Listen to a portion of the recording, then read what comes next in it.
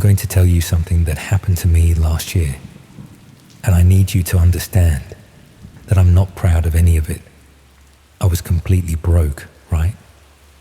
I had just lost my job at this portrait studio in Leicester, couldn't make rent on my bedsit, and I was getting desperate, really desperate. So when I found this photography work that paid more than I'd ever earned before, I didn't ask the questions I should have asked. I told myself it was just stock photography, that I was being clever finding a new income stream. But the truth is, I knew something wasn't right from the beginning. I just chose to ignore it because I needed the money so badly. I'm in this grotty hotel room in Blackpool now, and I've lost everything. My home, my equipment, probably my career. All because I was too greedy and too stupid to walk away when I had the chance. I keep thinking if I tell someone what really happened, maybe I'll be able to sleep at night again. The whole thing started when I was scrolling through photography websites looking for any kind of freelance work that might help me scrape together next month's rent. I'd been a professional photographer for nearly 15 years, mostly weddings and family portraits, until digital photography made everyone think they could do the job themselves. Buried in the classified section of an obscure photography forum, I found an advert that caught my attention. Someone was offering good money for candid street photography. Natural shots of people going about their daily lives in various British towns and cities. No stage portraits or commercial work, just authentic moments captured without the subject's knowledge. The rates were surprisingly generous, about twice what I'd been earning for wedding photography. The client explained they were building a stock photo library focused on genuine British life, the sort of authentic imagery that advertising agencies and publishers couldn't create in studios. I should have questioned why they needed covert photography when legitimate stock photo companies used models and signed releases. Should have wondered why the payment was so much higher than standard rates for this type of work. But I was desperate, and the client seemed professional in their communications. They provided a list of locations where they wanted photography: town centres, shopping areas, residential streets, even some specific addresses where they claimed interesting architectural features or local colour could be captured. The brief was simple: photograph people naturally without them realising they were being captured, focusing on individuals rather than crowds. The first assignment was straightforward enough. I spent a weekend in Nottingham with my camera, capturing street scenes and candid moments. People walking to shops, sitting in cafes, waiting for buses. The sort of everyday British life that the client claimed to want for their stock library. I submitted about 50 photographs through their secure upload system, each one carefully composed and technically proficient. The client was pleased with my work and paid promptly, transferring the fee directly to my bank account within 24 hours. Over the following weeks, the assignments became more specific. Instead of general street photography, the client began providing particular locations and times when they wanted images captured. They claimed this was to ensure good lighting conditions and interesting subjects, but the level of detail seemed unusual. I was given specific streets to photograph at certain times of day, particular shops or buildings where I should position myself, even descriptions of the types of people I should focus on. Young women, elderly individuals, families with children, always with emphasis on capturing clear facial features and identifying details. The technical requirements became more demanding too. The client wanted high-resolution images that could be cropped extensively without losing detail. They specified particular camera settings and lens types that would maximize image quality and facial clarity. I convinced myself this was just professional thoroughness, that serious stock photography required this level of technical precision. The money was keeping me afloat financially, and I was grateful to have found steady work that utilized my skills. But I started noticing patterns in the assignment locations that made me uncomfortable. Many of the addresses were residential streets rather than commercial areas. The timing requirements often coincided with school-run hours or typical commuting times, and the demographic focus seemed designed to capture vulnerable individuals rather than general street scenes. When I questioned these specifications, the client explained they were targeting particular market segments for advertising campaigns. Different demographics required different types of authentic imagery, they claimed, and the timing was important to capture people in natural, unstressed situations. That explanation seemed reasonable enough, though I was becoming increasingly aware that my photography was more invasive than typical street photography. I was essentially conducting surveillance, documenting people's routines, and capturing identifying information without their knowledge or consent. The breakthrough moment came when I recognized someone in one of my assignments. It was Emma, a woman I'd met through mutual friends at a barbecue the previous summer. She worked as a nurse at the local hospital and lived in a small terraced house in a quiet suburb of Derby. The client had specifically requested photography of her street during morning hours, with particular focus on individuals leaving for work. When I saw Emma emerge from her house and walk to her car, I realized the client somehow knew her routine and had commissioned surveillance photographs of her daily activities. This wasn't stock photography. It was targeted surveillance of specific individuals. The client wasn't building a general image library, but collecting intelligence about particular people's movements and routines. And I'd been facilitating this surveillance by providing high-quality photographic evidence of their daily lives. I tried to convince myself there might be innocent explanations. Maybe Emma was applying for a job and the client was conducting background verification. Maybe there was a legitimate investigation that required documenting her activities. But deep down, I knew that legitimate surveillance wouldn't require a freelance photographer working through anonymous online platforms. I should have stopped accepting assignments then, should have deleted all the photographs I'd taken and walked away from the whole arrangement. But the money was too good, and I was too financially desperate to give up steady income based on suspicions I couldn't prove. Instead, I started keeping copies of all the photographs I submitted, telling myself I was preserving evidence in case there were legal questions later. What I discovered when I reviewed the images systematically was more disturbing than I'd expected. The photographs weren't random street scenes, but carefully coordinated surveillance of dozens of individuals across multiple cities. Each person had been photographed repeatedly over weeks or months, documenting their routines, relationships, and vulnerabilities with methodical precision. I could see patterns emerging from the collective imagery. The same individuals photographed at work, at home, during leisure activities, even in private moments when they thought they were unobserved. The client was building comprehensive visual profiles of these people's lives. Some of the individuals appeared to be single women living alone. Others were families with young children, and a few were elderly people who seemed isolated and vulnerable.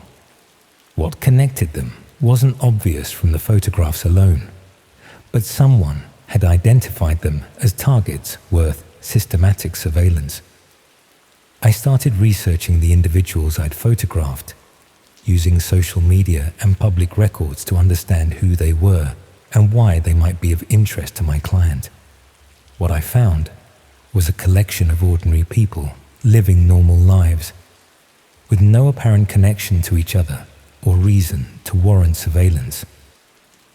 Emma the nurse, a teacher in Wolverhampton, a retired couple in Stoke-on-Trent, a young mother in Mansfield, all documented with invasive detail by someone who'd commissioned comprehensive photographic intelligence about their daily activities.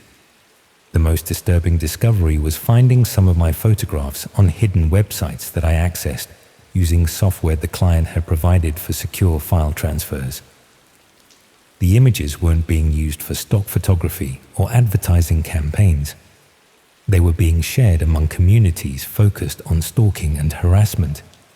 My photographs were being used to plan approach strategies, identify vulnerabilities, even coordinate group harassment campaigns against the individuals I documented. The detailed visual intelligence I'd provided was enabling serious crimes against people who had no idea they were being targeted. The technical precision the client had demanded, high resolution, facial clarity, identifying details, was designed to make the surveillance photographs as useful as possible for criminal purposes. I'd been creating a visual database that stalkers and harassers could use to identify and approach their victims. Some of the individuals in my photographs had become subjects of elaborate stalking campaigns that used the intelligence I'd provided to predict their movements and exploit their routines. Others had been targeted for harassment based on vulnerabilities that were apparent from careful analysis of their photographed behavior. I found discussion threads where people shared techniques for using surveillance photographs to approach targets without arousing suspicion. They analyzed facial expressions and body language from my images to develop psychological profiles of their intended victims. The visual evidence I'd gathered was being combined with other intelligence sources to create comprehensive targeting packages that enabled systematic harassment and stalking.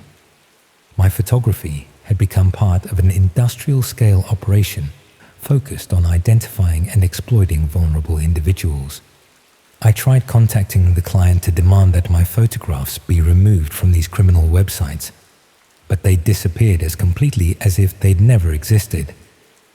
The payment arrangements were closed, the communication channels were dead, and there was no way to trace who had commissioned the surveillance or how to stop the criminal use of my work.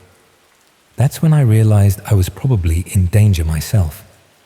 I'd seen the criminal operation from the inside, understood how it worked, and possessed evidence that could potentially expose the people behind it. The same surveillance techniques I'd been using to document others could easily be turned against me. I started noticing signs that I was being watched. People photographing me from across the street, cars following me between assignments, even evidence that someone had been through my bedsit while I was out. The network I'd been working for had identified me as a potential security threat. The final straw came when I found photographs of myself posted on one of the criminal websites I'd discovered. Not just casual surveillance images, but detailed documentation of my daily routine, my financial difficulties, even my personal relationships.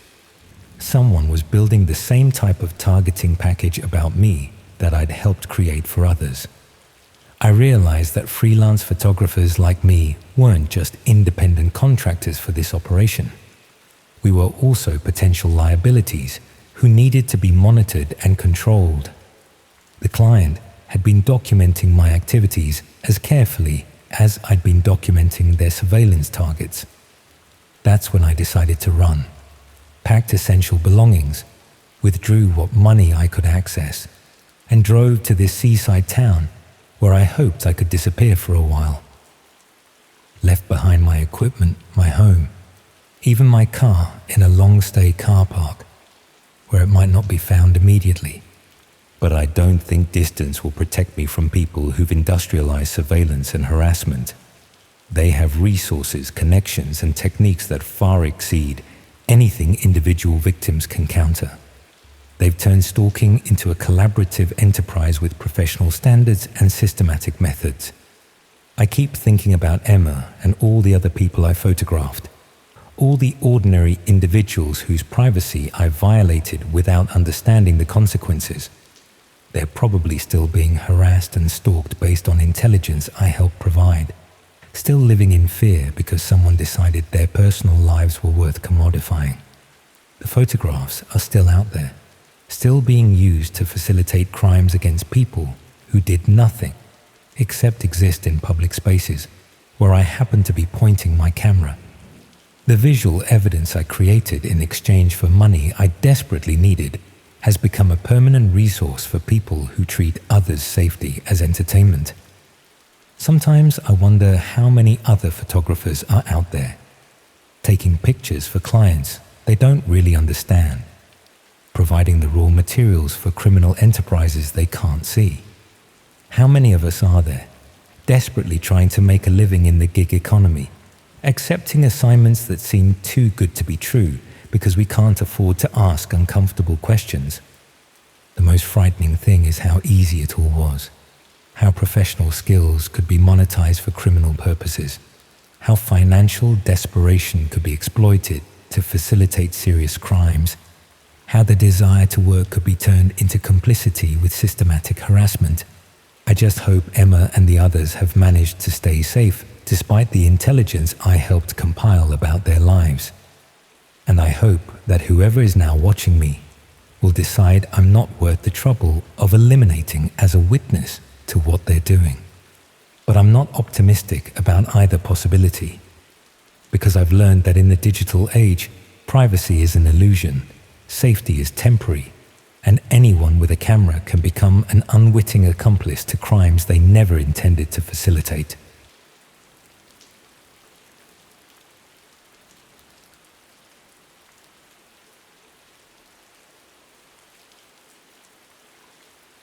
I should probably admit something right from the start. I agreed to help my brother because I wanted to feel useful again. That's the pathetic truth of it. 3 months unemployed after the bakery closed down, sitting around my flat feeling sorry for myself. And when Danny called asking for computer help, I jumped at the chance to do something that mattered. I told myself I was being a good sister, helping family when they needed it most. But really, I was just desperate to feel competent at something again. That desperation has cost me my peace of mind, my sense of security, and probably a lot more besides. I'm writing this from a Premier Inn in Birmingham, having left my flat in the middle of the night with nothing but a rucksack and my savings, because I finally understand what I helped my brother access, what I made possible, and I'm terrified of what might happen now that I know too much. Danny had always been the clever one in the family, the one who understood technology and business, while I learned to knead dough and operate industrial ovens. But cleverness can be dangerous when it leads you into places you don't belong, and my brother had always been too curious for his own good. He called me on a Tuesday evening in October, sounding more stressed than I'd heard him in years. He'd been working on what he called a freelance research project, something that required accessing websites that weren't available through normal internet searches. He'd managed to set up the necessary software, but was having trouble navigating the technical requirements. The job paid well, he explained, and he desperately needed the income. His marketing consultancy had been struggling since the recession, and this research work was keeping him afloat financially. All he needed was someone to help him understand how to access specific websites and download certain files. I should have asked more questions about what kind of research required such unusual internet access. Should have wondered why legitimate work would need to be conducted through hidden websites that most people didn't even know existed. But Danny sounded so desperate, and I was flattered that he thought I could help with something technical. The next evening, I went round to his house in Kenilworth to see what he was struggling with. He'd already installed the necessary software but was having trouble understanding how to use it effectively. The interface was confusing, nothing like the normal web browsers we were used to. It took me most of the evening to work out the basics, but eventually we managed to access the hidden websites Danny needed for his research. The whole system seemed needlessly complicated, but I assumed that was just how these privacy tools worked. The websites themselves looked basic compared to normal internet sites. Simple layouts, minimal graphics, mostly text-based content. Danny explained that his research involved gathering information from discussion groups and databases that weren't indexed by search engines. Over the following weeks, I helped him navigate these sites whenever he got stuck with technical problems. It became a regular arrangement. He'd call when he needed assistance, and I'd come over to help him access specific pages or download particular files. I was curious about the research itself, but Danny was vague about the details. He said his client valued discretion, and he couldn't discuss the specific subject matter. Something to do with market research and consumer behavior, he claimed, though the websites we were accessing didn't look like they contained commercial information. The first sign something wasn't right was when I noticed the types of files Danny was downloading. They weren't research documents or market reports, but photographs and personal information about specific individuals. When I asked about this, he explained that his client was investigating potential employees and needed comprehensive background checks. That seemed plausible enough, though I was surprised by the level of personal detail being gathered. The files contained information about people's daily routines, family relationships, even financial circumstances, more detailed than any legitimate employment background check would require. But I was enjoying the regular visits to Danny's house and the feeling that I was helping with important work. After months of unemployment, it was gratifying to feel needed and competent at something, even if I didn't fully understand what we were accomplishing. The research requests became more specific over time. Instead of general background information, Danny's client began asking for details about particular individuals' vulnerabilities, their fears, their secrets, their potential pressure points. When I questioned the appropriateness of gathering such personal information, Danny assured me it was all legal and above board. He showed me the client communications, which seemed professional enough. The requests were always couched in business language about risk assessment and due diligence. But reading between the lines, it was clear that someone was building detailed psychological profiles of people who had no idea they were being investigated. I should have refused to continue helping at that point. Should have recognized that legitimate research doesn't require such invasive intelligence gathering about private individuals. But Danny was paying me a small fee for my technical assistance, and I needed the money more than I cared to admit. The breakthrough came when I recognized one of the research targets. It was Sarah, a woman who worked at the coffee shop near my flat. I knew her fairly well from regular visits over the past 2 years. She was friendly, hardworking, and studying part-time to become a teacher. The file Danny was compiling about Sarah contained frighteningly personal information. Details about her work schedule, her college timetable, even her route home from the bus stop. Someone had been systematically observing her daily routine and documenting her movements with methodical precision. But it was the psychological profile that really disturbed me. The file included assessments of Sarah's personality traits, her emotional vulnerabilities, even speculation about her romantic relationships and family dynamics. This wasn't employment background checking. It was preparation for something much more sinister. When I confronted Danny about what we were really doing, he became defensive and evasive. He insisted that the research was legitimate, that his client had valid reasons for gathering such detailed information, but he couldn't explain why a simple background check would require knowledge of someone's daily fears and emotional weaknesses. I threatened to stop helping unless he told me the truth about what the research was being used for. That's when he finally admitted that his client wasn't conducting employment screening.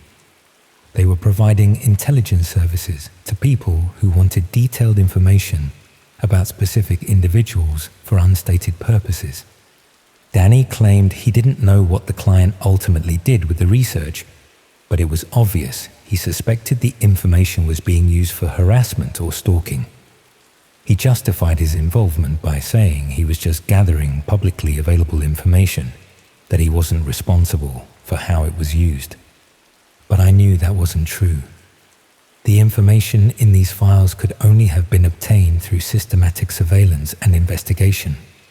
Someone was paying Danny to facilitate stalking campaigns, and I'd been helping him do it without understanding the consequences. I demanded that he stop accepting these research requests and delete all the files we'd compiled. Danny refused, claiming he couldn't afford to lose the income and that someone else would do the work if he didn't. He tried to minimize my concerns by suggesting that information gathering wasn't inherently harmful. That's when I realized my brother had become someone I didn't recognize. The financial pressure had compromised his moral judgment, and he was willing to facilitate serious crimes against innocent people, rather than face economic hardship. I stopped helping him and tried to put the whole experience behind me, but I couldn't stop thinking about Sarah and the other people whose lives we documented in such invasive detail. I started paying closer attention to her behavior when I visited the coffee shop, looking for signs that she was being harassed or followed. It didn't take long to notice changes. Sarah seemed more nervous than usual, constantly checking over her shoulder and jumping at unexpected sounds. She'd started varying her route home from work and seemed reluctant to stay late for closing duties. Someone was clearly making her feel unsafe. I considered warning her about the research file. But how do you tell someone that your brother has been paid to compile a stalking manual about their daily life? How do you explain your own complicity in gathering the intelligence that was now being used to terrorize them? Instead, I decided to investigate who Danny's client actually was and what they were doing with the information we'd provided. I used the same hidden websites we'd been accessing for research, following the digital trail back to see where the requests were originating. What I discovered was a marketplace where people could commission detailed surveillance reports about anyone they chose. The clients weren't employers or private investigators.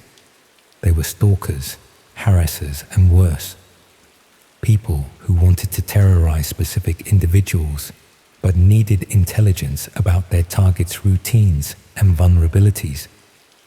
The research Danny had been conducting was being sold to the highest bidder, with no screening of the buyers or oversight of how the information was used. We'd been feeding intelligence into a system that facilitated serious crimes against vulnerable people. Some of the completed research files had been used for elaborate stalking campaigns that had driven victims from their homes and jobs. Others had enabled harassment so severe that several targets had required police protection. A few had even been connected to physical assaults, where the attackers had used detailed intelligence about their victims' routines and psychology.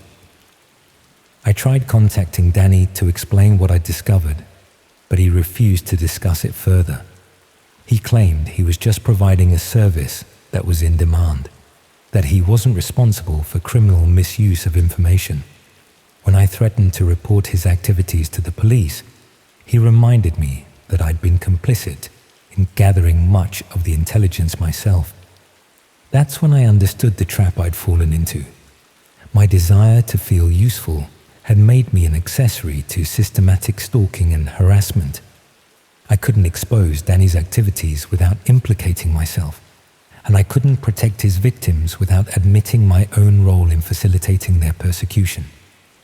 I started monitoring the hidden websites regularly, looking for signs that the research targets were being harmed. Found several news reports that seemed connected to intelligence we'd gathered. Break-ins at addresses we'd surveilled. Harassment campaigns against people whose psychological profiles we'd compiled. Even a few cases where victims had been approached by strangers who demonstrated intimate knowledge of their personal lives. Each report made me feel sicker about what I'd been part of.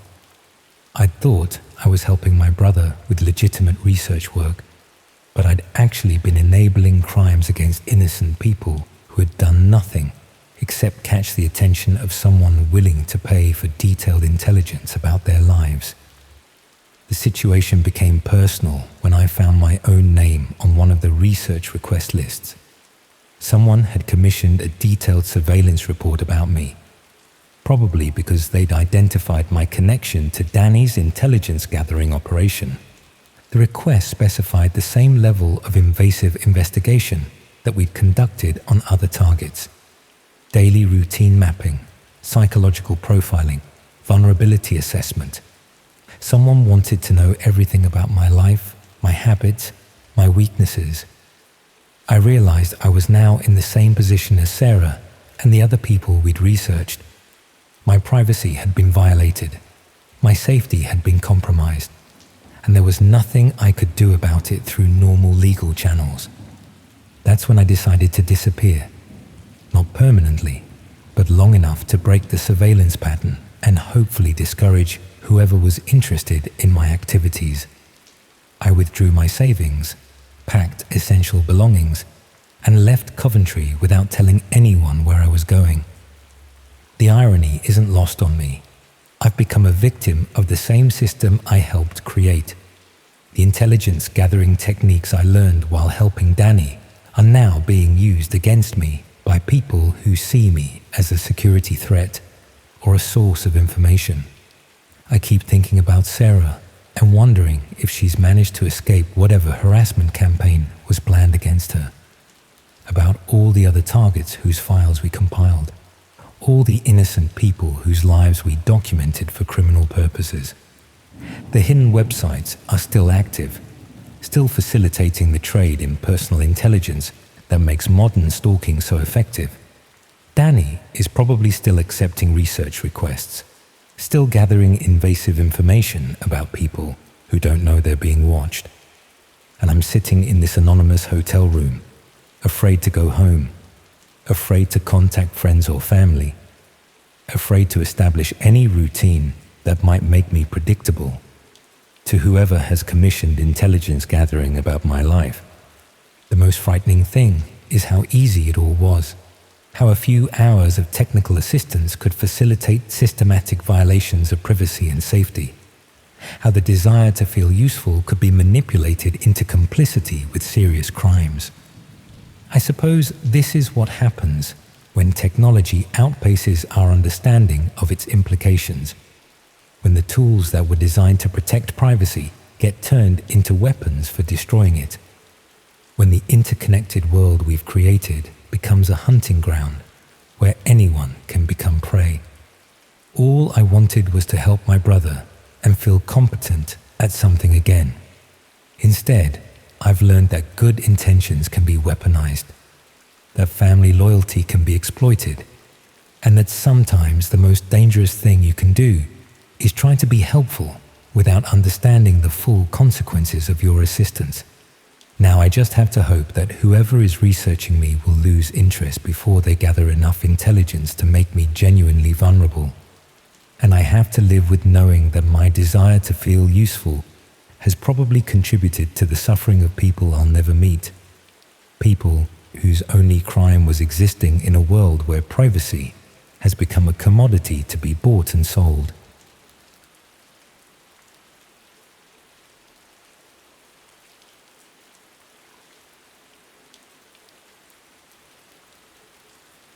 This happened to me a few months back, and I need to get it off my chest because it's been eating away at me ever since.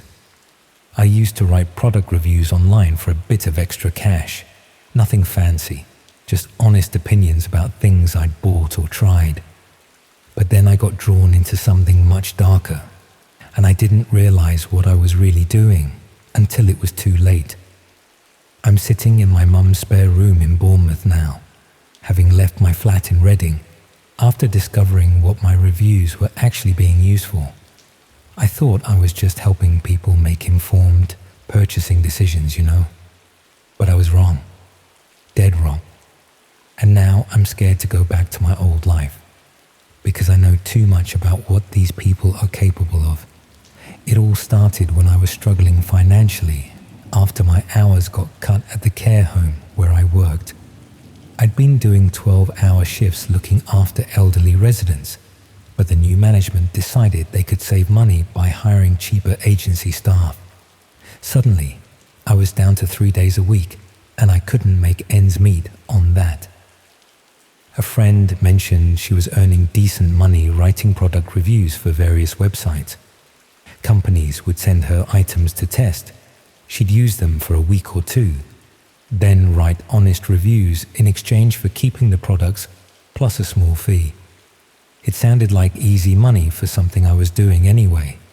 I was always buying things online and leaving reviews.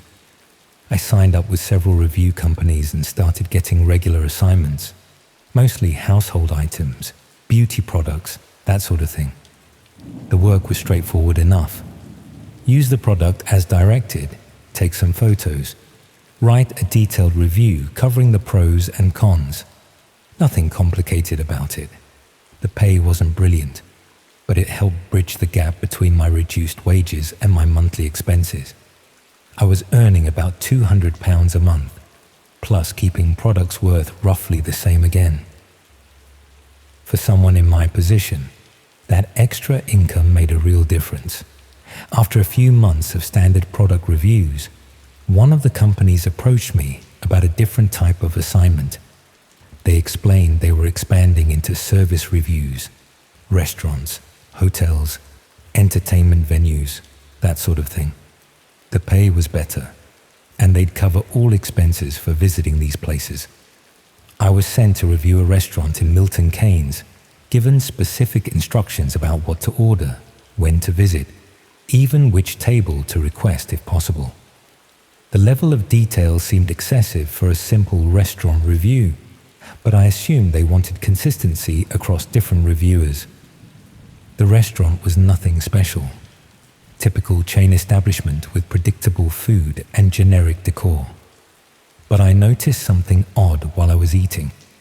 The manager kept checking on my table more frequently than seemed normal, and the staff seemed unusually attentive considering how busy the place was. When I submitted my review, the company asked for additional details that hadn't been in the original brief. They wanted to know about the staff schedules, the security cameras, even the layout of the kitchen area that I glimpsed when using the toilet. It seemed like they were interested in operational details rather than the customer experience. I questioned why they needed such specific information about the restaurant's internal operations. They explained that they were conducting comprehensive business analysis for potential investors, and detailed operational reviews helped assess the viability of different establishments. That seemed reasonable enough, though I was surprised by how much they were willing to pay for what amounted to industrial espionage. The fee for the restaurant review was nearly £500, far more than the product reviews I'd been doing. Over the following weeks, I was sent to review other businesses with similarly detailed briefs. A hotel in Birmingham, where I was asked to document the security procedures and staff routines. A leisure centre in Coventry, where they wanted information about the changing room layouts and supervision arrangements. Each assignment came with specific requirements that went beyond normal customer reviews. I was asked to photograph building layouts, note security vulnerabilities, even strike up conversations with employees to gather information about their working conditions and personal circumstances. The money was excellent. I was earning more from these service reviews than from my care home job. But I was becoming increasingly uncomfortable with what felt like systematic intelligence gathering rather than legitimate business review work. The breakthrough came when I was assigned to review a small independent bookshop in Oxford. The brief was the same as usual. Detailed operational assessment disguised as customer feedback. But when I arrived at the shop, I recognized the owner from news reports I'd seen a few months earlier. She was a woman in her 50s who'd been subjected to a sustained harassment campaign by people opposed to some of the political books her shop stocked. The harassment had escalated to vandalism and threats, forcing her to install security cameras and change her daily routines to avoid confrontation. Suddenly, I understood what my reviews were really for. I wasn't providing business analysis for potential investors. I was gathering intelligence for people who wanted to target specific businesses and their owners for harassment or worse. The detailed information I'd been collecting about security arrangements, staff schedules, and operational procedures wasn't being used for commercial purposes. It was being compiled into targeting packages that enabled systematic harassment campaigns against business owners. I thought about all the previous assignments I'd completed, all the detailed intelligence I'd gathered about vulnerable small businesses. The restaurant manager who'd seemed so attentive probably recognized me from previous harassment incidents. The hotel staff who'd been helpful with my questions were probably used to dealing with people gathering information for malicious purposes. I tried contacting the review company to withdraw from further assignments, but they'd disappeared completely. The website was offline, the email addresses bounced back as undeliverable, and the phone numbers were disconnected. They'd vanished as if they'd never existed. That's when I realized I'd been recruited through the same hidden internet channels that these harassment campaigns used to coordinate their activities. The review company wasn't a legitimate business. It was a front operation designed to gather intelligence about potential targets. I started researching the businesses I'd reviewed, looking for signs that they'd been subjected to harassment or vandalism following my visits. What I found was a pattern of escalating problems that seemed to correlate with the timing of my intelligence gathering. The restaurant in Milton Keynes had been subjected to fake negative reviews and harassment calls shortly after my visit. The hotel in Birmingham had experienced problems with aggressive customers who seemed to know intimate details about their security procedures. The leisure centre had dealt with complaints about their facilities from people who demonstrated suspiciously detailed knowledge of their operations. Each business had been targeted using information that corresponded to the intelligence I'd gathered during my review visits. My reports had been weaponized to facilitate harassment campaigns designed to damage or destroy these small independent businesses. But it was the bookshop owner's situation that really disturbed me. Shortly after my visit, she'd been subjected to a renewed harassment campaign that demonstrated intimate knowledge of her daily routines and security arrangements. Information that could only have come from the detailed operational assessment I'd provided. The harassment had escalated to break-in attempts and vandalism that targeted specific vulnerabilities I'd identified in my report. Someone had used my intelligence gathering to plan systematic attacks on a woman whose only crime was selling books that some people found objectionable. I realized I'd been part of a distributed operation that used unwitting civilians to gather intelligence for criminal harassment campaigns. People like me, desperate for additional income, were being recruited to conduct reconnaissance on behalf of organized groups who targeted businesses for ideological or personal reasons. The review assignments weren't random. They were carefully selected based on criteria that identified businesses vulnerable to harassment: independent bookshops, ethnic restaurants, venues associated with particular political or social causes, all places where the owners might be isolated and vulnerable to sustained intimidation. I started monitoring the hidden websites where these harassment campaigns were coordinated, trying to understand the scope of the operation I'd been part of. What I found was a systematic approach to identifying and targeting small businesses across the country. The intelligence I'd been gathering was being combined with information from other sources to create comprehensive targeting packages. These included detailed operational assessments, staff schedules, security vulnerabilities, even personal information about business owners and their families. Some of the harassment campaigns were designed to drive businesses into bankruptcy through coordinated negative reviews and customer intimidation. Others aimed to force business owners to relocate by making their working environment too dangerous or stressful to continue operating. A few campaigns had escalated to serious criminal activity, including arson attacks and physical assaults that used intelligence gathered by people like me to identify the most effective targets and timing. I found discussion threads where people shared techniques for recruiting unwitting intelligence gatherers, advice on creating convincing front operations, even guides for exploiting people's financial desperation to make them complicit in criminal activities.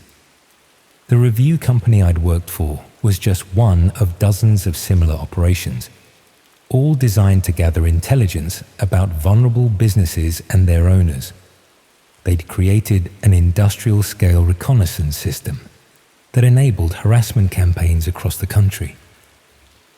I tried reporting what I'd discovered to the police, but explaining the technical aspects of hidden internet operations proved more complicated than I'd expected. The investigating officer seemed overwhelmed by the scope of what I was describing and uncertain about how to proceed with investigating crimes that operated through channels they didn't understand.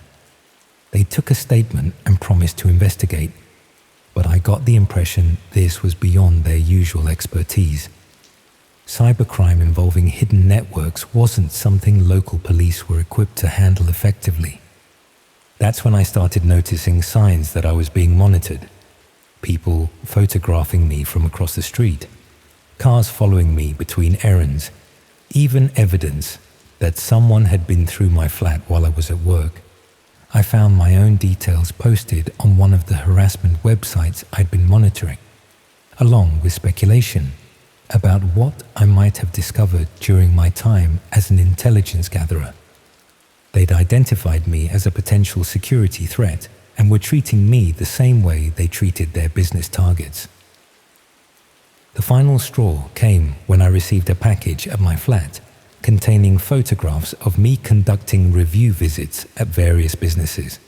Not just casual surveillance shots, but detailed documentation of my intelligence gathering activities over several months.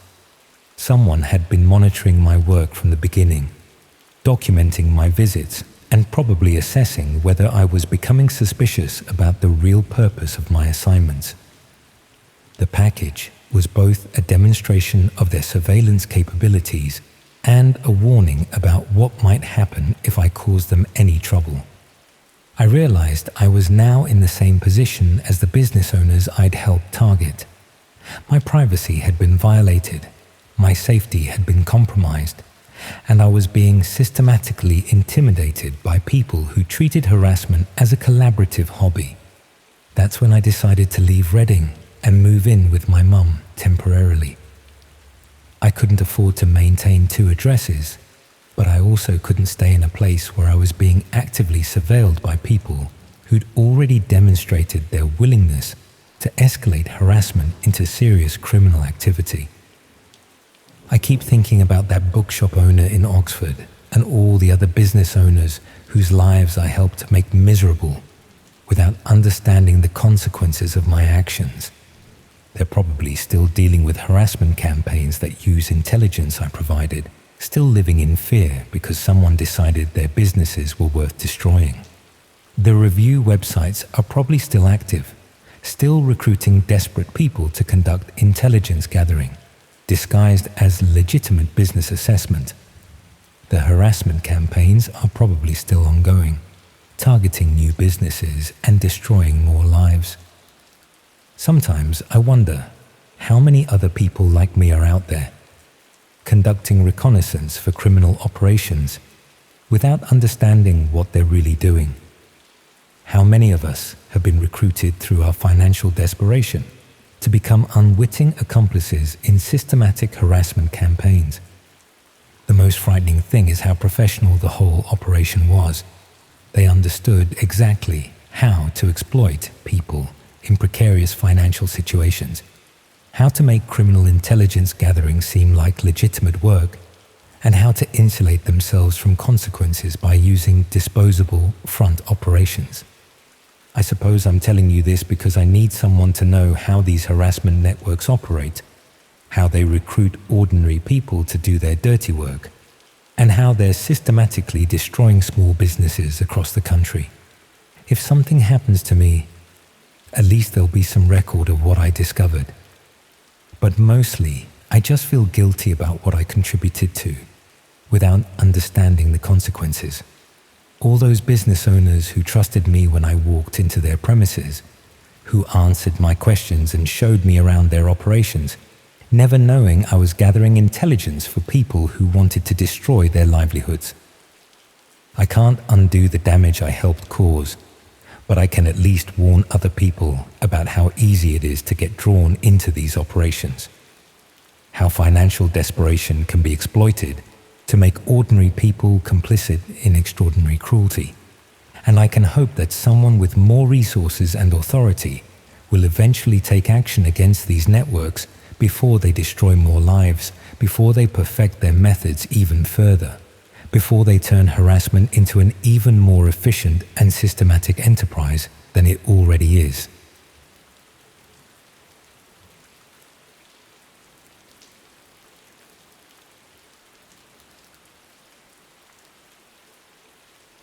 Late-night browsing has a way of making everything feel less real, especially when you're stuck indoors with nothing but painkillers and time to kill. I'd been laid up for about 3 weeks after having my appendix out. One of those emergency surgeries that goes from feeling fine in the morning to being wheeled into theatre by evening.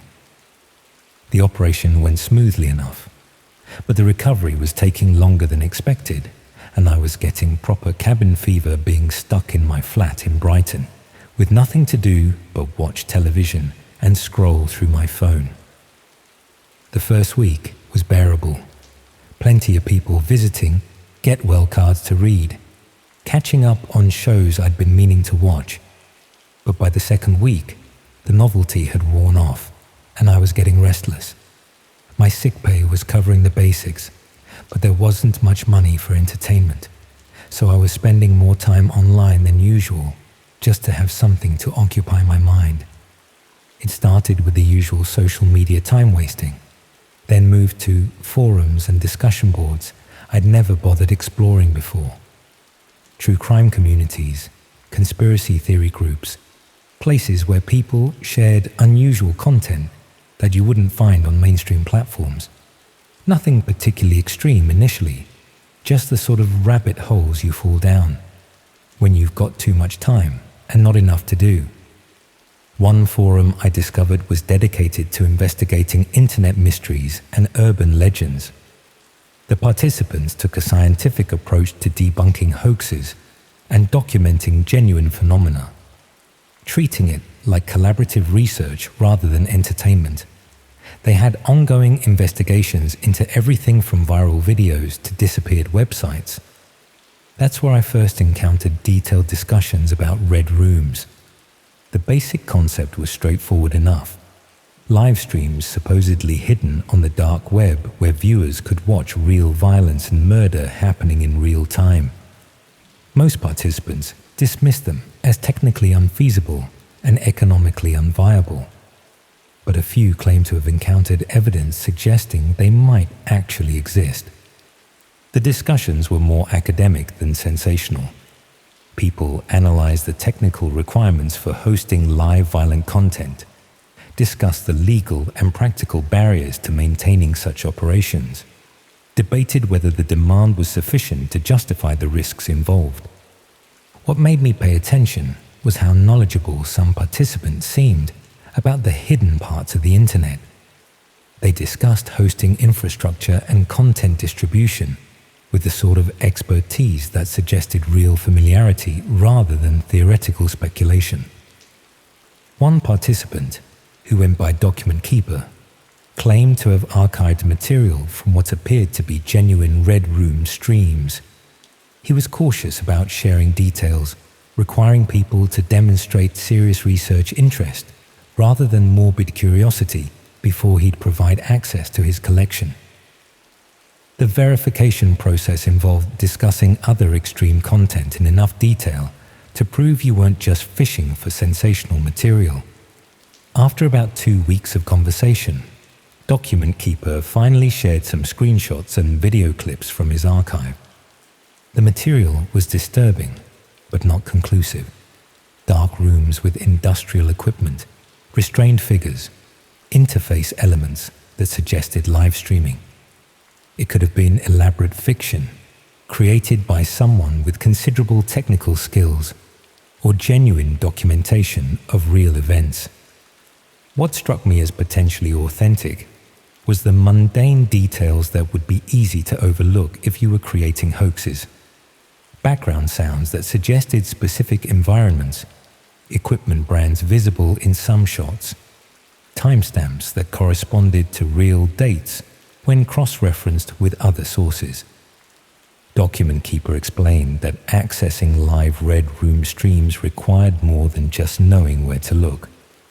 The hidden services changed locations frequently, operated on irregular schedules, and required personal recommendations from existing participants, not something you could stumble across accidentally. But if I was genuinely interested in documenting whether Red Rooms were real or fictional, he could potentially arrange for me to observe a live stream that was scheduled for later that week. I should have declined at that point. My interest in extreme content was supposed to be about passing time during recovery, not getting involved in potentially illegal activities. But being stuck indoors for weeks had left me desperate for anything that felt engaging and immediate. The access instructions were complex but manageable. Specific software downloads, rotating passwords, designated connection times. The whole system felt designed to filter out casual browsers while providing access to people with genuine research purposes.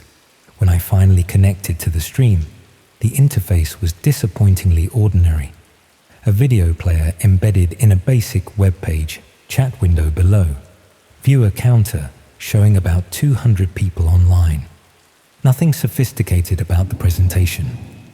The video showed what appeared to be a converted basement or garage space. Concrete walls, harsh fluorescent lighting, minimal furniture except for a metal table positioned in the center of the frame. The atmosphere was industrial rather than domestic. Strapped to the table was a woman who appeared to be in her 20s, conscious but not moving much. She would occasionally test her restraints or look around the room, but mostly just lay there with the resigned expression of someone who understood their situation but had stopped fighting against it. The chat was active with comments in multiple languages, people discussing what they wanted to see happen, making suggestions, treating the whole situation like interactive entertainment. The international nature of the audience was clear from the variety of languages being used. I watched for about an hour while taking my evening medication, using the laptop propped up on my bed. The woman would periodically struggle against the restraints or attempt to speak, though no audio was available through the stream. The chat maintained running commentary, with participants displaying varying levels of enthusiasm for what was clearly going to be genuine violence. Around 11 p.m., someone entered the frame. They were dressed casually, jeans, plain shirt, regular shoes. Nothing theatrical about their appearance, no mask or costume. Just someone who looked like they could be starting any ordinary job, except for what they were obviously planning to do. The figure moved around the space with practiced efficiency, arranging tools on a nearby surface, adjusting camera angles, checking equipment that wasn't visible in the main video feed. They worked with the methodical approach of someone following a familiar routine. The chat became more excited as preparations continued. People were making specific requests, sharing experiences from previous streams, discussing what they hoped to see happen. The viewer count had climbed to over 300. About 15 minutes into the preparations, I noticed something that made me pause the stream and look more carefully at the background details. On the wall behind the table was a small window positioned high up near the ceiling. Through that window, I could see a section of what appeared to be a residential street, terraced houses with distinctive Victorian architecture, a street light with a particular style of lampshade, a road sign that was partially visible. The architectural style looked familiar in a way that made me uncomfortable. Those terraced houses, that street light design, even the particular shade of brick used in the construction. It all looked very much like my own neighborhood in Brighton. I minimized the stream and opened a mapping application on my phone, comparing the street view images of my area with what I'd seen through that basement window. The match wasn't exact, but it was close enough to suggest the stream was being broadcast from somewhere relatively local. Over the next few days, I found myself obsessively researching the Brighton connection, looking at property records for houses with basements, checking planning applications for building modifications, trying to identify locations that might match what I'd seen in the stream. The woman from the stream had bothered me more than I wanted to admit. Not just the violence she was obviously going to suffer, but the way she'd looked resigned rather than terrified. As if she understood exactly what was going to happen and had given up trying to prevent it. I considered contacting the police, but I knew how that conversation would sound. Someone recovering from surgery claims to have found evidence of live murder streams based on recognizing local architecture through a basement window. Without more concrete evidence, I'd just be wasting their time. Instead, I decided to research missing person reports for the Brighton area, looking for cases that might correspond to the woman I'd seen in the stream, but without knowing when she'd been taken or her physical description beyond what was visible in poor lighting. It was impossible to identify any specific cases. Document Keeper had mentioned that the operation I'd observed was part of a larger network with multiple locations and regular scheduling. He offered to provide access to additional streams if I was serious about documenting their activities. I should have declined and tried to forget the whole thing. But being stuck indoors with nothing but recovery time had left me with an unhealthy level of curiosity about things I shouldn't be investigating. The next stream he arranged access to was scheduled for the following weekend. Different location, different setup, but the same basic format. Live violence broadcast to paying audiences who treated real suffering as entertainment. This time the location was clearer. Not just a basement, but what appeared to be a converted garage or workshop with distinctive features that made it easier to identify. Industrial shelving along one wall, a particular type of concrete flooring, electrical installations that looked like commercial rather than residential work. And most importantly, a calendar on the wall from a local business in Hove. I recognized the business name because I'd used their services about 6 months earlier when I'd needed some electrical work done in my flat. A small company that specialized in domestic and light commercial installations, the sort of local tradesman you'd find through recommendations rather than online advertising. The calendar was current year but showed several months ago, suggesting the location had been in use for an extended period, rather than being set up specifically for streaming. Someone had been operating from this converted garage for at least several months. I spent the rest of the weekend researching the electrical company and their previous customers. Their website showed they'd worked on various residential and commercial properties throughout Brighton and Hove, including several garage conversions and workshop installations. One project particularly caught my attention, a garage conversion in Hove that had been completed about 8 months earlier, transforming a standard residential garage into what was described as a home workshop. The sort of project that would require extensive electrical work and might provide cover for installing equipment that wasn't related to traditional workshop activities. The property was registered to someone whose name didn't appear in any obvious online searches. No social media profiles, no business listings, no public records beyond the basic property ownership information. Either someone who was extremely private or someone who was deliberately maintaining a low profile. I decided to take a walk past the property, using my recovery as an excuse to get some gentle exercise outside the flat. The house was in a quiet residential street, about 20 minutes from where I lived, unremarkable except for the recently renovated garage that had been converted with new electrical installations and what appeared to be sound insulation.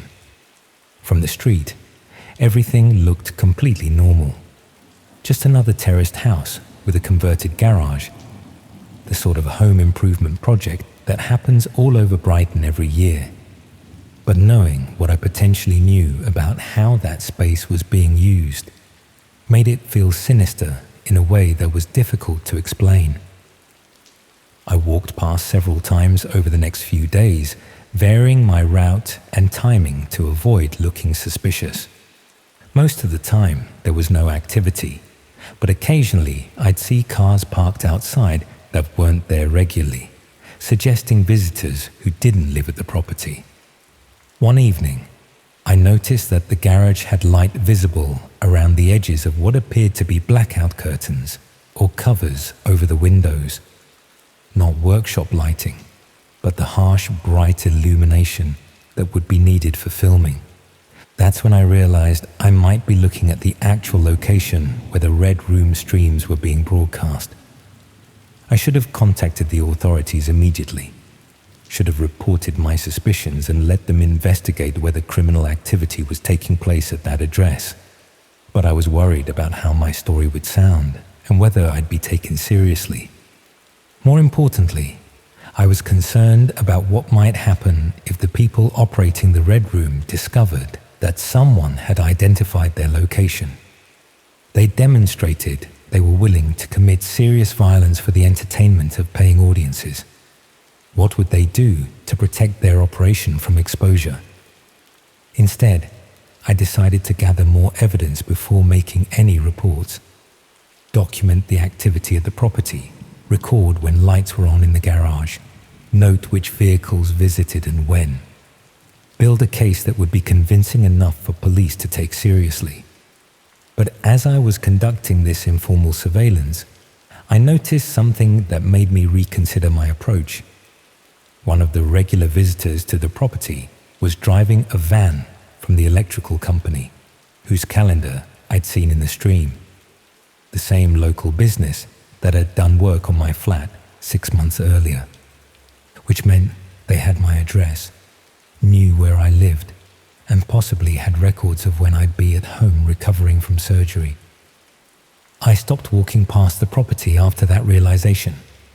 If the electrical company was involved in the Red Room operation, then they potentially knew I was taking an unusual interest in one of their clients' properties, and they had access to personal information that would make it easy to find me. The next day, I received a get well card in the post. Nothing unusual about that. People had been sending cards throughout my recovery. But this one was different. No return address, generic message inside, and a photograph tucked behind the card. The photograph showed me walking past the house in Hove. Not a casual snapshot, but a deliberate surveillance image taken with a proper camera from a concealed position. Someone had been watching me watching them, documenting my interest in their property. On the back of the photograph was a handwritten note with just a few words that made it clear this wasn't a friendly gesture. Recovery going well? I threw the card away immediately and spent the rest of the day checking that my flat was properly secured. But I couldn't stop thinking about how they'd obtained my address and how long they might have been monitoring my activities. That evening, I noticed a car parked outside my building that I hadn't seen before. Nothing particularly suspicious about it, just an ordinary family saloon with local plates. But it was positioned where the driver would have a clear view of my windows. The car was gone the next morning, but I found myself checking for it every time I looked outside, and checking behind me when I walked to the local shops for groceries, and sleeping with furniture pushed against my bedroom door. I never reported what I'd discovered to the police. The evidence was too circumstantial and the risks too obvious. Instead, I tried to pretend the whole thing had never happened and focus on completing my recovery. But I still think about that woman in the first dream and the resigned way she'd looked around that concrete room. Whether she'd known she was being watched by hundreds of people who were paying to see her suffer. And I think about how many other similar operations might be running in converted garages and basement workshops across the country, operated by people who look like ordinary tradesmen and business people. Late-night browsing has a way of making everything feel less real, until you discover that some of the most disturbing content online is being produced much closer to home than you ever imagined.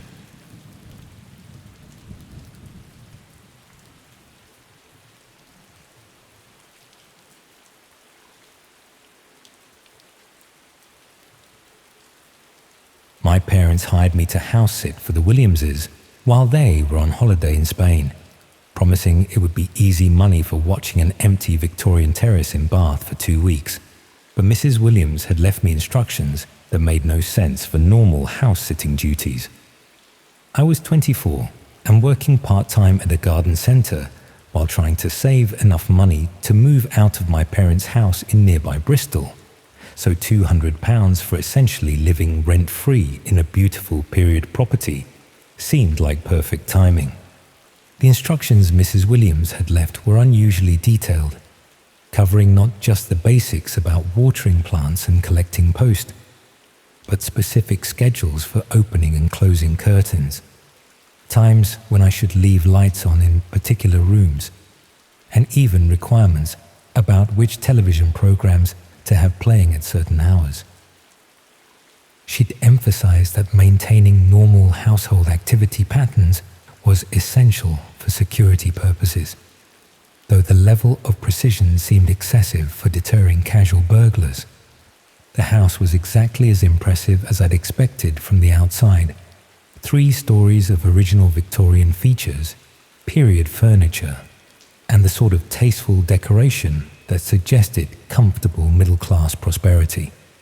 But as I settled in for my first evening, I started noticing things that made me uncomfortable about why Mrs. Williams might need such specific activity simulation. The curtains were positioned to be visible from multiple angles outside the house, suggesting someone might be observing whether the instructions were being followed correctly. Some rooms had furniture arrangements that seemed designed more for external visibility than comfortable living, with seating positioned where occupants would be clearly visible through windows. Most unsettling was discovering that several rooms contained equipment that wasn't mentioned in the house-sitting instructions. Cameras, recording devices, and monitoring systems that suggested the property was being used for purposes beyond normal family residence.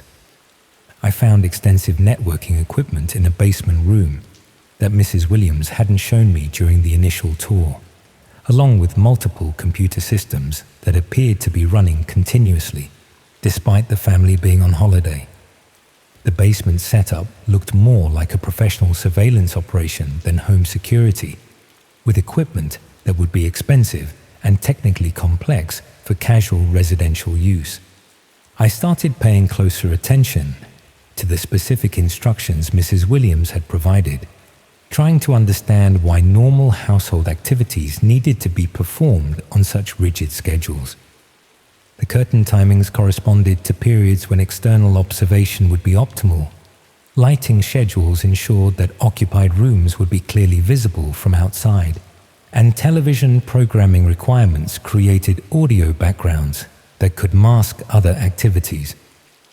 Rather than deterring surveillance, the instructions seemed designed to facilitate it, ensuring that someone watching the house would see exactly what they expected during specific time periods.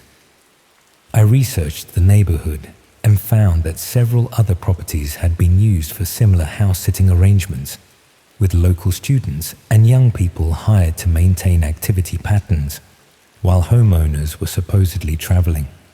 But some of these house-sitters had reported unusual experiences during their stays, technical problems with internet and phone connections, evidence that their activities were being monitored more closely than normal security would require, and instructions that seemed designed for purposes beyond simple property protection.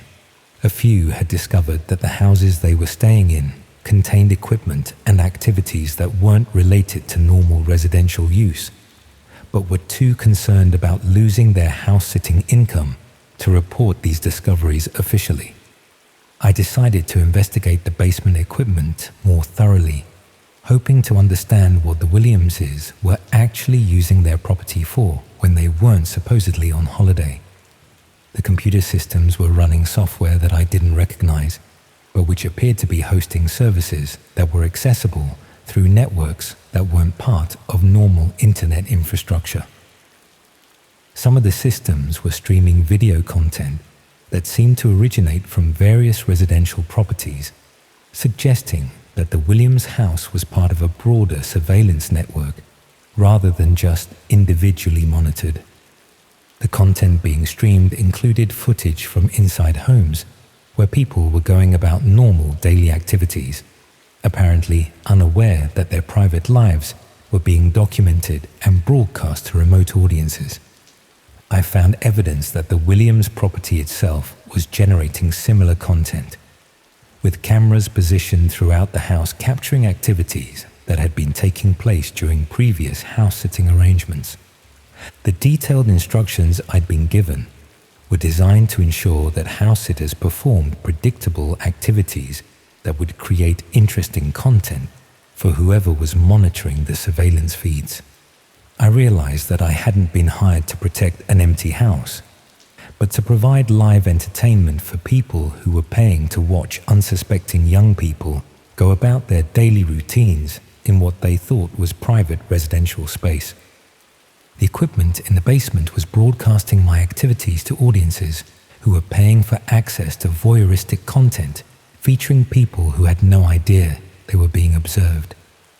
Mrs. Williams hadn't gone on holiday at all. She had temporarily relocated while her house was being used as a streaming location for surveillance content that would be impossible to capture if the actual residents were present. I should have left immediately and reported what I'd discovered to appropriate authorities, but I was also curious about the scope of the surveillance network and how many other house-sitters might be unknowingly providing content for similar audiences.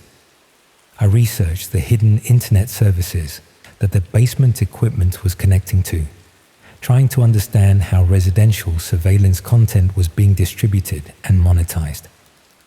The access methods required software that went beyond normal browsing, but the communities I found were surprisingly active, with hundreds of participants discussing surveillance content from various residential properties throughout the UK.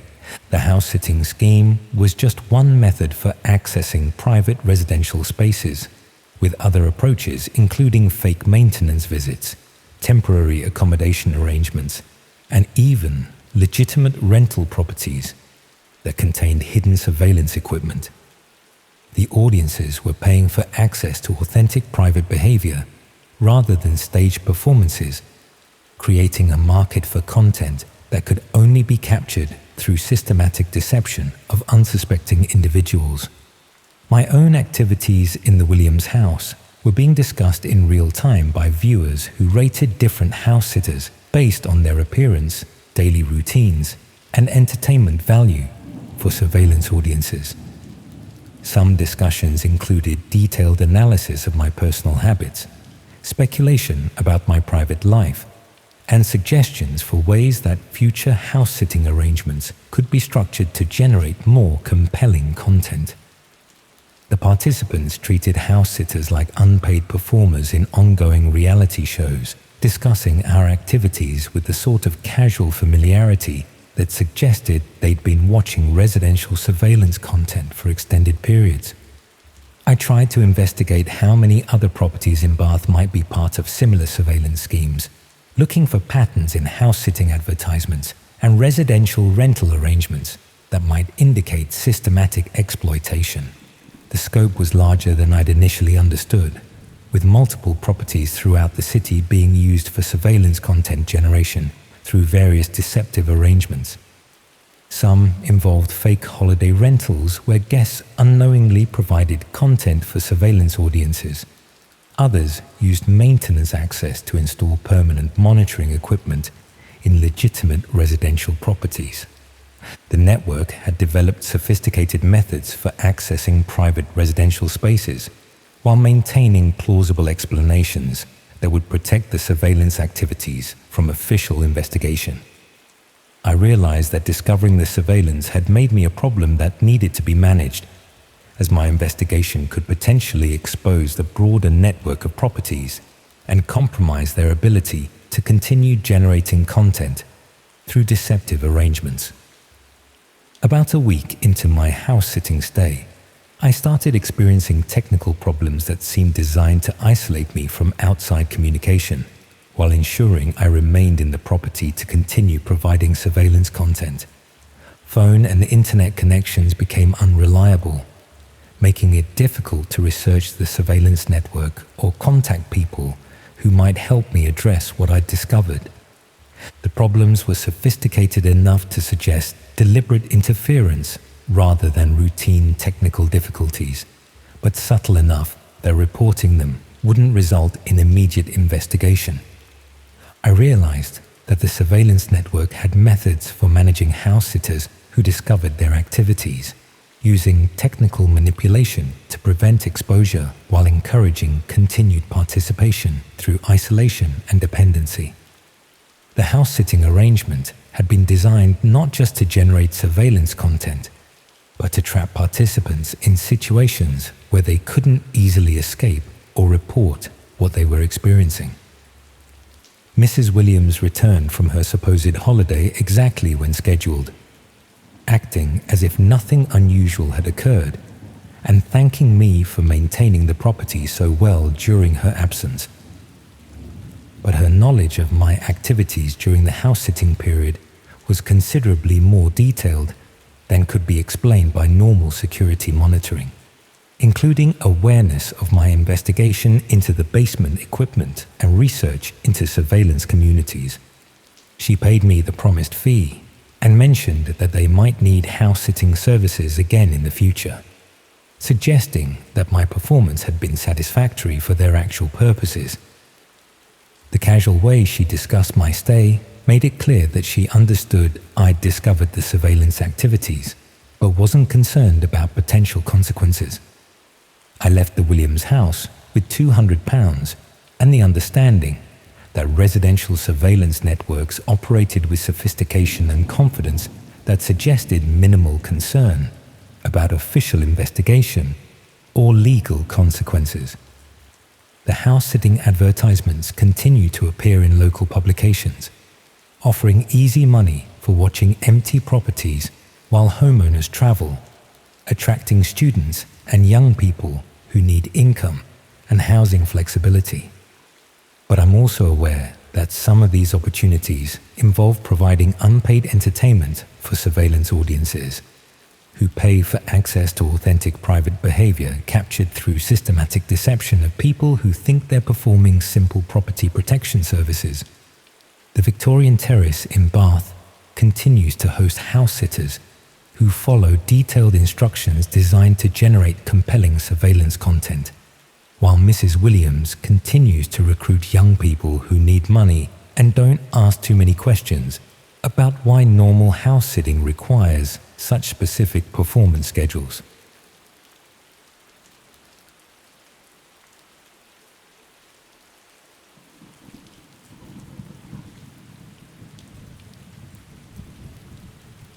I want to share something that happened to me about 6 months ago.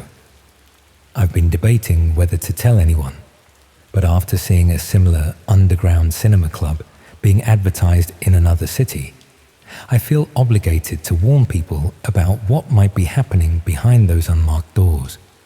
This experience fundamentally changed how I view artistic boundaries and made me question the nature of entertainment in ways I never imagined possible. For context, I work as a film studies lecturer at a small university in Leeds. My specialization is in extreme cinema. Films that push boundaries of taste, morality, and acceptability. I've spent years analyzing how filmmakers create authentic-looking violence, from Hitchcock's chocolate syrup blood in Psycho, to modern digital effects that can make almost anything appear real. This academic interest occasionally leads me down unusual paths, including studies of banned films and censorship history. Last January, one of my postgrad students mentioned an exclusive film club operating in an abandoned warehouse district. According to him, they screened controversial works that couldn't be shown in mainstream venues, experimental films, banned international releases, and underground productions that circulated primarily on the dark web. As someone who regularly monitored certain dark web forums for my research on film censorship, I was immediately intrigued. These spaces often discussed fringe productions that existed in legal grey areas, and I'd written several academic papers on how the dark web had become a distribution channel for extreme cinema that couldn't find conventional outlets. My student provided me with a link to a tour site that served as the club's digital front door. The site itself was minimalist but professional. Black background, white text, no images except a stylized eye logo. It described an immersive viewing experience for discerning audiences and promised performances that transcend the boundaries between cinema and reality. To receive an invitation, you had to complete a questionnaire that tested your knowledge of extreme cinema history and submit the cryptocurrency equivalent of £200 as a membership contribution. Academic curiosity got the better of me, and I justified the expense as research for an upcoming paper on underground distribution networks. 3 days after submitting my application, I received an encrypted email containing an address, date, and time, along with instructions to arrive alone and bring no recording devices. The location was in an industrial area outside the city centre, the kind of place that had once housed textile factories, but now contained a mixture of art studios, rehearsal spaces, and abandoned buildings awaiting redevelopment. I arrived on a particularly cold Friday evening, following directions to what appeared to be a disused printing facility. The entrance was unmarked save for a small red light above a metal door, where a man in black checked names against a tablet. After confirming my identity and running a handheld scanner over me to check for recording devices, he ushered me into a dimly lit corridor that sloped downward into the building's basement levels. The screening room itself was surprisingly sophisticated. About 50 black leather seats arranged in a semicircle faced a proper cinema screen. The walls were covered in sound-absorbing material, and professional-looking lighting rigs hung from the ceiling. Perhaps 30 people were already seated, most middle-aged or older, predominantly male, all dressed well. Not the crowd of edgy students or counterculture types I had expected. They had the quiet confidence of the genuinely wealthy, the kind of people who collect rare art rather than those who merely consume it.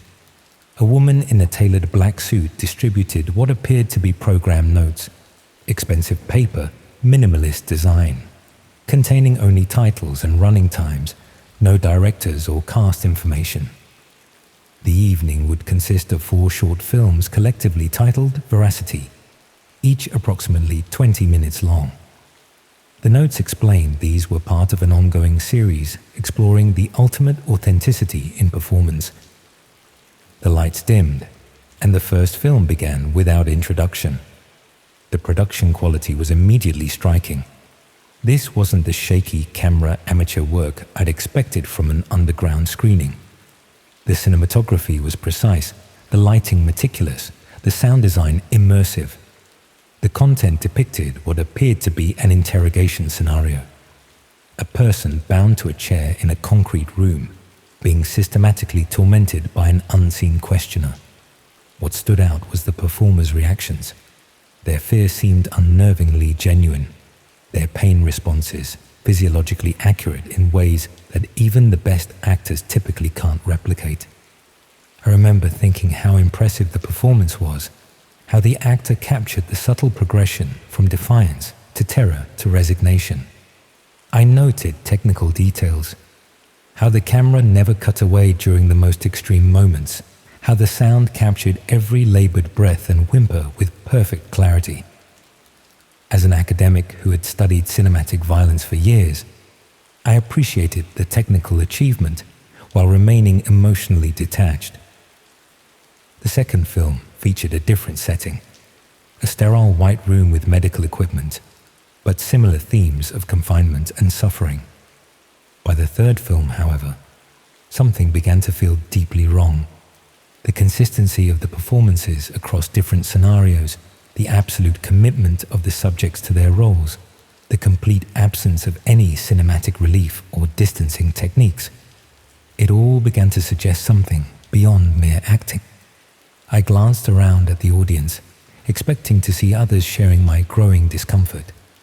Instead, I observed people watching with intense concentration, some taking notes, others occasionally nodding in apparent appreciation. A few were using tablets, seemingly adjusting settings or parameters while watching. One man near me was recording detailed timestamps alongside written observations. The fourth and final film removed any doubt about what I was witnessing. It began like the others, but progressed to a conclusion that could not possibly be simulated. No special effect, no matter how convincing, could replicate what I saw. No professional actor would or could endure such an experience. No ethical filmmaker would create such content. This wasn't extreme cinema pushing boundaries. It was actual violence being presented as art. I felt physically ill, my academic detachment shattered by the inescapable realization that I had been watching real people suffering and dying, not performances. The audience's appreciative murmurs around me took on a horrifying new context. These weren't film enthusiasts admiring technical achievements. They were connoisseurs of actual human suffering. As the lights came up, I struggled to maintain composure, to appear as though I was simply processing challenging artistic content rather than reeling from evidence of actual crimes. A man in a dark suit approached the front of the room and thanked everyone for attending, mentioning that feedback interfaces were available in the adjoining room for those who wished to contribute to future productions. I followed the crowd, desperate to maintain my cover while looking for an exit. The adjoining space resembled a gallery with tablets mounted on pedestals. Attendees were providing detailed feedback on the performances they had just witnessed, and more disturbingly, suggestions for future productions. Some appeared to be bidding on specific scenarios they wanted to see realized. On one screen, I glimpsed what appeared to be a selection interface for performer characteristics, age ranges, physical attributes, even personality types described as resistant, compliant, or volatile. My horror deepened when I noticed a section of the room separated by a glass partition. Behind it, technical staff worked at computers displaying what appeared to be dark web interfaces. One screen showed a chat where users were discussing what they had just watched, alongside cryptocurrency transaction records. Another displayed a global map with viewership statistics. This wasn't just a local screening. It was being streamed to paying viewers internationally, with this select audience serving as a live focus group for future content. I needed to leave immediately, but the exit was monitored by security. I forced myself to approach one of the feedback stations, pretending to input responses while desperately trying to appear unaffected. The tablet asked detailed questions about which elements of the performances I found most compelling, which physical reactions seemed most authentic, and how future productions could be enhanced. After approximately 10 minutes of this charade, I casually made my way toward what appeared to be a bathroom, then slipped down a service corridor and eventually found an emergency exit. The alarm that sounded when I pushed through the door was almost a relief, providing cover for my escape into the cold night air. I spent the next week in a state of moral crisis. I knew I should report what I had witnessed to the police, but several factors gave me pause. I had no evidence beyond my testimony. I had willingly paid to attend. I had accessed the dark web to find the screening. Most significantly, I feared that the organization behind this operation had recorded everyone who attended, including me, creating a mutual assured destruction scenario where reporting them would implicate myself as a knowing viewer. When I finally worked up the courage to make an anonymous report, I discovered the building had been completely vacated, professionally cleaned, and put up for lease 3 days after the screening. The tour site had disappeared, the email address was defunct, and I had no names, just faces I might not even recognize in daylight. 2 months later, I received an unmarked envelope containing a USB drive. Against my better judgment, I checked it on a secure computer. It contained only 2 items: a high-resolution still image of me sitting in the audience, looking distressed during the final film, and a text file with a list of my personal details: home address, university office number, parents' names and addresses, and my regular jogging route through the park. Below this information was a simple message: your feedback was noted. Your discretion is appreciated. A new screening series begins soon. I've since moved cities and changed jobs. I no longer research extreme cinema and have abandoned my academic interest in the dark web. But I remain haunted by the knowledge that somewhere these productions continue, with audiences of seemingly respectable people gathering to watch actual atrocities under the guise of exclusive art. Most disturbing of all is how quickly I recognized the technical quality of what I was seeing before recognizing its reality, how my academic training to analyze fictional violence initially blinded me to actual violence presented in the same context. It makes me wonder how thin the line really is between simulated and real horror, and how easily that line can be crossed when something is framed as art or entertainment. Last week, I saw a poster for an exclusive underground cinema experience in Birmingham with the same stylized eye logo. I tore it down, but I know it's futile. These screenings will continue as long as there are people willing to pay to watch. People who tell themselves they're appreciating extreme art rather than participating in actual atrocity. And somewhere in that audience might be another academic, another film enthusiast, another person who doesn't realize what they're really watching until it's too late.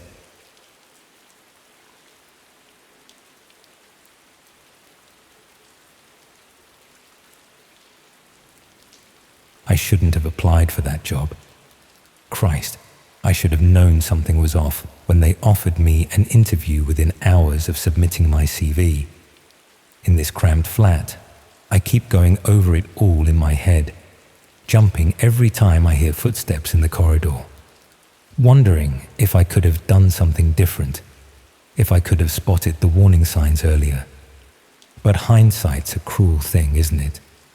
Decisions that seem perfectly reasonable at the time can make you feel foolish. I suppose I'm telling you this because I need someone to know what happened, in case they come looking for me, in case I disappear like the others probably did. It was last autumn when I was desperately job hunting after being made redundant from the library service. 23 years I'd worked there, cataloguing books and helping people find what they were looking for. Then suddenly, the council decided they needed to make cutbacks. At 51, I wasn't exactly in high demand in the job market, especially not in somewhere like Swindon, where half the town seemed to be looking for work. I'd been signing on for about 3 months when I saw the advert. It wasn't on the usual job sites, I'd found it buried in the back pages of the local paper, squeezed between ads for house clearances and part-time cleaning work. The posting was vague but professional. A research company looking for people with strong organizational skills and attention to detail. Remote work available, competitive salary, immediate start for the right candidate. The whole thing seemed almost too good to be true, but I was getting desperate. My redundancy money was running low, and the job center wasn't exactly presenting me with exciting opportunities. So I sent off my CV along with a cover letter, explaining my background in information management and research. I got a response the same evening, not an automated reply, but a personal email from someone calling himself Mr. Harrison. He was impressed with my qualifications and experience, he said, and would like to arrange a telephone interview as soon as possible. Could I be available the following morning? The interview was straightforward enough. Harrison had a pleasant voice, well educated, probably somewhere in his 40s, and asked sensible questions about my previous work experience. He explained that his company provided research services to various clients, mostly involving data collection and analysis.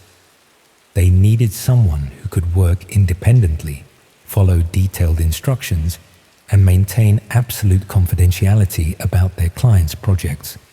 The pay was better than I'd expected, nearly twice what I'd been earning at the library, and the work would be entirely remote. All I needed was a reliable computer and internet connection. Harrison said he was impressed with my background and would like to offer me a trial position starting immediately. I should have asked more questions about the company, should have requested references or at least a proper contract, but I was so relieved to have found something that I accepted on the spot. Harrison said he'd email me the details and my first assignment within the hour. The setup process was more complex than I'd expected. Along with the usual employment paperwork, Harrison sent me detailed instructions for installing special software on my computer. He explained that privacy tools are used to protect our clients' sensitive information. The company took data security very seriously, and all research had to be conducted through secure channels. It took me most of the evening to get everything working properly.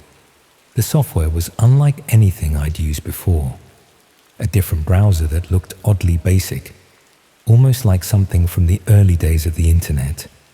Harrison assured me this was normal, and that I'd get used to the interface quickly enough. My first assignment seemed simple enough.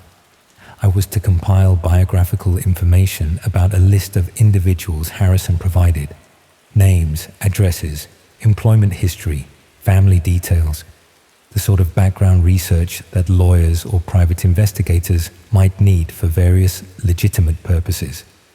The individuals were all women, I noticed, aged between 25 and 40, most of them living alone in different towns across the Midlands. Harrison explained that they were potential witnesses in a civil case, and the client needed comprehensive background information to assess their credibility and reliability. The research took me about a week to complete. I used the special browser to access various databases and public records that weren't available through normal internet searches. Some of the information was surprisingly detailed. Employment records, financial data, even medical history in a few cases. I compiled everything into neat reports and submitted them through the secure system Harrison had set up. He was pleased with my work and immediately assigned me another project. This time, the subjects were a group of men in their 30s and 40s, all living in the southeast. The research requirements were similar, but Harrison requested additional information about their daily routines, where they worked, what time they left home, whether they had security systems or pets. I was starting to feel uncomfortable about the level of detail being requested, but Harrison explained that this was for an insurance investigation. The client suspected these individuals of benefit, fraud, and needed evidence of their actual circumstances and activities.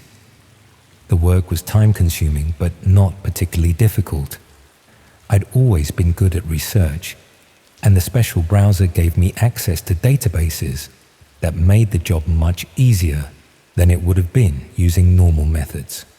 I was earning good money for what essentially amounted to glorified internet searching. But it was the third assignment that made me start questioning what I was really doing.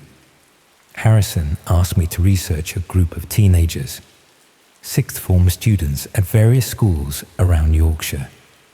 He wanted their home addresses, family circumstances, daily schedules, even details about their relationships with friends and family members. When I questioned the appropriateness of researching minors, Harrison became somewhat defensive. He explained that this was related to a safeguarding investigation. The local authorities needed to assess potential risks to these young people. The research I was conducting would help social services make informed decisions about protective measures. I wasn't entirely convinced, but Harrison was paying me well, and I desperately needed the income. I completed the assignment, but made sure to flag my concerns in my report. Harrison thanked me for my diligence and said the client was very pleased with the quality of my work. Over the following weeks, the assignments became more specific and invasive. Instead of general background research, Harrison began requesting detailed surveillance information. He wanted to know about security arrangements at specific addresses, the locations of spare keys, even the breeds and temperaments of family pets. The subjects were always ordinary people: office workers, shop assistants, young mothers, retired couples.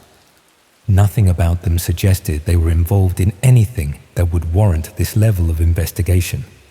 When I asked Harrison for more context about the cases, he became evasive and reminded me that confidentiality was a key requirement of my employment. I started keeping copies of the assignments and my research, partly for my own records, and partly because I was beginning to suspect that something wasn't right about the whole operation. The information I was gathering wasn't the sort of thing you'd need for legitimate legal or insurance investigations. It was the kind of detailed intelligence that would be useful for stalking or planning break-ins.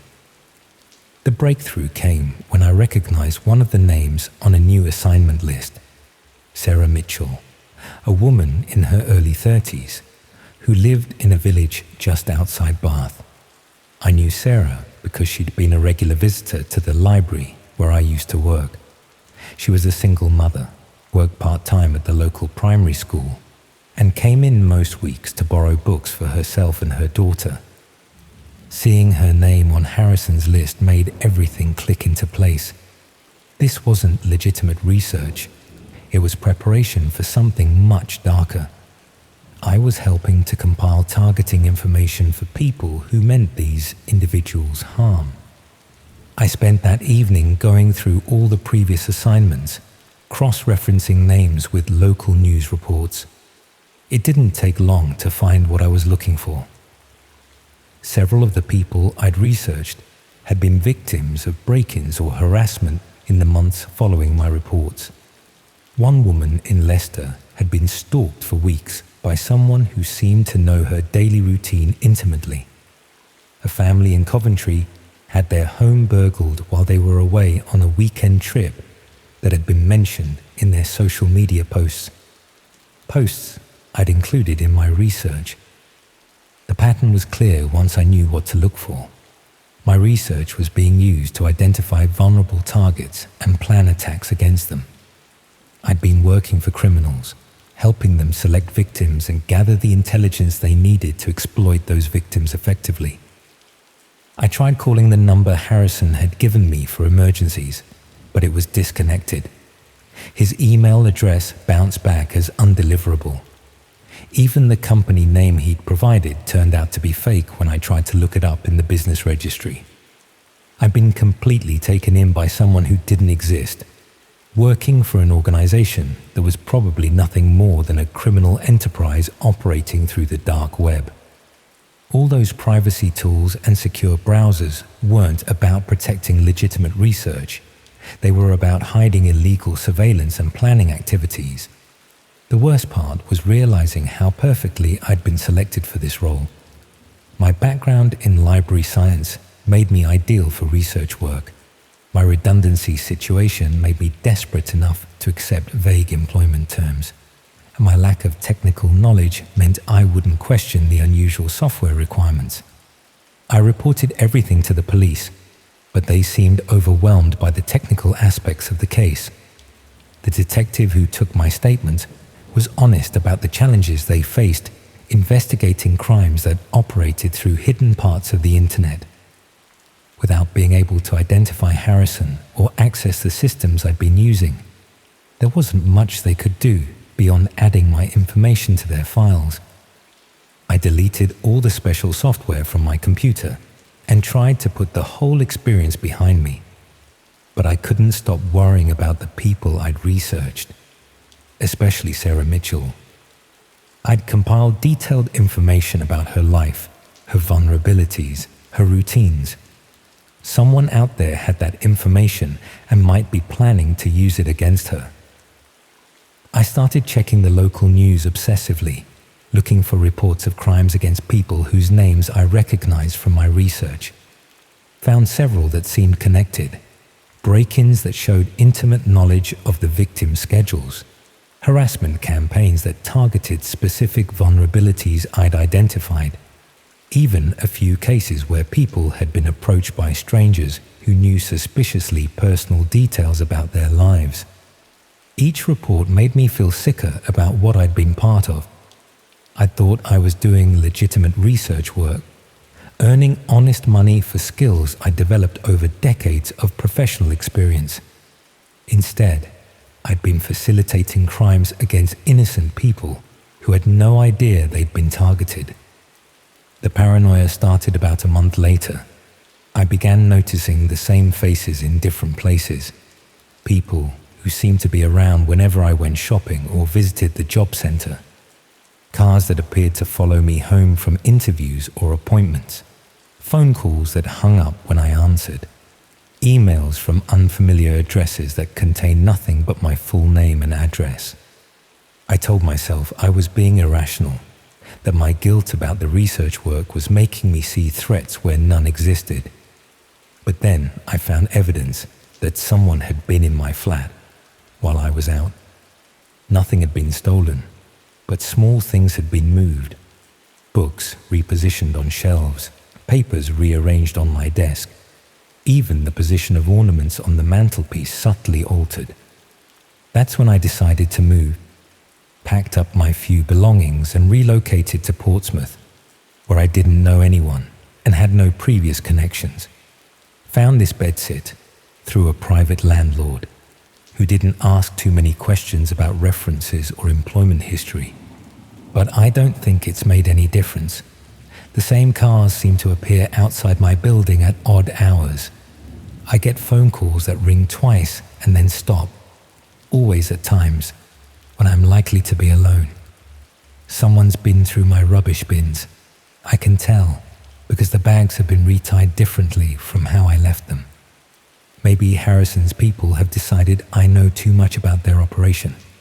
Maybe they're worried I'll identify more of their victims or provide additional information to the police. Or maybe they just don't like loose ends, people who might be able to connect their crimes to the research that made them possible. I keep thinking about all those detailed reports I compiled, all the personal information I gathered about ordinary people who were just going about their lives. How many of them are still being watched? How many are still at risk because of intelligence I helped provide? The police told me to contact them if I noticed any direct threats or evidence of ongoing harassment. But how do you prove that someone's watching you when they're careful not to leave obvious evidence? How do you explain that you feel like prey without sounding paranoid or delusional? I suppose that's the perfect crime, really. Recruiting people to do your research for you. then discarding them when they become inconvenient. The victims never know they've been targeted until it's too late, and the researchers never realize what they're really doing until they're too compromised to be credible witnesses. Sometimes I wonder how many other people like me are out there. Unemployed professionals desperate for work, recruited by criminals who understand exactly how to exploit their skills and circumstances. People who think they're doing legitimate research, but are actually helping to facilitate crimes against innocent victims. I keep hoping the police will make some progress with their investigation, that they'll track down Harrison and shut down whatever operation he was running. But realistically, I know that's unlikely. These people are careful, anonymous, and operating through systems designed to hide their activities. All I can do now is try to stay safe and hope they decide I'm not worth the trouble. Try to blend in, avoid establishing routines that might make me predictable, and resist the urge to help when strangers approach me with offers that seem too good to be true, because I learned that desperation makes you vulnerable in ways you don't expect, that the skills you're proud of can be turned against innocent people, and that the internet has created opportunities for criminals that we're only just beginning to understand. I just hope Sarah Mitchell and the others are okay, that they've stayed safe despite the information I helped compile about them. That's the thought that keeps me awake at night. Not fear for my own safety, but guilt about the role I played in putting other people at risk.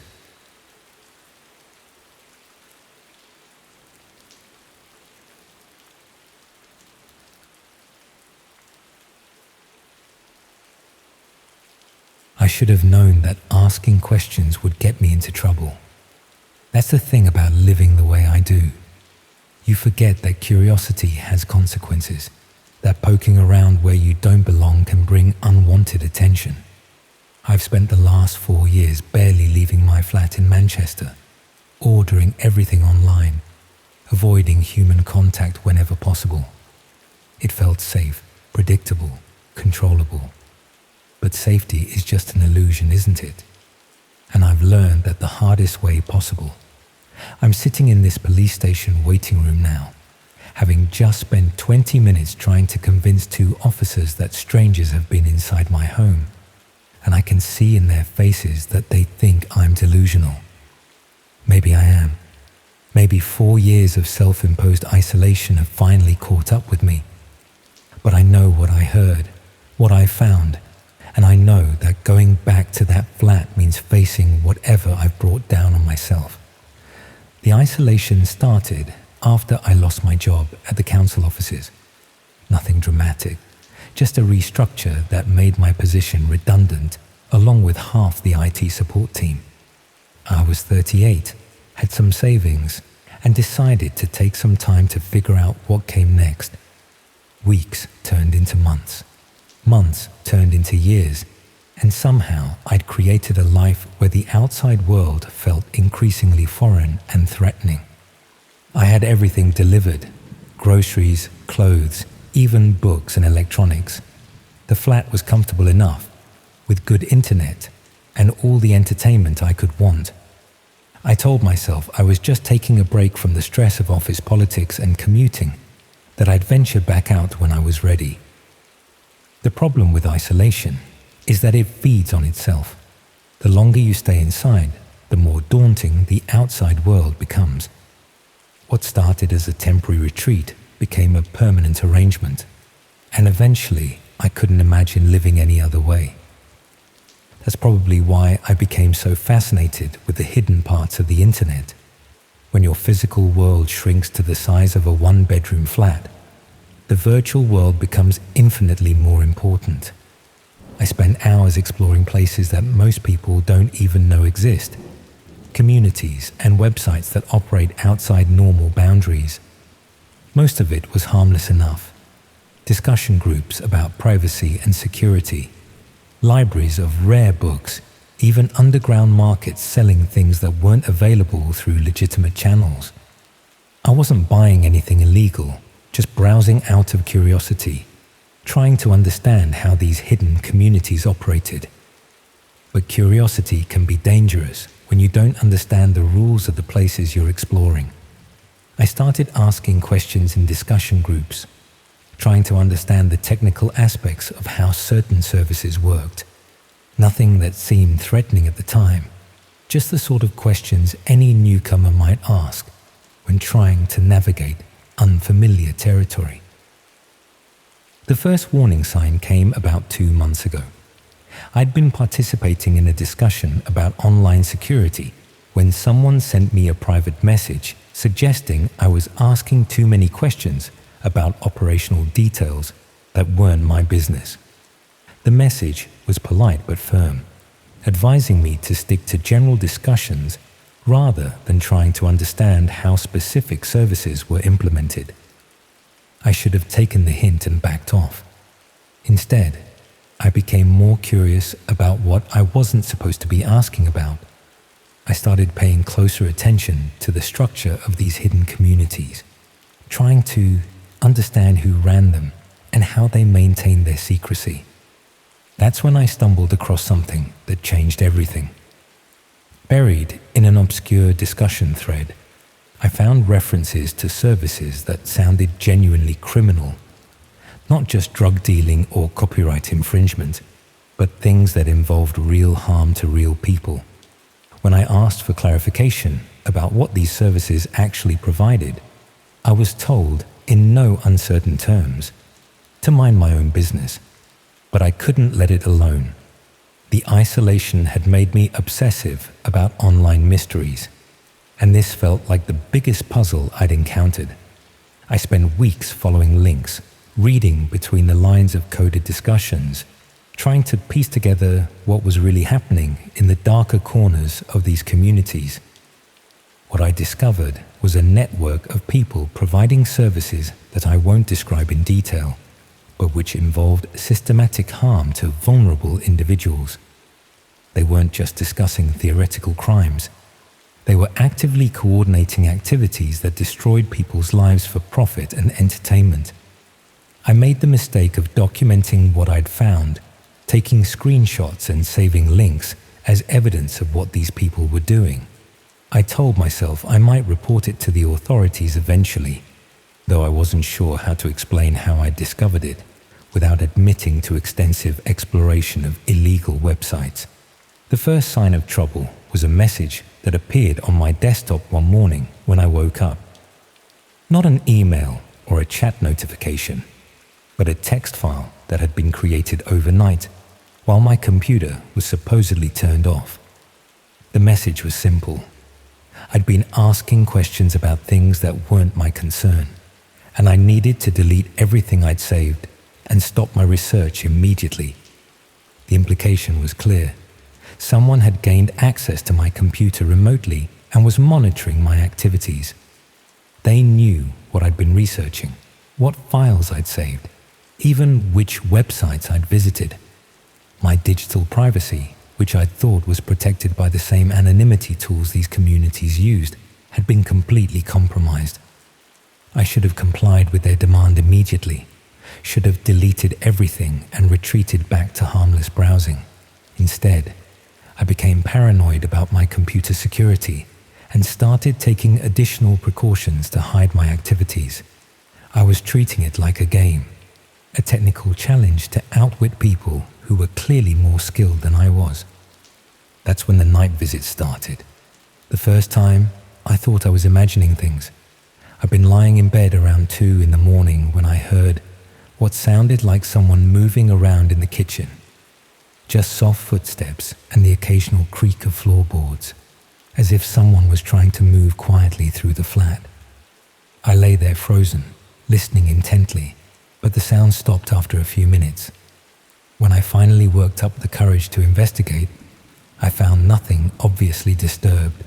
The front door was still locked, the windows were secure, and there was no sign anyone had been inside. But something felt wrong about the whole flat. Not anything I could put my finger on, just a sense that things weren't quite as I'd left them.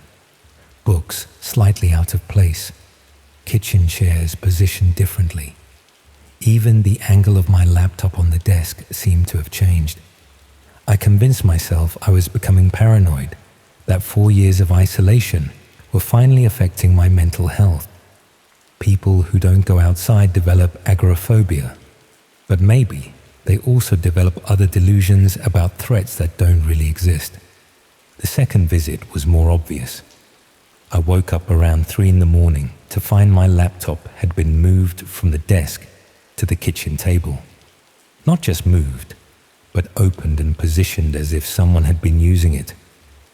The screen was dark, but when I touched the keyboard, it woke up to show a desktop I didn't recognize. Someone had been using my computer while I slept, accessing files and programs I'd never seen before. When I tried to investigate what they'd been doing, I found that large portions of my hard drive had been wiped clean. All the evidence I'd gathered about the criminal network was gone, along with most of my personal files and browsing history. The message was unmistakable. They could reach me whenever they wanted, even in what I thought was the safety of my own home. They could access my computer, delete my files, even move around my flat while I was unconscious and vulnerable. I started staying awake at night, listening for sounds that might indicate someone was trying to get inside. I moved furniture against the door, checked the locks obsessively, even rigged up a crude alarm system using kitchen utensils that would clatter if someone tried to enter.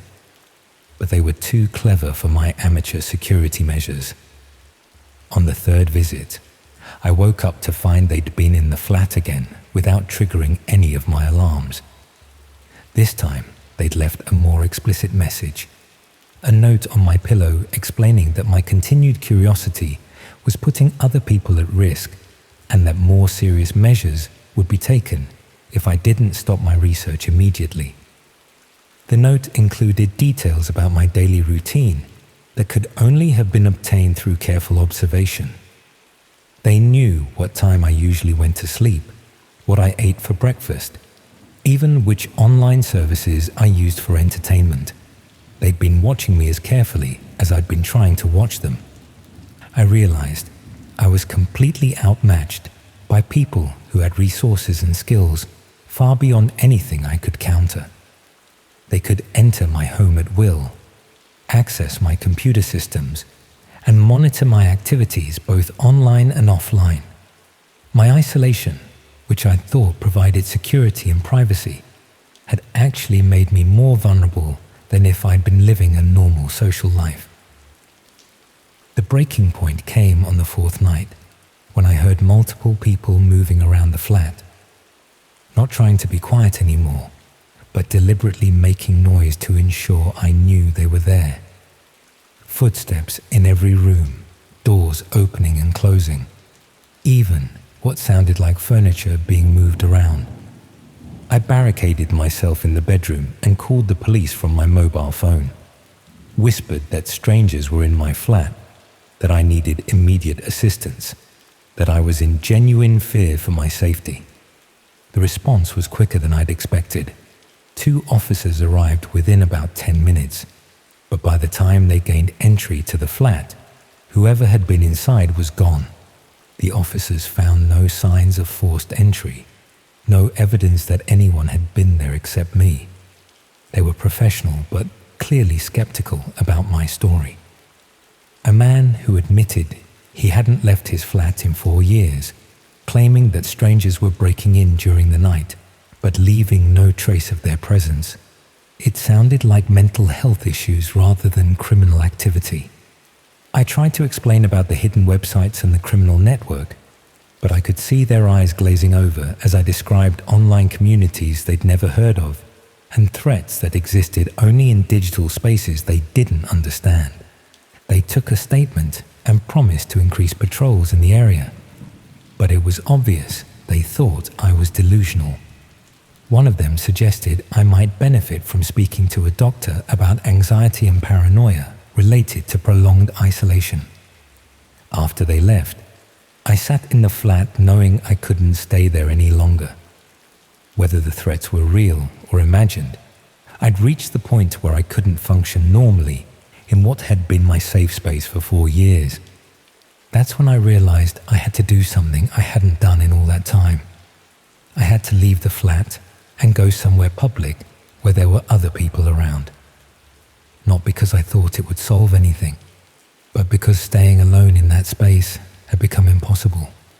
The walk to the police station was terrifying in ways I hadn't expected. Not because of any external threats, but because I'd forgotten how overwhelming the outside world could be. Traffic noise, crowds of people, even the sensation of wind and sunlight felt alien after 4 years of artificial indoor environment. But there was something liberating about it too. For the first time in years, I was taking action rather than just reacting to circumstances. I was moving through physical space under my own power, making decisions about where to go and what to do next. The officers I spoke to at the station were more patient than the ones who'd responded to my flat, but they still couldn't offer much practical help. They took additional details about the online threats and promised to pass the information to their cybercrime unit, but warned me that investigating activities on hidden websites was technically challenging and often unsuccessful. When I finally returned to the flat, I found exactly what I'd expected.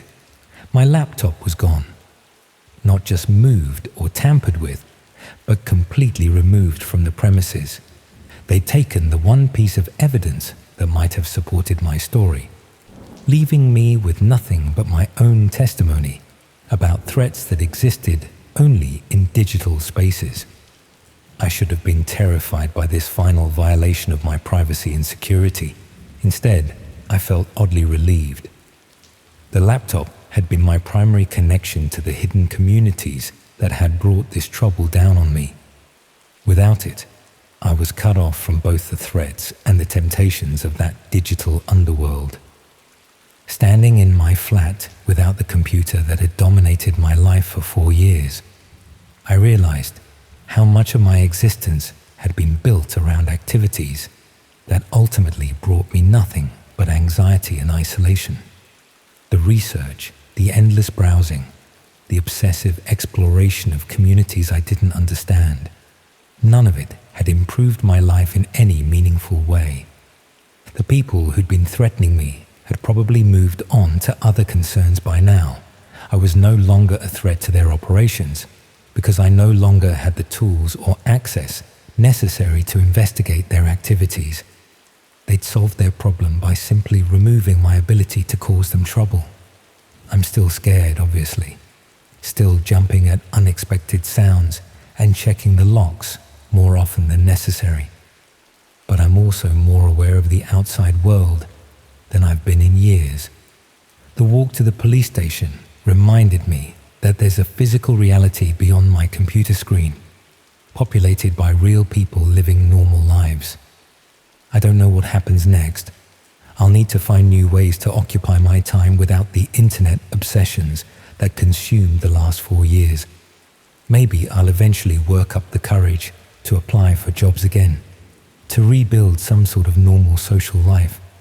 But I know I can't go back to the isolation that made me vulnerable to digital threats I didn't understand. The hidden communities I was exploring weren't just dangerous because of the criminal activities they facilitated. They were dangerous because they provided an illusion of connection and purpose that kept me trapped in an artificial world. The laptop is gone, the threats seem to have ended, and for the first time in years I've voluntarily left my flat and interacted with other human beings. It's not much, but it's a start toward remembering what normal life feels like. Sometimes the most frightening thing isn't what might be lurking in the darkness outside. It's what happens when you spend so long hiding from the world that you forget there was ever anything worth venturing out for.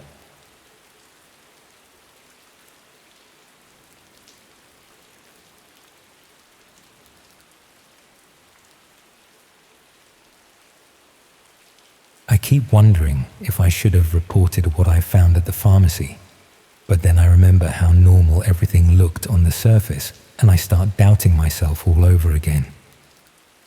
I work as a dispensary assistant at a small independent pharmacy in Stoke-on-Trent. Nothing glamorous, just checking prescriptions and helping customers find what they need. Been there about 2 years now since I needed something steady after my last job at the call centre fell through. Most days are routine. Processing NHS prescriptions, answering questions about over-the-counter medicines, the usual mix of elderly regulars and parents with poorly children. But last month, I started noticing discrepancies in our stock levels that didn't match up with what we'd dispensed according to our computer system. Nothing dramatic, just small quantities of various medications that seemed to be missing without any record of where they'd gone. At first, I assumed it was just accounting errors, or maybe items that had been damaged and written off without proper documentation. Pharmacies handle hundreds of different products, and with multiple staff members processing orders throughout the week, occasional inventory mistakes are inevitable. But when I started paying closer attention to which specific medications were going missing, I noticed they were all items that could be dangerous if used incorrectly, or by people who hadn't been prescribed them. Sedatives, painkillers, even some antipsychotic medications that required careful monitoring by qualified medical professionals. The missing quantities were always small, just a few tablets or capsules from larger containers. But the pattern was consistent enough that it couldn't be explained by normal dispensing errors or accidental damage. Someone was systematically taking small amounts of various controlled medications, probably hoping that the theft would go undetected among normal inventory fluctuations. I tried to research what these specific medications could be used for when combined or administered to people who hadn't been prescribed them, and what I discovered made me deeply uncomfortable. Most could be used to incapacitate people without their knowledge, while others were designed to cause specific behavioral or cognitive changes that would make victims more compliant or less able to resist suggestion. The medication theft wasn't random pilfering by staff members with personal addiction problems. Someone was systematically collecting materials that could be used to drug unsuspecting victims for purposes that range from robbery to much more serious crimes. But understanding what was probably happening didn't immediately help me identify who was responsible or provide clear evidence that would be useful for reporting the theft to management or police. The missing medications could have been taken by any staff member with access to the dispensary, and proving systematic theft would require surveillance or investigation that was beyond my authority as a dispensary assistant. When I tried to research whether similar medication theft was happening at other pharmacies, I found myself following links to websites that specialized in providing information about using pharmaceutical drugs for criminal purposes. The platforms contained detailed guides for administering various medications to unwilling victims, with specific information about dosages, timing, and combinations that would produce desired effects while minimizing the risk of detection. But these weren't theoretical academic discussions about pharmacology. They were practical instruction manuals for people who planned to use stolen medications to incapacitate victims for robbery, sexual assault, or other serious crimes. The casual way these techniques were discussed suggested that systematic medication theft from pharmacies was routine practice for people who needed access to controlled substances for criminal activities. The missing medications from our pharmacy were probably being used to facilitate ongoing crimes against innocent victims who would never understand why they'd experienced unexplained drowsiness, memory problems, or behavioral changes in situations where they should have felt safe. But the most disturbing discovery was that the theft wasn't being conducted by individual criminals acting alone, but was apparently part of organized operations that systematically targeted multiple pharmacies to gather materials needed for various types of criminal activity. The platforms I'd found contained detailed information about which pharmacies were easiest to steal from, which staff members were most likely to notice inventory discrepancies, and even specific techniques for gaining employment at pharmacies to facilitate ongoing theft of controlled medications. I realized that our pharmacy had probably been targeted specifically because our inventory tracking systems were less sophisticated than larger chain operations, making systematic theft more likely to go undetected. But proving this would require access to information and investigation capabilities that weren't available to someone in my position, and reporting my suspicions without concrete evidence might just alert the thieves to modify their methods rather than stopping the criminal activity. Meanwhile, the medication theft was probably continuing, with controlled substances being systematically removed from our stock and used to facilitate crimes against victims throughout the local area. The pharmacy that was supposed to provide safe, regulated access to essential medications had instead become an unwitting supplier for criminal operations that used these same drugs to harm innocent people. When I tried to discuss my concerns with senior staff members, they seemed more worried about the potential impact on our pharmacy's reputation than about the implications of systematic medication theft for public safety.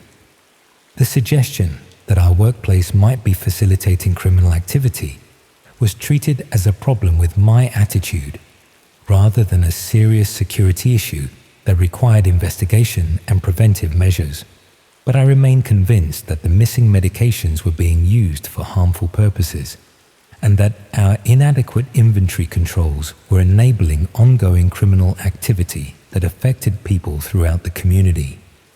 Every time I processed prescriptions for the same types of medications that were being systematically stolen, I wondered whether legitimate patients were being denied access to essential treatments because their medications were being diverted to criminal use.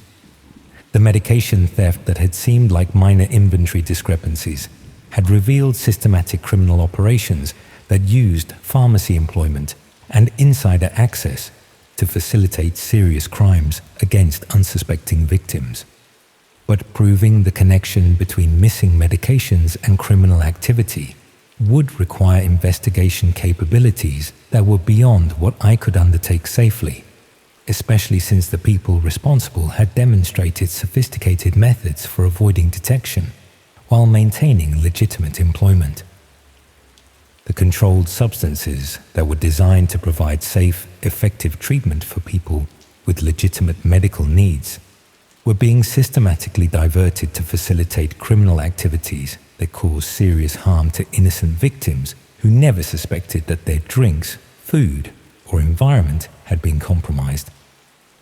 When I eventually left that job and moved to a different pharmacy, I made sure to pay careful attention to inventory procedures and security measures, hoping to work somewhere with better controls that would make systematic medication theft more difficult to conduct undetected.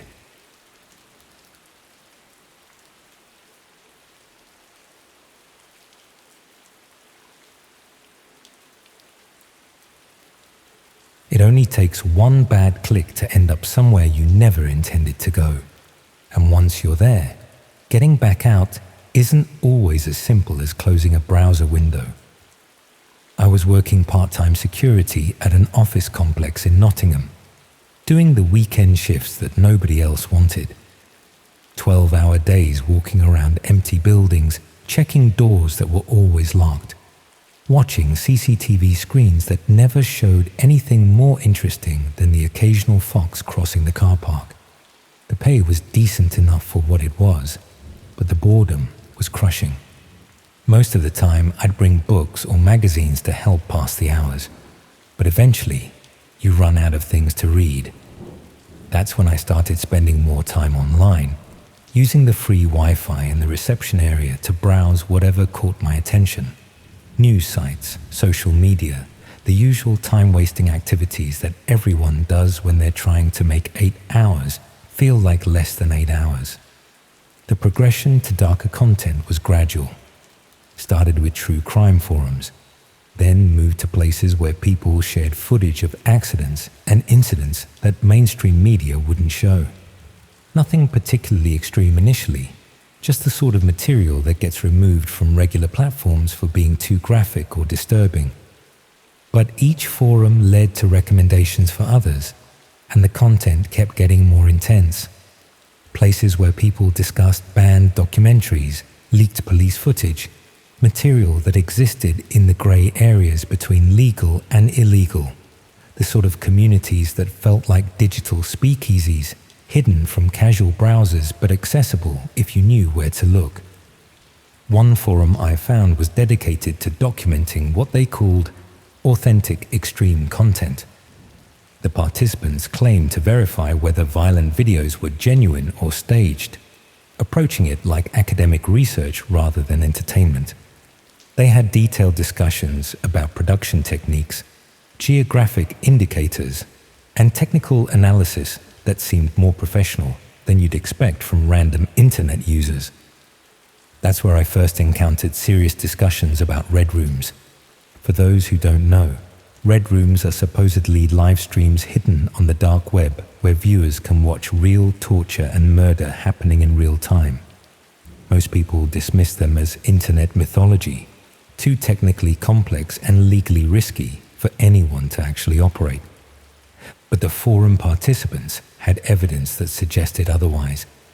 Screenshots of streaming interfaces, recordings of what appeared to be live violence, documentation of hidden services that hosted such content.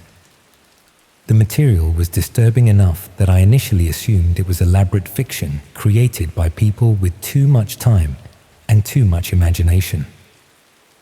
What made me reconsider was the level of technical detail in their discussions. These weren't teenagers making up stories about urban legends. They spoke about hosting infrastructure, audience management, and content distribution with the sort of expertise that suggested real familiarity rather than speculation. One participant, who went by the username Witness X, claimed to have documented multiple Red Room operations over the past year. He offered to share evidence with people who could demonstrate serious research interest rather than casual curiosity. The verification process involved discussing other extreme content in enough detail to prove you weren't just fishing for sensational material. After several weeks of conversation, Witness X finally shared some of his archive. The files were disturbing but not conclusive. Dark rooms with industrial equipment, bound figures, timestamps suggesting live broadcasts. It could have been sophisticated fiction or genuine documentation of real events. Without seeing the streams themselves, there was no way to make a definitive judgment. Witness X explained that accessing live Red Room streams required more commitment than just viewing recordings. The hidden services changed locations frequently, operated on irregular schedules, and required personal recommendations to access. Not the sort of thing you could stumble across accidentally. But if I was serious about understanding whether Red Rooms were real phenomena or elaborate hoaxes, he could arrange for me to observe a live stream scheduled for the following week. I should have declined.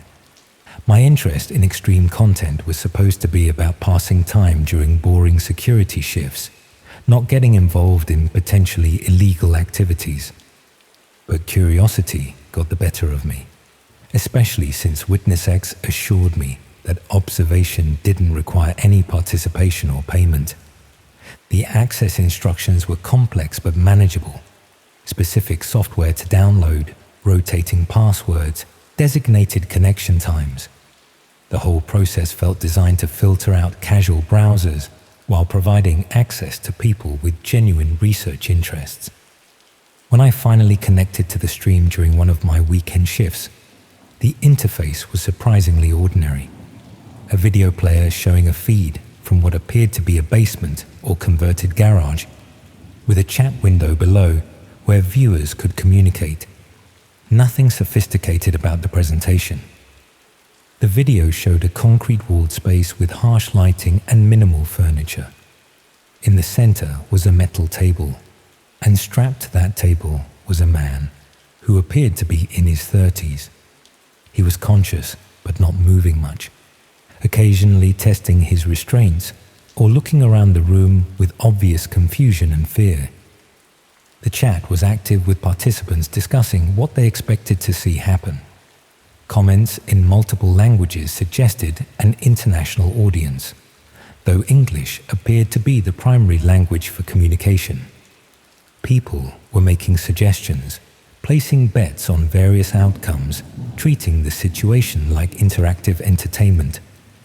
I watched for about 40 minutes while continuing my security rounds, checking the stream whenever I returned to the reception desk.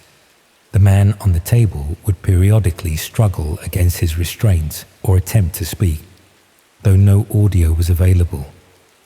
The chat maintained running commentary, with participants displaying varying levels of enthusiasm for what was clearly going to be genuine violence. Around midnight, someone entered the frame. They were dressed casually. Jeans, dark hoodie, regular trainers. Nothing theatrical about their appearance, no mask or costume.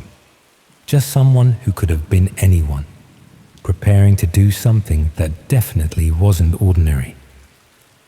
The figure moved around the space methodically, arranging tools on a nearby surface, adjusting camera equipment, checking various pieces of apparatus that weren't fully visible in the main video feed. They worked with practiced efficiency that suggested this wasn't their first time following this routine. The chat became more excited as preparations continued. People were making specific requests, sharing experiences from previous streams, discussing what they hoped to see happen. The viewer counter showed several hundred people watching the stream. About 15 minutes into the preparations, I noticed something that made me stop mid-patrol and stare at the screen more carefully. In the background of the video, partially visible through what appeared to be a doorway, was a section of distinctive brick wall. Not the concrete walls of the main room, but older-looking brickwork with a particular pattern and color that seemed familiar. I recognized that brickwork because I'd been looking at it every weekend for the past 6 months. It was identical to the external walls of the office complex where I worked security. A building that had been constructed in the 1960s with a specific type of brick that wasn't common in modern construction, which meant this stream was being broadcast from somewhere very close to where I was sitting. I left the reception desk and did a more thorough patrol of the building than usual, paying particular attention to areas I normally just walked past quickly. The office complex consisted of 3 connected buildings around a central courtyard, with various storage areas, maintenance rooms, and basement spaces that I rarely had reason to visit. In the basement of the oldest building, I found a door that was usually locked but was now slightly ajar. Beyond it was a staircase leading to a sub-basement level that I'd never explored, assuming it was just additional storage or building services. The staircase led to a corridor with several rooms branching off it. Most were filled with old office furniture and equipment, but one door was closed and had light visible around the edges. I should have called the police immediately, should have gone back upstairs and reported what I'd discovered to the authorities. Instead, I found myself approaching the door to confirm what I already suspected I'd find. Through a gap in the door frame, I could see the same concrete-walled room I'd been watching on the stream. The same harsh lighting, the same metal table, the same figure in the hoodie making final preparations for whatever they were planning to do, and the same man strapped to the table, who I now realized was in the basement of the building where I was supposed to be providing security. The live stream I'd been watching was happening directly below me, being broadcast to hundreds of viewers who had no idea they were watching events unfold in a Nottingham office complex. I backed away from the door and made it halfway up the stairs before I heard footsteps in the corridor behind me. Someone had heard me moving around and was coming to investigate. I reached the main basement level and tried to make it look like I was conducting a routine security check, but I could hear the person from the sub-basement following me up the stairs. When I turned around, it was the figure from the stream, still wearing the same hoodie, but now I could see their face clearly. Someone who looked completely ordinary. Could have been anyone you might pass on the street without giving them a second glance. They asked what I was doing in the basement, and I explained that I was the security guard conducting routine patrols. They seemed to accept this explanation, mentioning that they were doing some maintenance work downstairs and apologizing if they'd left any doors unlocked. The conversation was perfectly polite and normal, except for the context of what I knew they'd been preparing to do in that concrete room. They walked back towards the sub-basement, and I continued my patrol as if nothing had happened.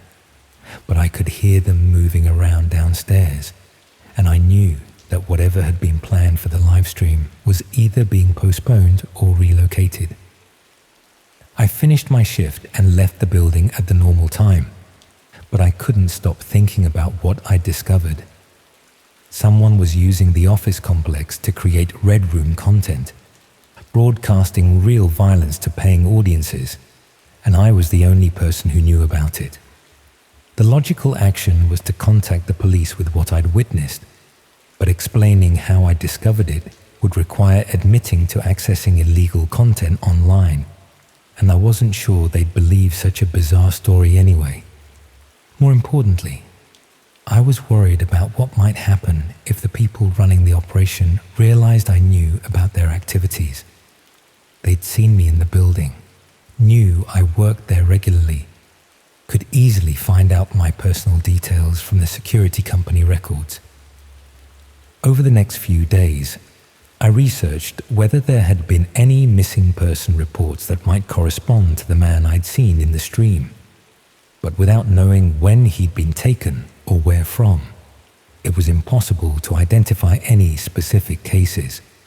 I also started paying more attention to the other people who had access to the office complex.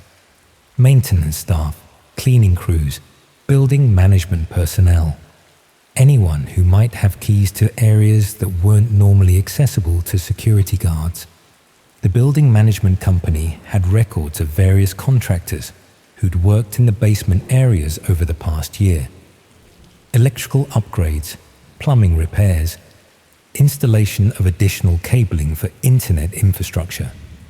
Any of these projects could have provided cover for someone to set up equipment in the sub-basement without attracting attention. One contractor particularly caught my interest, a small company that had done extensive electrical work throughout the basement levels, installing new power circuits and data connections, the sort of infrastructure improvements that would be necessary for running high-bandwidth streaming equipment. I looked up the company online and found that it was registered to an address that didn't seem to exist. The phone number went to voicemail. The website looked professional, but contained no useful contact information, and there were no customer reviews or business listings that suggested genuine trading activity, which meant either the company was a front for illegal activities, or someone had used fake credentials to gain access to the building for legitimate work that had nothing to do with the Red Rooms. The next weekend, I did a more thorough exploration of the sub-basement during my shift. The concrete room was empty now, but there was clear evidence of recent use. Power cables, camera mounting points, network connections that hadn't been there during the building's original construction. Someone had spent considerable time and money converting that space into a professional streaming facility, and they'd done it without the building owners apparently knowing anything about it. I found other evidence too. A schedule pinned to the wall showing dates and times over the next several weeks. Equipment lists that suggested multiple cameras and professional lighting. Contact details for what appeared to be other locations, possibly part of a larger operation. And most disturbing of all, a folder containing photographs and personal information about various individuals. Names, addresses, daily routines, the sort of detailed surveillance data that would be used for targeting potential victims. I photographed everything I could find and then left the area undisturbed. If this was an ongoing operation rather than a one-off event, there would be more activity in the coming weeks that I could document and report to the authorities. But as I was leaving the sub-basement, I noticed something that made my blood run cold. Among the photographs in the folder was one of me. Not a recent photo, but one that had clearly been taken during one of my security patrols over the past few months. The image showed me checking doors in the main building, completely unaware that I was being observed and documented, which meant the people operating the Red Room knew exactly who I was, where I worked, and probably where I lived. I left the building immediately and spent the rest of the weekend trying to decide what to do. Going to the police would provide some protection, but it would also confirm to the operators that I'd discovered their activities and was willing to report them. Not going to the police meant allowing the operation to continue, potentially putting other people at risk, but might keep me safer if they believed I hadn't seen anything significant. In the end, I called in sick on Monday and sent an anonymous tip to the police about suspicious activity in the office complex basement. I provided enough details to justify a thorough search, without revealing how I'd obtained the information. The next day, local news reported that police had discovered what they described as sophisticated criminal operation in a Nottingham office building. 3 people were arrested and various equipment was seized, but no details were provided about what exactly had been found. I never went back to that security job. Told the company I'd found other employment and needed to finish immediately. They weren't particularly bothered. Part-time security guards are easy to replace. But I still think about that concrete room and the casual way the person in the hoodie had spoken to me after I'd interrupted their preparations. How ordinary they'd seemed, despite what they were planning to do. And I think about that photograph of me in the folder, and whether there might be other security guards or maintenance workers in other buildings who've stumbled across similar operations without realizing what they'd found.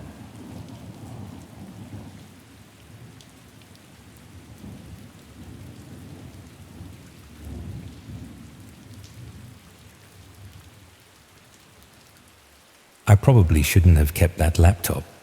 Even now, sat here in my new flat in Bristol, I can feel the weight of what I found on it pressing against my chest like a stone. But I'm getting ahead of myself. Let me start from the beginning, though I'm not sure I want to remember it all. My gran died last February. There wasn't anything particularly dramatic about it. She was 87 and had been declining for months. The funeral was small, just family, and afterwards we had the grim task of clearing out her bungalow in Colchester. You know how it is with elderly relatives. Decades of accumulated possessions that seemed important to them but mean nothing to anyone else. I was sorting through her spare bedroom when I found the laptop. It was tucked away in the wardrobe behind some old curtains, still in its original packaging from about 5 years ago. A birthday present from my uncle that she'd never bothered to set up, probably because she could barely work her mobile phone, let alone a computer. My uncle suggested I take it. He felt it was a shame to let it go to waste, as I could probably get some use out of it. My laptop had been playing up for months, randomly shutting down and taking ages to boot up. So I boxed it up with some of Gran's photo albums and a few bits of jewelry she'd left me, and forgot about it for a while. It wasn't until about a month later that I actually got round to setting the thing up. I work in museum conservation, which means I spend most of my day dealing with fragile old objects. So there's something ironic about the fact that I'm useless with modern technology, It took me the better part of an evening just to get through the initial setup process. The laptop came with all sorts of software pre-installed, including some programs I'd never heard of. Most of it looked like bloatware, trial versions of security software and productivity apps that I'd never use. But there was one program that caught my attention, partly because it had a name I didn't recognize, and partly because when I clicked on it, nothing seemed to happen. I almost deleted it, thinking it was broken or corrupted somehow. But curiosity got the better of me. I'm good at researching things. It comes with the job. So I spent some time looking up what this software actually did. Turns out it was something called a privacy browser, designed to access parts of the internet that normal browsers can't reach. Now, I'm not completely naive. I'd heard about the dark web before, mostly from crime documentaries and news reports about drug dealers and worse things. But I'd always assumed it was something only criminals and computer experts knew how to use. I had no idea you could access it with software that came pre-installed on a consumer laptop. The more I read about it, the more curious I became. I've always been interested in hidden things, not because I wanted to buy anything illegal or get involved in anything dubious. It's probably why I ended up working in museums. There's something appealing about uncovering objects and stories that have been forgotten or lost. So one evening, after a particularly tedious day spent cataloguing Victorian pottery, I decided to have a look, just to see what was there, you understand. I wasn't planning to do anything except satisfy my curiosity. The first thing that struck me was how ordinary it all looked. I'd expected something sinister and obviously criminal, but most of the sites I found seemed fairly mundane. There were message boards discussing privacy and security, online libraries with books you couldn't find elsewhere, even what looked like normal shopping sites, except with unusual payment methods. But then I started exploring more systematically, following links from one site to another. That's when I found something that made me sit back from the screen and wonder if I should close the laptop immediately. The site appeared to be a hybrid of a social media platform and a classified ad section. People posting requests for specific types of information, others offering to fulfill those requests in exchange for similar favors. Nothing obviously illegal, but something about the whole setup felt wrong. The language was too careful, too coded, like everyone was trying to say something without actually saying it. Most of the posts were incomprehensible to me, references to things I didn't understand, using terms that meant nothing. But there was one section that caught my attention because the requests were much more straightforward. People asking for information about specific individuals, full names, addresses, places of work, daily routines. At first, I assumed it was some sort of private investigation service, maybe people trying to track down old friends or investigate potential employees. But the more I read, the more uncomfortable I became.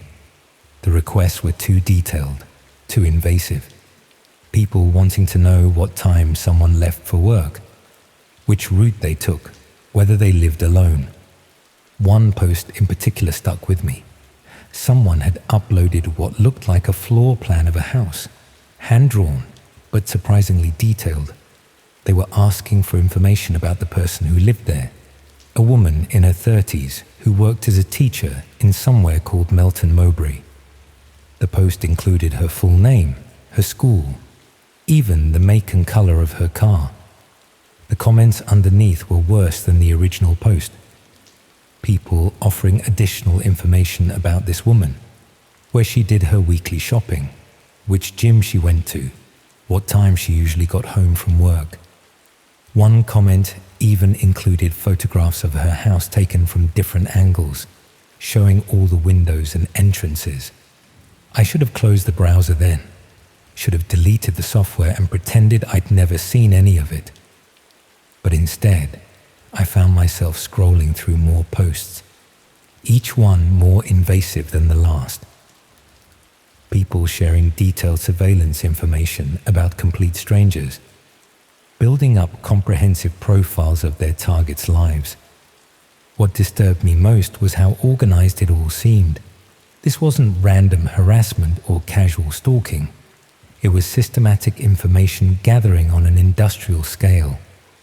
People were trading details about their neighbors and colleagues, building a vast database of personal information about ordinary people who had no idea they were being monitored. I spent the next few evenings exploring the site, telling myself I was trying to understand how it worked and who was behind it. But really, I think I was just morbidly fascinated by the scope of it all.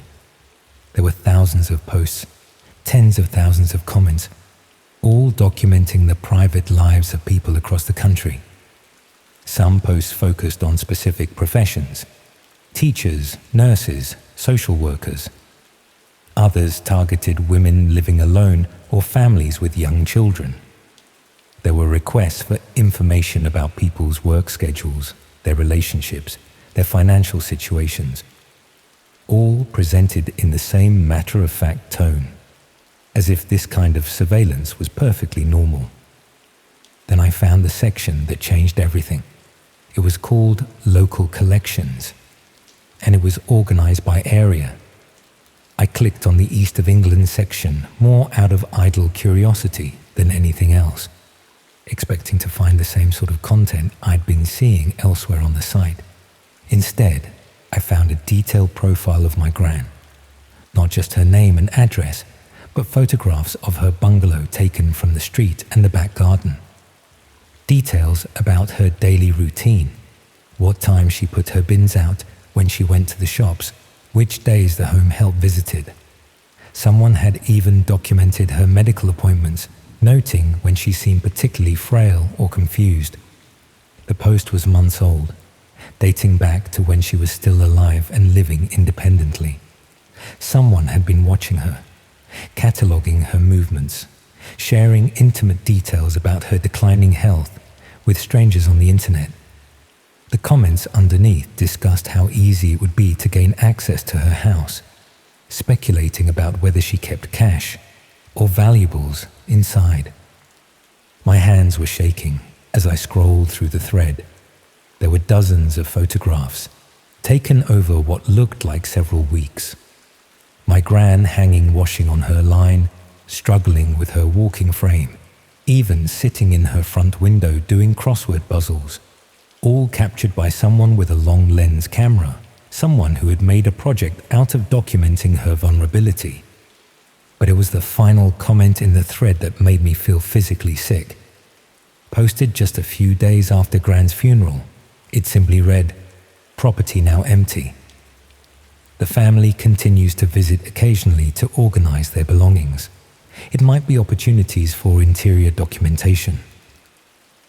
Someone had been monitoring the house even after she died, watching as we came and went, planning to break in and photograph the inside of her home while we were busy with the legal paperwork and funeral arrangements.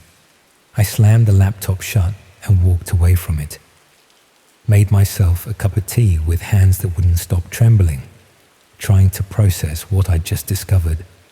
My gran, who had worried about leaving her door unlocked when she popped to the corner shop, had been under surveillance by strangers who treated her life like entertainment, but I couldn't leave it alone.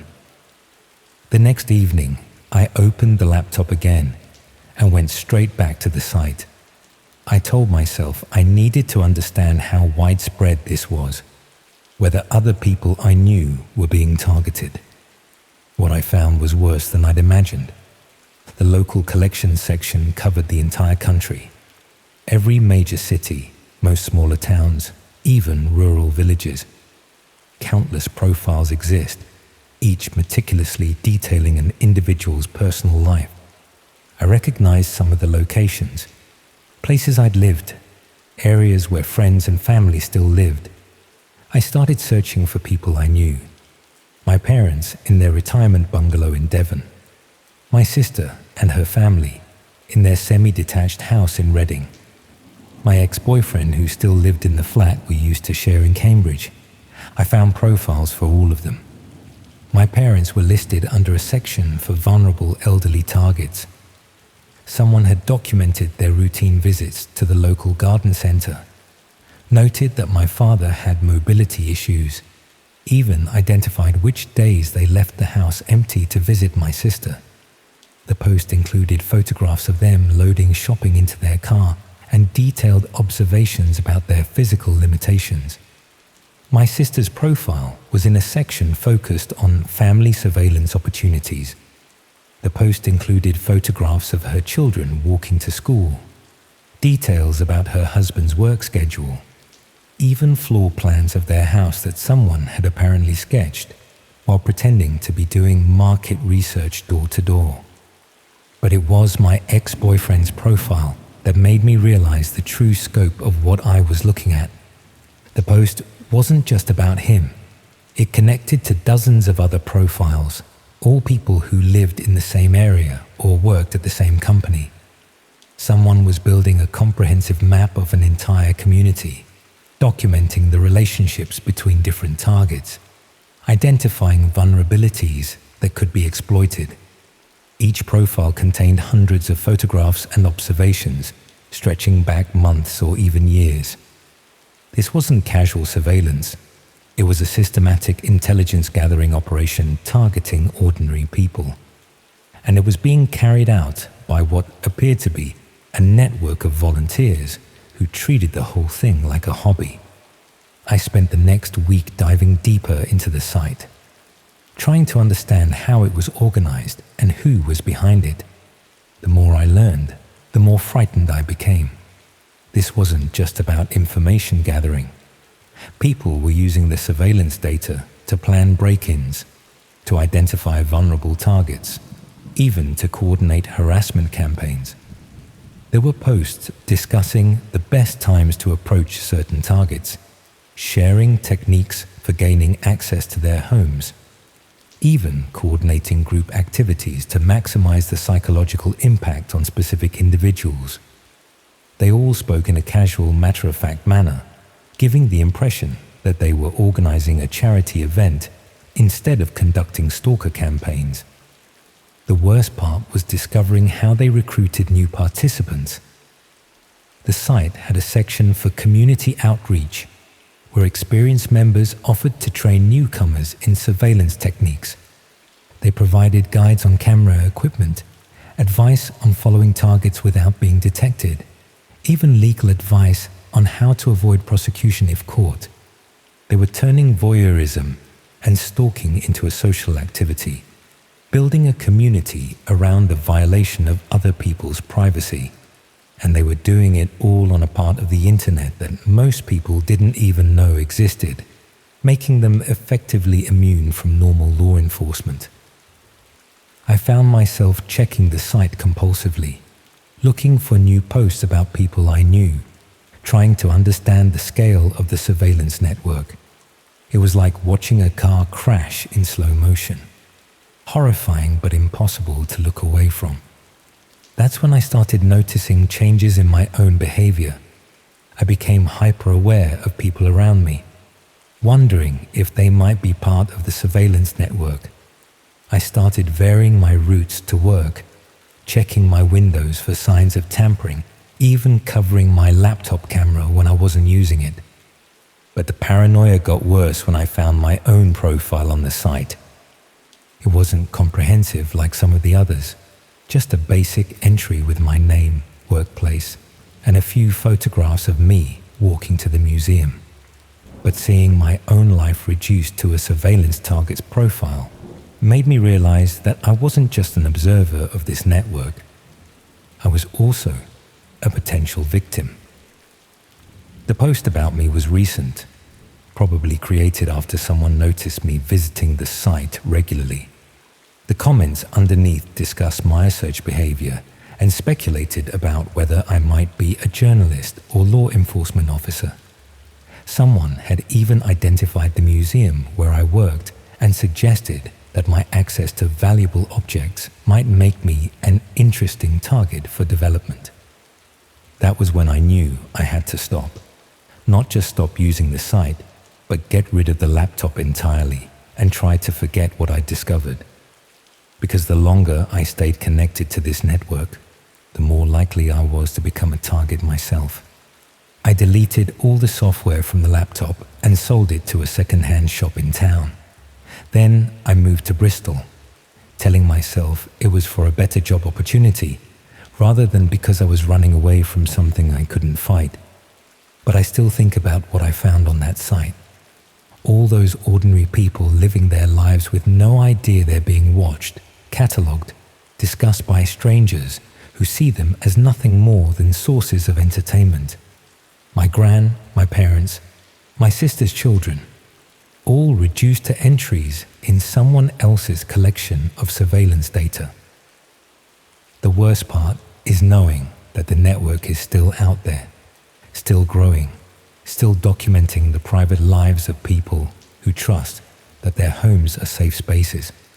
And there's nothing I can do to stop it, because they operate in the shadows where normal rules don't apply. Sometimes I wonder if they know I found them, whether my own profile has been updated to reflect my new location, my new job, my new routines, whether someone in Bristol is already taking photographs of me walking to work, noting what time I come home, building up a comprehensive picture of my vulnerability. But I try not to think about it too much, because once you know that these networks exist and understand how systematic and organized they are, you can never really feel safe again. You just have to hope that you're not interesting enough to warrant their attention.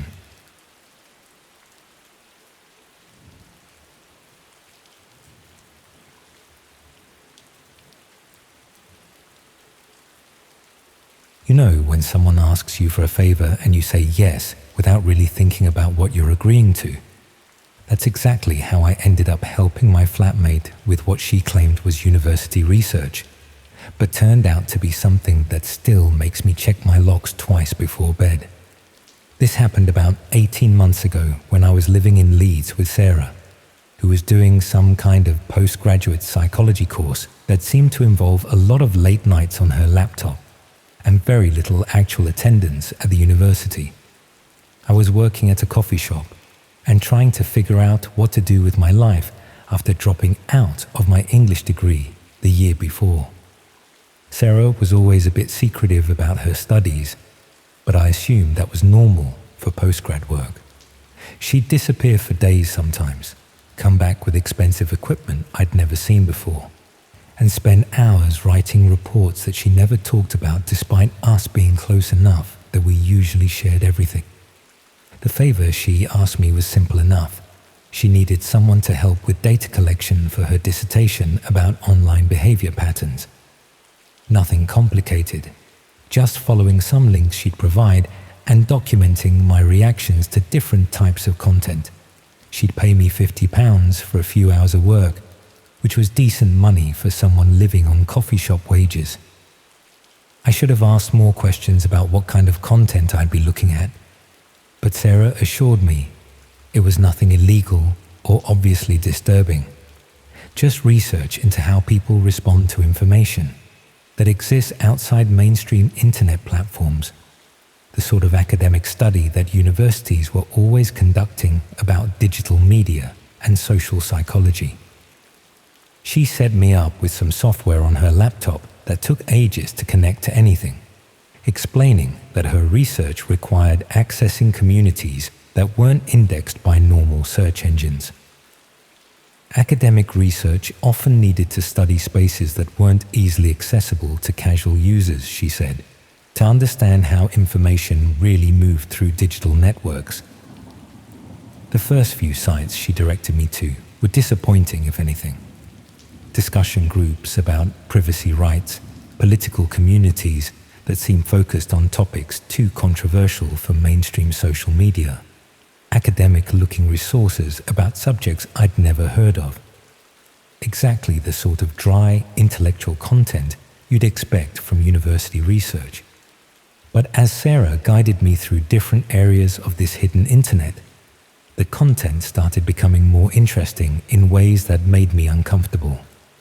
Not obviously illegal material, but discussions about activities that seemed to operate outside normal social boundaries, communities where people shared information about accessing restricted spaces, monitoring other people's activities, and conducting research that traditional academic institutions wouldn't approve.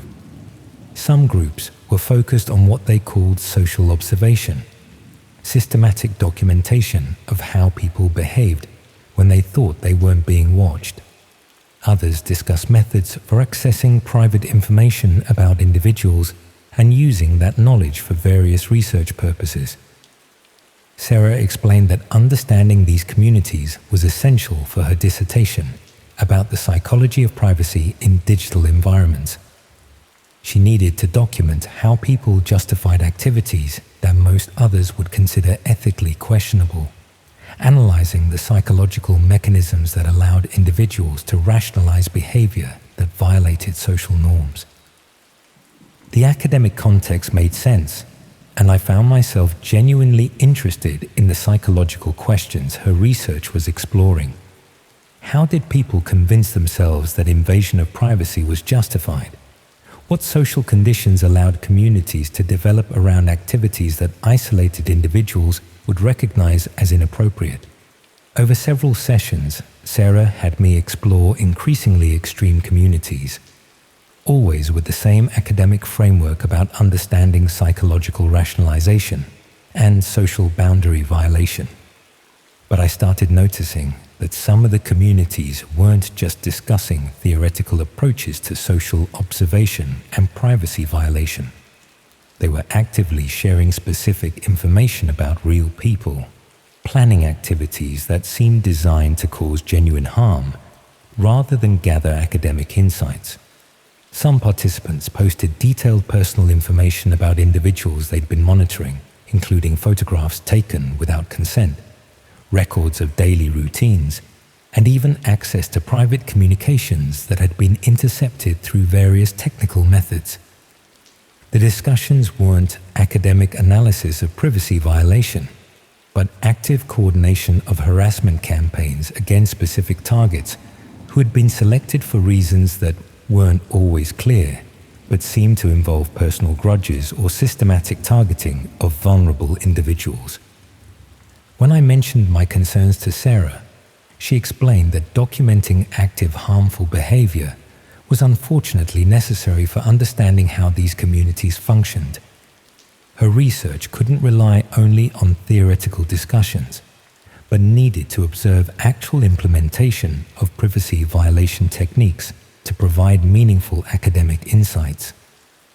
She assured me that observing this content was contributing to research that would eventually help develop better protections for potential victims, making temporary discomfort about witnessing harmful behavior justified by the long-term benefits of understanding how digital harassment actually operated.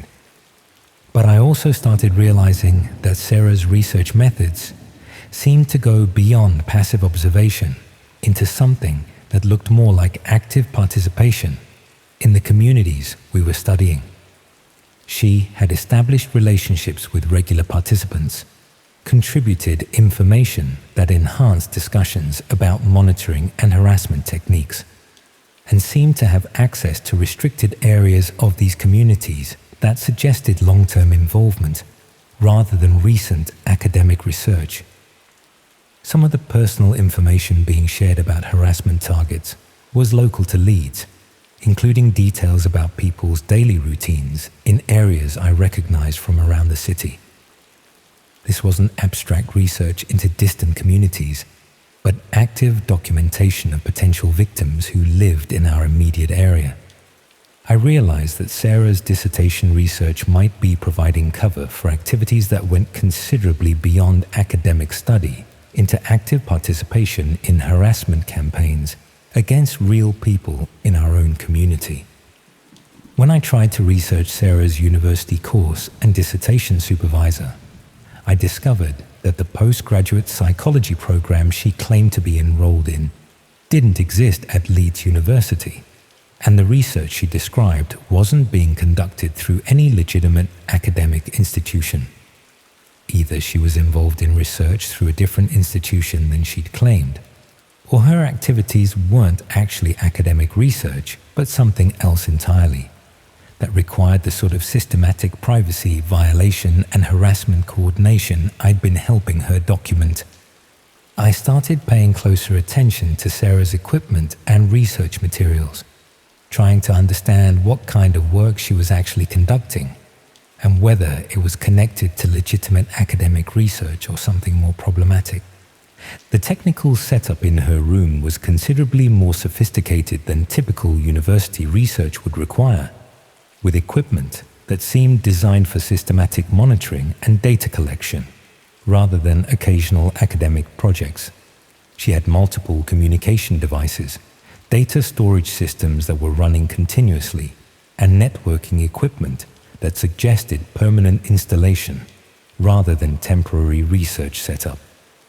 Most disturbing was discovering that some of the harassment targets we'd been observing through the hidden communities were people I'd seen around Leeds, including individuals whose daily routines Sarah seemed to know with accuracy that could only come from systematic personal surveillance.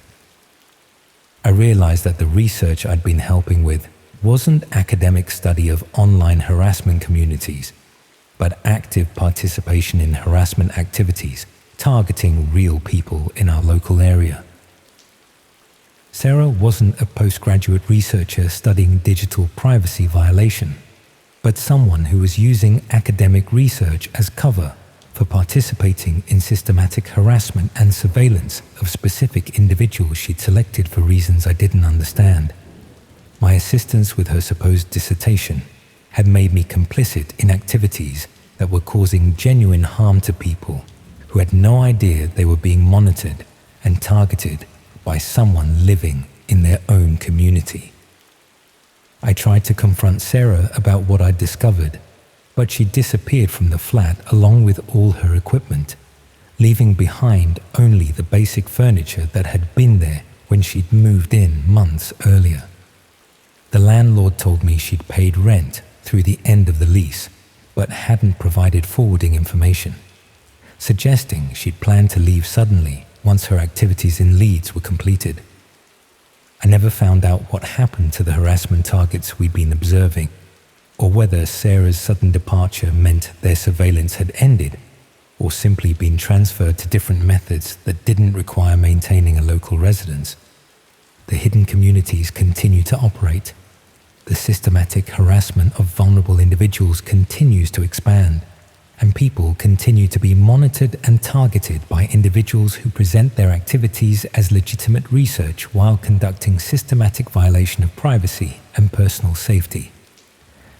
I still work at the coffee shop, still live in Leeds, still wonder whether some of my customers might be involved in activities similar to what Sarah was conducting, using legitimate-sounding explanations to justify systematic harm to people who have no idea they're being watched and targeted.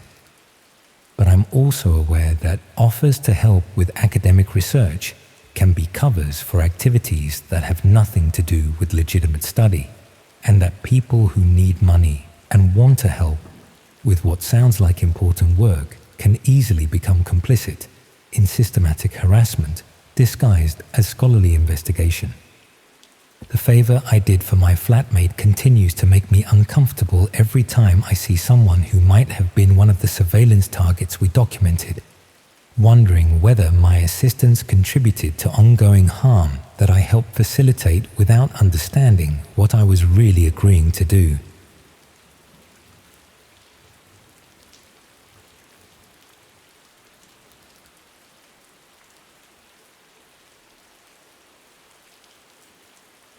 I used to think online anonymity made you safer, until I found out how easy it is for someone to find you when they really want to. Working at TechFix in Birmingham city centre wasn't exactly what I'd planned when I dropped out of college halfway through my computing course. The pay was rubbish, and most customers treated you like you were thick, but it beat signing on and gave me something to do while I figured out what came next. Plus, Dave, who owned the shop, was decent enough and didn't ask too many questions about why I'd left uni.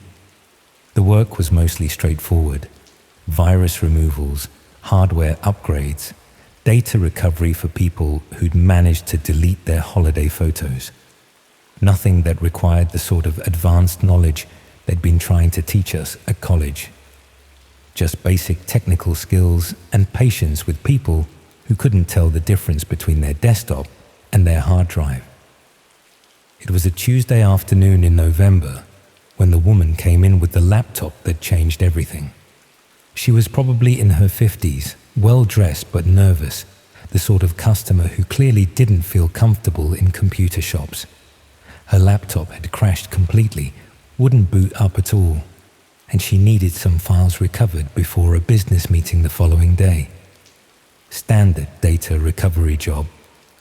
I explained it would take a few hours to extract the files safely, and she could collect the laptop the next morning.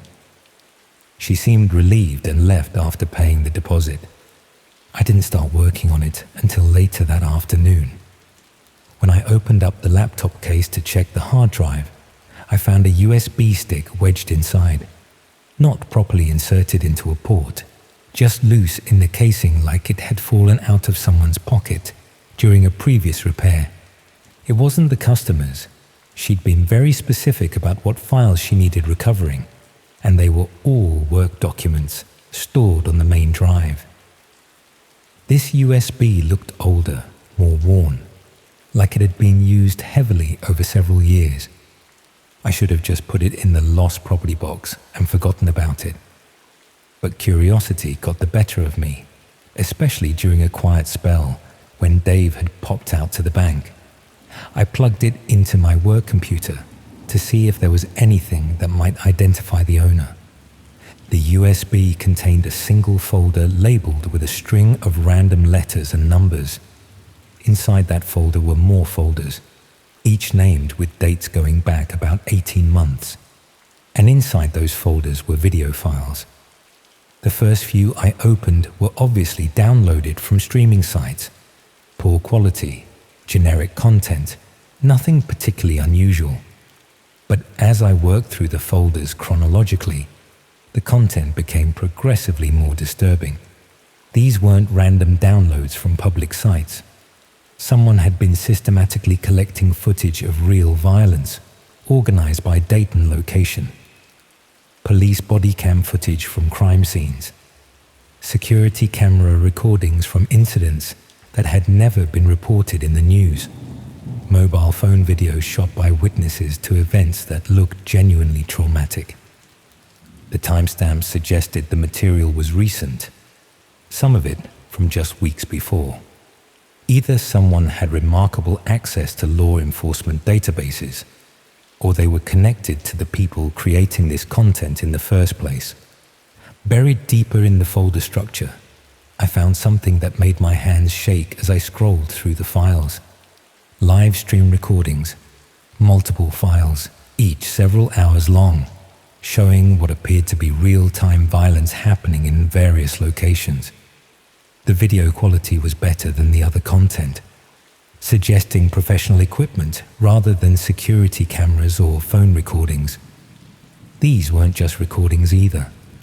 The interface visible around the edges of the video showed chat windows, viewer counters, control panels. Someone had been participating in live streams where people could watch real violence happening as it occurred. The most recent folder contained something even worse.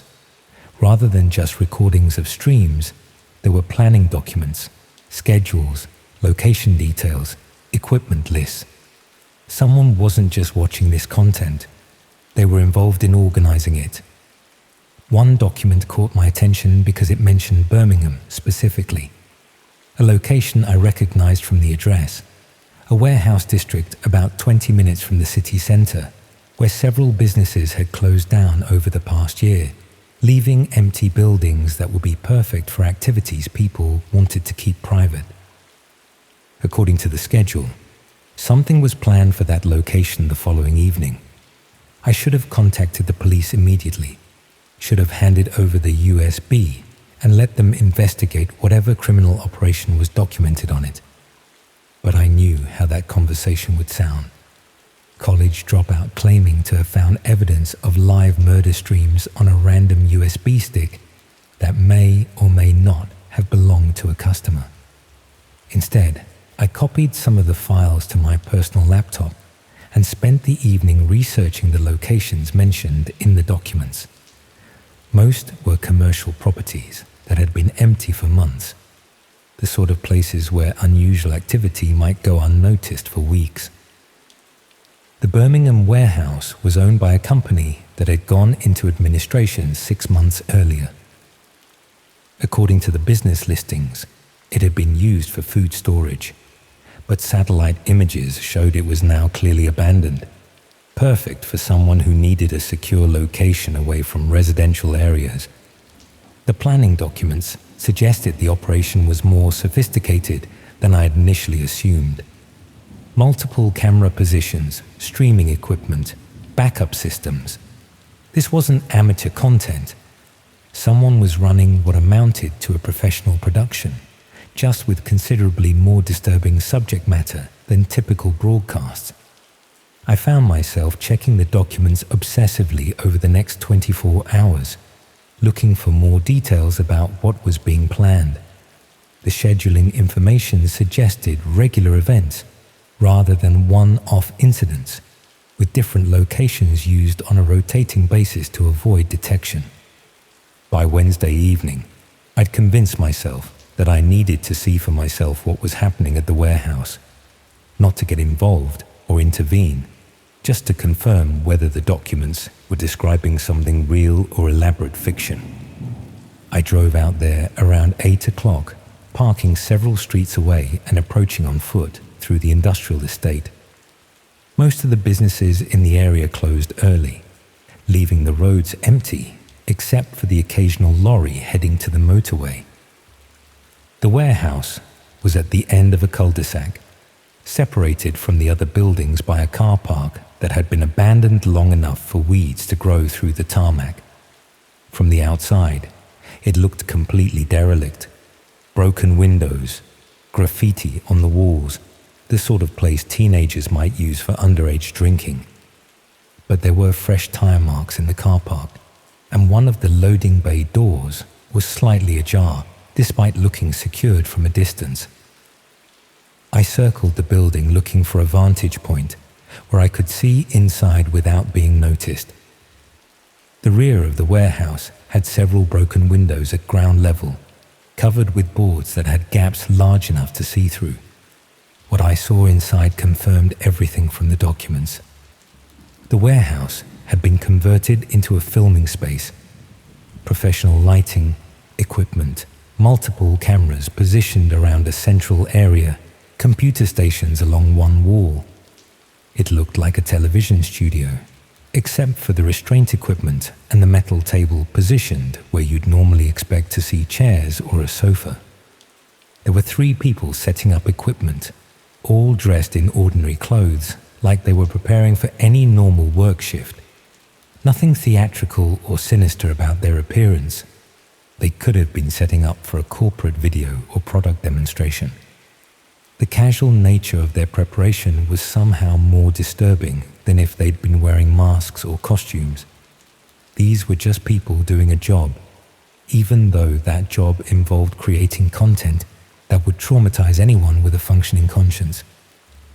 I watched for about an hour as they completed their setup and tested various pieces of equipment.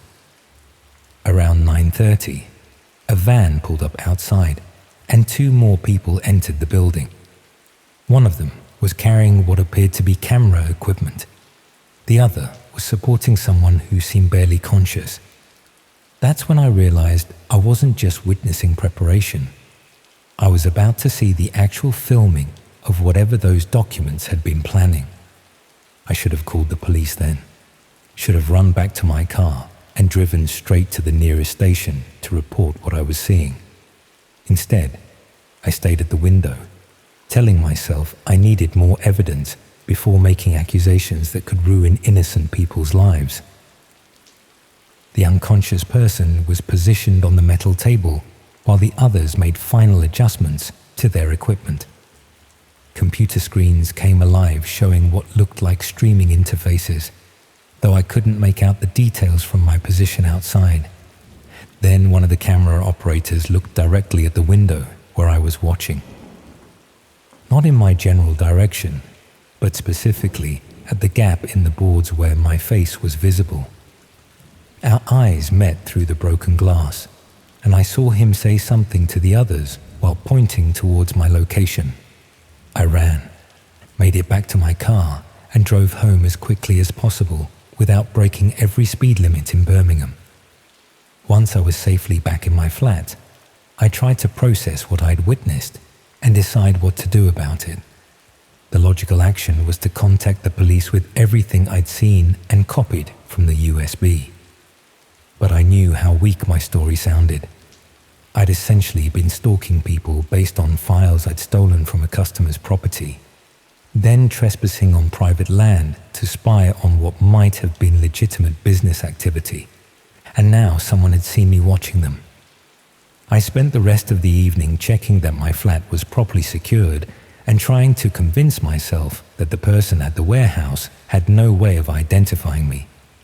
They'd seen my face for maybe 3 seconds in poor lighting conditions. Even if they wanted to find me, how could they possibly know who I was or where I lived? The next morning, I arrived at work to find the woman from Tuesday waiting outside the shop. She seemed different from when she'd first brought the laptop in. More confident, less nervous about being in a computer shop. She asked about her data recovery with the sort of casual interest you might show when collecting dry cleaning rather than the urgency she displayed initially. I handed over her laptop and the recovered files, expecting her to check everything was in order before leaving. Instead, she just smiled and asked if I'd found anything interesting while working on her machine. The question was innocent enough, but something about the way she asked it made my stomach drop, as if she already knew what I'd discovered and was testing whether I'd admit to it. I told her everything had gone smoothly and that all her files had been recovered successfully. She thanked me, paid the balance, and left without checking any of the work I'd supposedly done. But as she reached the door, she turned back with that same smile and mentioned that she hoped I'd found the warehouse visit educational. Then she was gone, leaving me standing behind the counter, trying to work out how she could possibly have known where I'd been the previous evening. I checked our customer database after she left. The contact details she'd provided led nowhere.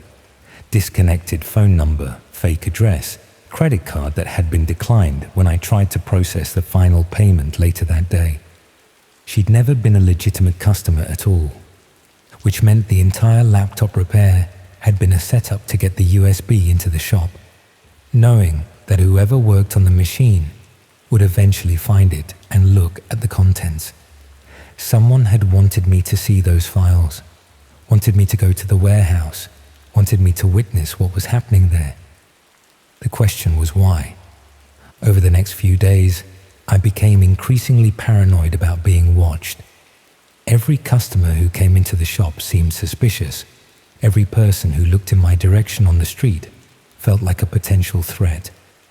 I started varying my route home, checking behind me more often, sleeping with furniture pushed against my bedroom door.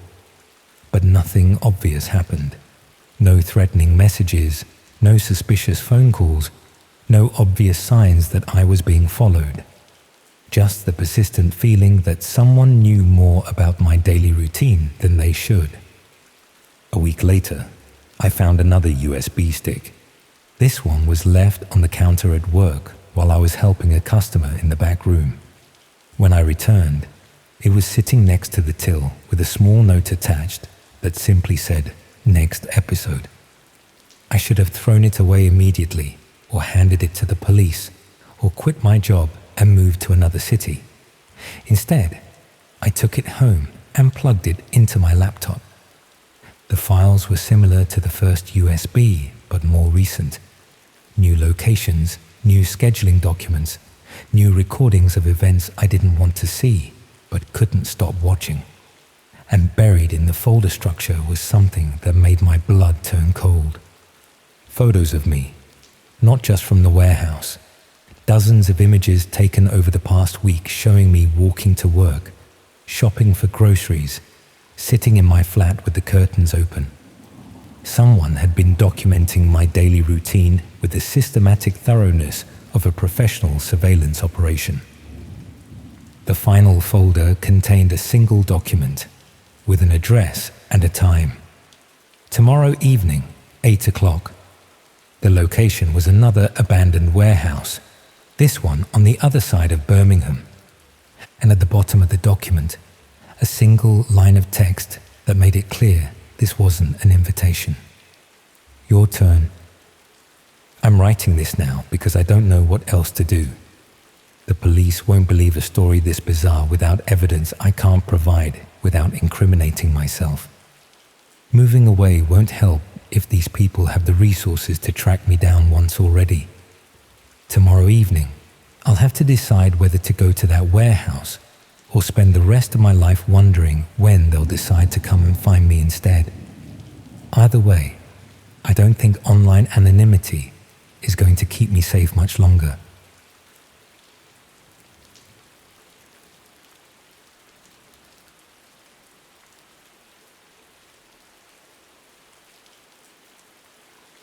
The message that changed everything arrived disguised as a routine Instagram collaboration request.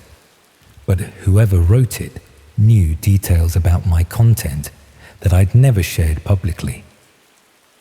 I was 25 and working as a content creator, making a living through sponsored posts and affiliate marketing, while desperately trying to build enough of an audience to turn social media into actual career stability rather than month-to-month survival. My Instagram focused on urban exploration and hidden places around the South Coast, abandoned buildings, forgotten tunnels, derelict sites that most people walked past without noticing. The sort of atmospheric photography that attracted followers interested in urban decay and architectural history. The message came from an account with minimal following, but a professional tone, asking if I'd be interested in participating in what they called an interactive location discovery project that would pay considerably more than my usual brand partnerships. What made me pay attention wasn't the money, though that was appealing, but the specific locations they mentioned in their pitch. Places I'd photographed recently but hadn't posted yet, including a Victorian railway tunnel that I'd spent weeks researching and only visited the previous day. They knew about locations I'd explored but hadn't documented publicly, suggesting either sophisticated research into my activities or access to information that should have been private. The project they described was intriguing but vague, something involving collaborative exploration of hidden urban spaces, using social media to document discoveries while participating in what they called a real-world puzzle game that combined urban exploration with mystery solving. They were looking for content creators with genuine knowledge of forgotten places and the skills to access locations that weren't obvious to casual urban explorers. The payment structure was unusual but attractive. A substantial upfront fee for initial participation, with additional payments based on the quality and uniqueness of locations I could document through their project platform. They provided a link to their private website where participants could access project details and begin what they described as an initiation challenge that would determine whether I was suitable for their community. The website looked professional despite being clearly private rather than publicly advertised. Clean design, sophisticated functionality, but with content that required membership approval rather than open access. The initiation challenge was straightforward but engaging. A series of location-based puzzles that required combining historical research with practical urban exploration skills. Each puzzle provided cryptic clues about hidden places around Brighton and surrounding areas, challenging participants to identify and photograph specific locations within time limits that tested both researchability and physical exploration skills. The puzzles were genuinely challenging, requiring knowledge of local history, architectural details, and urban geography that went far beyond casual tourism or standard exploration guides. Solving them felt rewarding in ways that normal social media content creation never achieved. Intellectual engagement combined with physical exploration, all within a community that valued genuine discovery over performative documentation. I completed the initiation challenges successfully and was granted full access to what they called the Exploration Network, a private community of content creators and urban explorers who collaborated on location discovery projects. The network's main feature was an interactive map showing hidden locations throughout the UK, contributed by members who shared their discoveries in exchange for access to information about places documented by other participants. The quality of locations was impressive, spaces that I'd never seen documented anywhere else, including places that seemed impossible for casual explorers to access without specialized knowledge or equipment. Some locations came with detailed access instructions, historical background, and even safety warnings that suggested the contributors had extensive experience with challenging urban exploration. I started contributing my own discoveries to the network, sharing information about places I'd found through years of independent exploration around the South Coast. The response was immediate and encouraging. Other members provided additional context about my locations, shared related discoveries, and offered collaboration opportunities that could enhance both our individual content creation and collective exploration knowledge. But as I spent more time in the network, I started noticing aspects of the community that made me uncomfortable. Some members discussed accessing locations that were clearly private property, using methods that went beyond traditional urban exploration into what seemed like breaking and entering. They shared techniques for bypassing security systems, manipulating locks, and avoiding detection by property owners or security personnel. The tone of these discussions was casual and matter-of-fact, as if illegal access to private spaces was routine problem-solving rather than criminal activity. When I expressed concern about the legality of some activities being discussed, other members assured me that abandoned properties weren't truly private in any meaningful sense, and that documentation of forgotten places served important historical and cultural purposes that justified flexible interpretation of property rights. They explained that their network focused on spaces that had been abandoned by their owners and were slowly deteriorating without any beneficial use, making their exploration activities more like historic preservation than trespassing. The access methods they shared were presented as necessary skills for anyone serious about documenting genuinely hidden places rather than just visiting locations that were already known to casual urban explorers. Over the next few weeks, I found myself using techniques I'd learned from the network to access locations that had previously been beyond my exploration capabilities. The results were impressive. Unique content that significantly improved my Instagram engagement and led to collaboration opportunities with brands that were specifically interested in working with creators who could provide genuinely exclusive location access. My content quality improved dramatically as I documented spaces that other creators couldn't access, giving my social media presence the sort of authentic uniqueness that was essential for building sustainable creator careers.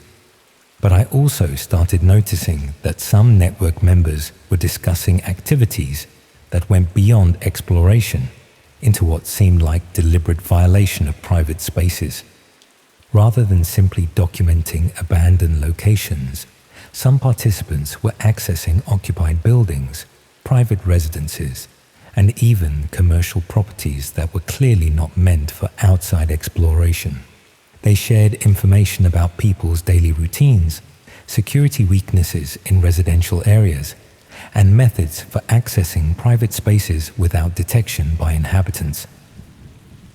The discussions had shifted from historic preservation to what appeared to be systematic invasion of privacy, justified through claims about documenting authentic urban life rather than just empty buildings.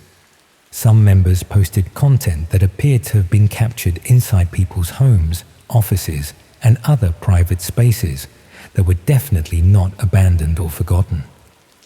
The production quality suggested sophisticated equipment and planning rather than opportunistic photography, indicating systematic approach to accessing and documenting private spaces.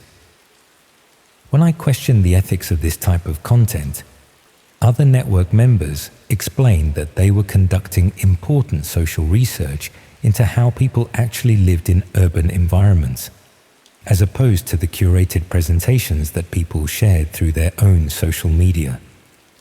They argued that authentic documentation of private life was valuable for understanding genuine human behavior patterns, social dynamics, and cultural practices that weren't visible through public observation or voluntary self-documentation. The privacy violations were presented as necessary methodology for serious urban anthropology, providing insights that couldn't be obtained through conventional research or documentation approaches.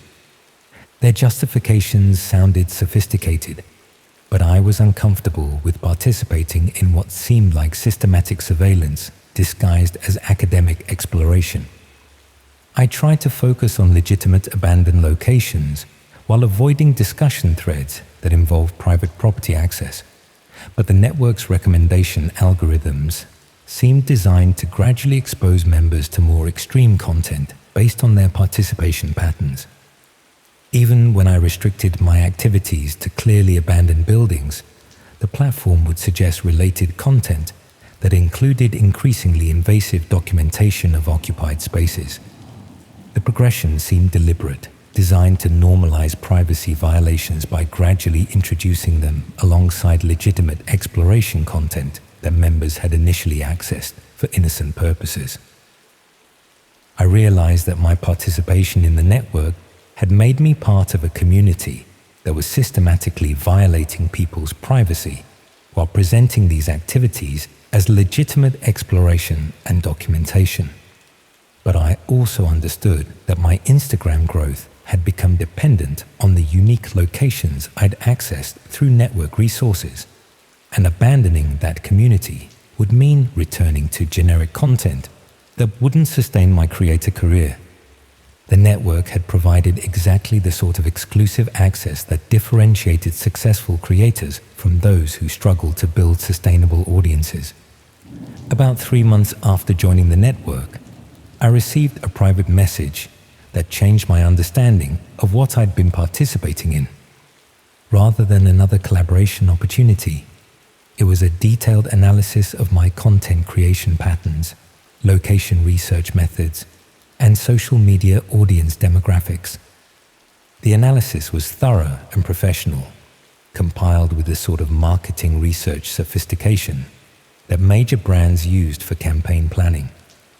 But instead of offering sponsorship opportunities, the message explained that my participation in the network had been valuable for purposes that went beyond community exploration projects. My content had provided them with comprehensive intelligence about accessible locations throughout the South Coast. My audience research had helped them understand how to present privacy violations as legitimate exploration, and my documentation methods had enhanced their operational planning for activities that were considerably more systematic than urban exploration. They thanked me for my contribution to their location intelligence gathering, and mentioned that they'd been particularly impressed by my ability to access challenging locations while maintaining the sort of social media presence that provided excellent cover for activities that required public credibility. The network wasn't a community of urban explorers, but a recruitment and intelligence system designed to identify people with location access skills while gathering information about spaces that could be used for activities that weren't related to exploration or documentation. My months of sharing location information had provided them with exactly the sort of intelligence they needed for expanding their privacy violation activities into new areas. They didn't need me to directly participate in illegal activities because my legitimate exploration work had already given them comprehensive information about accessible hidden spaces throughout my region. My Instagram success had been built on discoveries that were now being used to facilitate systematic privacy violations that I'd found morally disturbing, but had rationalized as necessary for maintaining my creator career. The network continues to operate, recruiting new creators and gathering location intelligence while presenting privacy violations as legitimate exploration activities. Members continue to share information about accessing private spaces, documenting people without consent, and treating human privacy as content to be consumed by audiences who value authentic access over ethical consideration. I still create urban exploration content for Instagram, still photograph abandoned buildings and forgotten spaces, still wonder how many of my followers are using my location research for purposes that go beyond casual photography. But I'm also aware that my documentation of hidden spaces has been used to facilitate privacy violations. My content creation skills have been analyzed for operational planning purposes, and my social media presence has provided cover for activities that treat other people's private lives as entertainment for audiences who pay for access to authentic human vulnerability.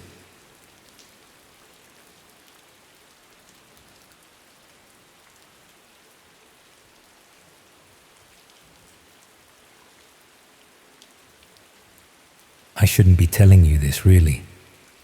Part of me wishes I'd never gone looking in the first place, but curiosity has always been my weakness. I suppose that's why I ended up in marketing rather than something sensible like accounting, always poking at things better left alone. It started about 18 months ago when I was living in that bedsit in Hackney. It was a seriously grim place, damp creeping up the walls, heating that worked when it fancied, and a landlord who responded to maintenance requests about as often as England win the World Cup. However, it was the only option I could afford given my salary, and the Wi-Fi quality was good enough. I've been having trouble sleeping. Nothing dramatic, just lying there scrolling through my phone until 3 in the morning, reading the same news articles over and over. You know how it is when your brain won't switch off. One night, probably around 2:30, I found myself reading about the dark web. Not because I was particularly interested, mind you. It was just one of those rabbit holes you fall down when you're bored and tired.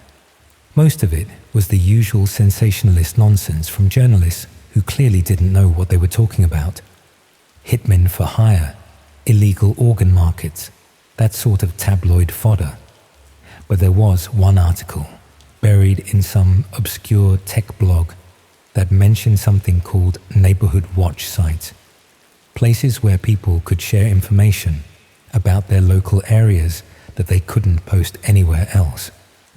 The article was vague, deliberately so, but it suggested these sites contained things like CCTV footage from private cameras, details about residents' daily routines, even photos taken through windows. All completely illegal, obviously, but the authorities couldn't do much about it because of how these sites operated. I should have closed my laptop and gone to sleep. Instead, I spent the next week teaching myself how to access these hidden parts of the internet. It's not as complicated as people make out. mostly just downloading different software and following instructions you can find anywhere online. The hard part is knowing where to look once you're there. It took me nearly a fortnight to find one of these neighborhood watch sites. They're not advertised, obviously. You have to know someone who knows someone, or stumble across a link in some forgotten corner of a message board. When I finally found one, I almost backed out immediately. The whole thing felt grubby, voyeuristic in the worst possible way. But I was curious about my own area. Hackney's not exactly leafy Surrey. There's always something happening. Police sirens most nights, the occasional bit of excitement. I wondered what secrets my neighbors might be keeping, what the people in the flats above and below got up to when they thought nobody was watching. The site was surprisingly professional looking. Clean white background, simple navigation, no pop-up adverts or flashing graphics. It could have been a local council website except for the content. There were sections for different London boroughs, then subsections for specific areas. I clicked on Hackney, then narrowed it down to my postcode. The first few posts were fairly mundane. Someone had uploaded photos of teenagers hanging about outside the chicken shop on my road, claiming they were dealing drugs.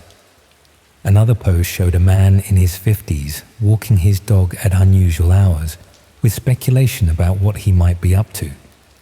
Petty neighborhood paranoia, the sort of thing you'd expect from curtain twitchers with too much time on their hands. Then I saw my building. It was just a photograph at first, taken from across the street at night. My bedsit was on the first floor, and you could see the blue glow from my laptop screen through the thin curtains. The image quality was surprisingly good. Someone had used a proper camera with a decent lens. The timestamp showed it had been taken 3 days earlier, around the time I'd been researching these very websites. The post didn't mention me specifically, but the comments underneath were unsettling. People discussing which flat was which, what times the lights went on and off, who had visitors and when. Someone had even worked out roughly how many people lived in each unit, based on the different types of curtains and the patterns of activity they'd observed. I should have logged off then, deleted the software, forgotten the whole thing, but something made me keep scrolling. Maybe it was the realization that I'd been watched without knowing it. Or maybe I just wanted to understand how deep this surveillance went. The next post made my stomach drop. It was a collection of photographs taken from the alleyway behind my building. The back windows of the ground floor flats were clearly visible, and someone had catalogued which rooms were bedrooms, which were kitchens, even which tenants appeared to live alone. The photos had been taken over several weeks, building up a comprehensive picture of everyone's routines. But it was the final image in that post that made me close my laptop and walk away from the desk. It showed the back of my building at night, but this time there was a figure visible in one of the windows, a silhouette of someone standing very still, looking out into the darkness. The timestamp was from the previous evening. I'd been out that night, at my mate Dave's birthday drinks in Shoreditch. My flat should have been empty. I told myself it must have been a reflection, or maybe the image had been taken on a different night, and the timestamp was wrong. But when I checked my building the next morning, I noticed something I'd never paid attention to before. The fire escape at the back led directly past my kitchen window, and the lock on the back door looked like it had been tampered with. That evening, I moved my desk away from the front window and started keeping the curtains closed. I also began checking the dark website more regularly, telling myself it was just sensible precaution. If someone was watching my building, I wanted to know about it. The post continued. More photographs, more detailed observations about the residents' habits. Someone had even uploaded footage from what looked like a security camera, showing people coming and going from the front entrance. I recognized several of my neighbors, including the woman from the flat below, who always seemed to be arguing with someone on her phone. Then the post started getting more specific. Someone uploaded a close-up photograph of my kitchen window, taken from the fire escape. You could see right inside, my dirty dishes in the sink, a shopping list stuck to the fridge, even the corner of my sofa visible through the doorway. The photo was time-stamped from the previous afternoon when I'd been at work. The comments under that post were worse than the image itself. People discussing the best times to access the fire escape, speculating about whether I had any security cameras, even debating whether I kept my spare key hidden somewhere outside. One comment mentioned that I appeared to live alone and suggested this made me an easier target. I started coming home from work different ways each day, checking the alleyway before entering my building. I bought a cheap security camera for my kitchen window, though I wasn't sure it would do much good. Mostly, I tried to convince myself this was all just internet weirdos playing at being spies, harmless voyeurs with nothing better to do. But the photographs kept coming.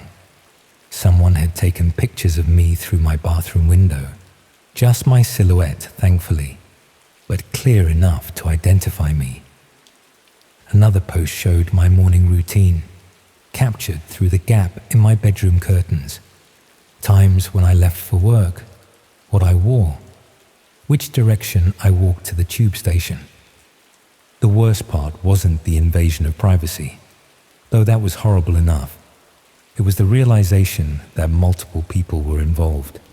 The photographs came from different angles, different cameras, different times of day. This wasn't one obsessed stalker. It was a group of people, possibly several dozen, all systematically documenting the lives of everyone in my area. I considered calling the police, but what would I tell them? That I'd found illegal surveillance photographs while browsing illegal websites. That strangers on the internet were taking pictures of my building. They'd either think I was paranoid or ask uncomfortable questions about how I discovered the images in the first place. Instead, I started looking at other areas on the site.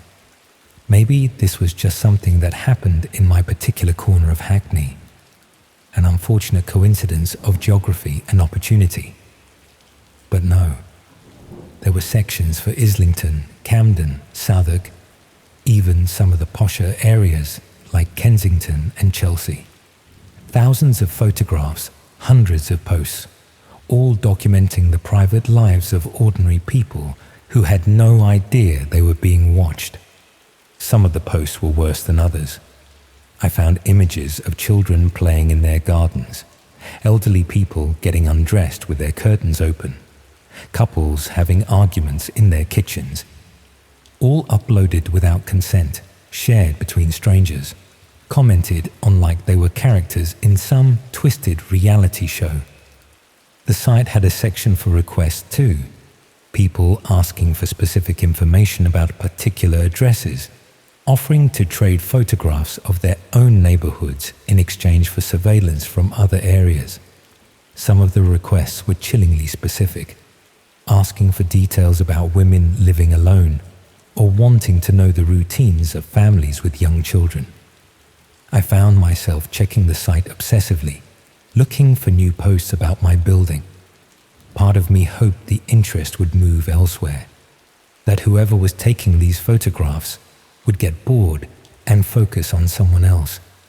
But the posts kept coming, getting more detailed and invasive each time. One morning, I woke up to find a new photograph that made me physically sick. It showed my bedroom window from outside, taken sometime during the night while I was sleeping. But this image wasn't taken from ground level or even from another building. The angle suggested someone had been on the fire escape right outside my window, close enough to see inside despite the curtains being mostly closed. The timestamp showed 3 a.m. I'd been asleep, completely vulnerable, while someone had climbed the fire escape and stood just meters away from where I lay. The thought of it made my hands shake as I scrolled through the comments underneath. People discussing how easy it would be to force the window, speculating about whether I kept anything valuable in my bedroom, even suggesting what they might do if they could get inside. That's when I knew I had to move, not just to a different flat, but out of London entirely. These people, whoever they were, had turned surveillance into a hobby. They were organized, systematic, and apparently untouchable. The police couldn't stop them because they operated in the shadows of the internet, sharing information through channels most people didn't even know existed. I handed in my notice at work the following week and moved back in with my parents in Gloucestershire. Told them I needed a change of scene, wanted to save some money, that sort of thing. They didn't ask too many questions, which I was grateful for. How do you explain that you've discovered an entire community of people dedicated to watching strangers through their windows? But even now, 6 months later, and nearly 200 miles away, I still check that website sometimes. I tell myself it's just to make sure they're not still posting about my old building. But really, it's become a compulsion. I need to know how bad it's getting, how many more people they're watching. The site's grown since I left London. New sections for other cities, more sophisticated organization, better cameras and clearer images. They've started using drones too. I've seen aerial photographs of people in their gardens who clearly have no idea they're being watched from above.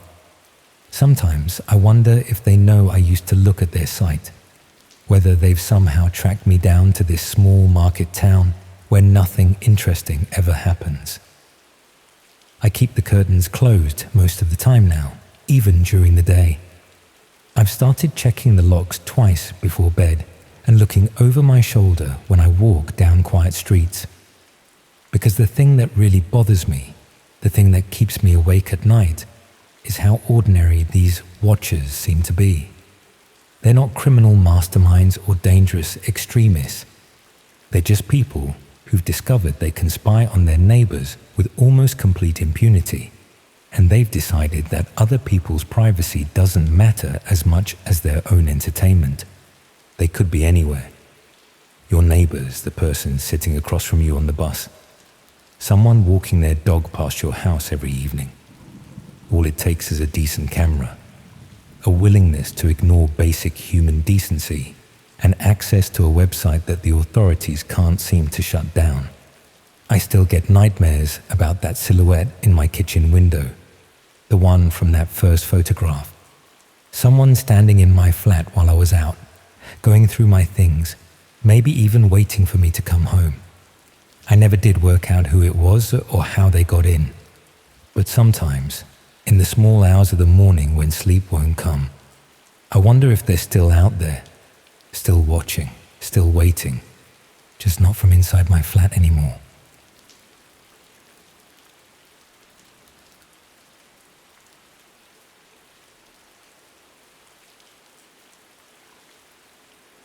You'd probably be surprised how easy it is to see things you're not meant to, especially when you're looking for them with academic purpose, rather than just morbid curiosity. I was in my first year at Manchester studying journalism, living in one of those cramped student flats near the university, where the heating barely worked and you could hear everything your flatmates did through the paper-thin walls.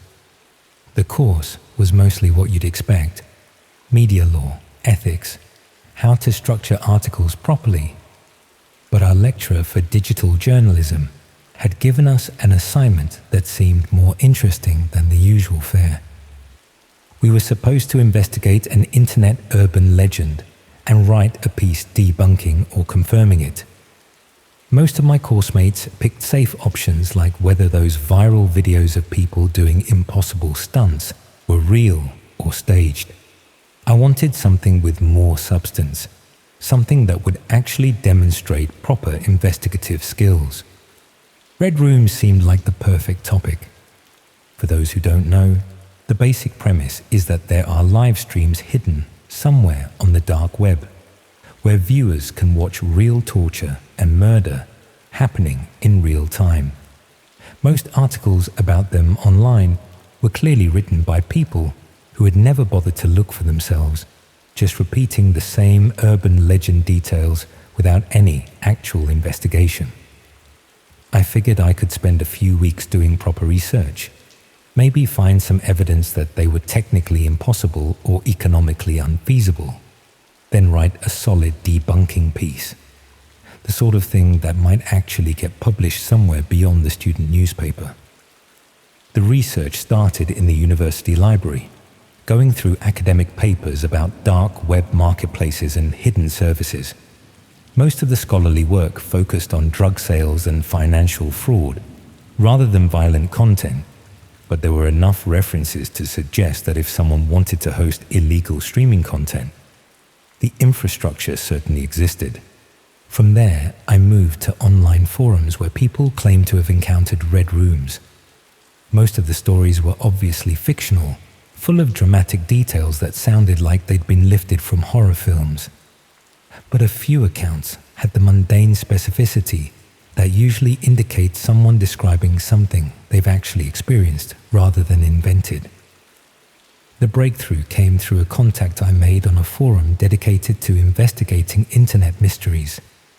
She went by the username Archive Digger and seemed to have genuine technical knowledge rather than just repeating things she'd read elsewhere. After exchanging messages for about a week, she offered to help with my research. She explained that finding specific content on hidden networks required more than just browsing randomly. You needed connections, recommendations, invitations to private areas, the sort of access that took time to build up and couldn't be rushed. Over the next few weeks, Archive Digger introduced me to various people who claimed to have seen disturbing content online. Most turned out to be time wasters or attention seekers, but a few seemed legitimate. They spoke about the technical aspects in ways that suggested real familiarity rather than guesswork. One contact, who called himself Documentary Maker, claimed to have accessed multiple Red Room streams over the past year. He was willing to share screenshots and recordings, but only after I'd proven my serious academic interest rather than casual curiosity. The proof he provided was disturbing, but not conclusive. Dark rooms with industrial equipment, bound figures, timestamps suggesting live broadcasts. It could have been elaborate fiction, scenes from unreleased films, or genuine documentation of real events. Without seeing the streams myself, I couldn't make a definitive judgment. That's when Documentary Maker offered to arrange access to a live stream. I should probably have declined at that point. My assignment was to investigate whether red rooms existed, not necessarily to witness one firsthand. But journalism requires getting as close to the source as possible, and this seemed like the only way to provide definitive evidence one way or another. The access instructions were complex, but not particularly technical. Specific software, rotating passwords, designated times to connect. The whole process felt designed to filter out casual browsers while allowing serious viewers to find what they were looking for.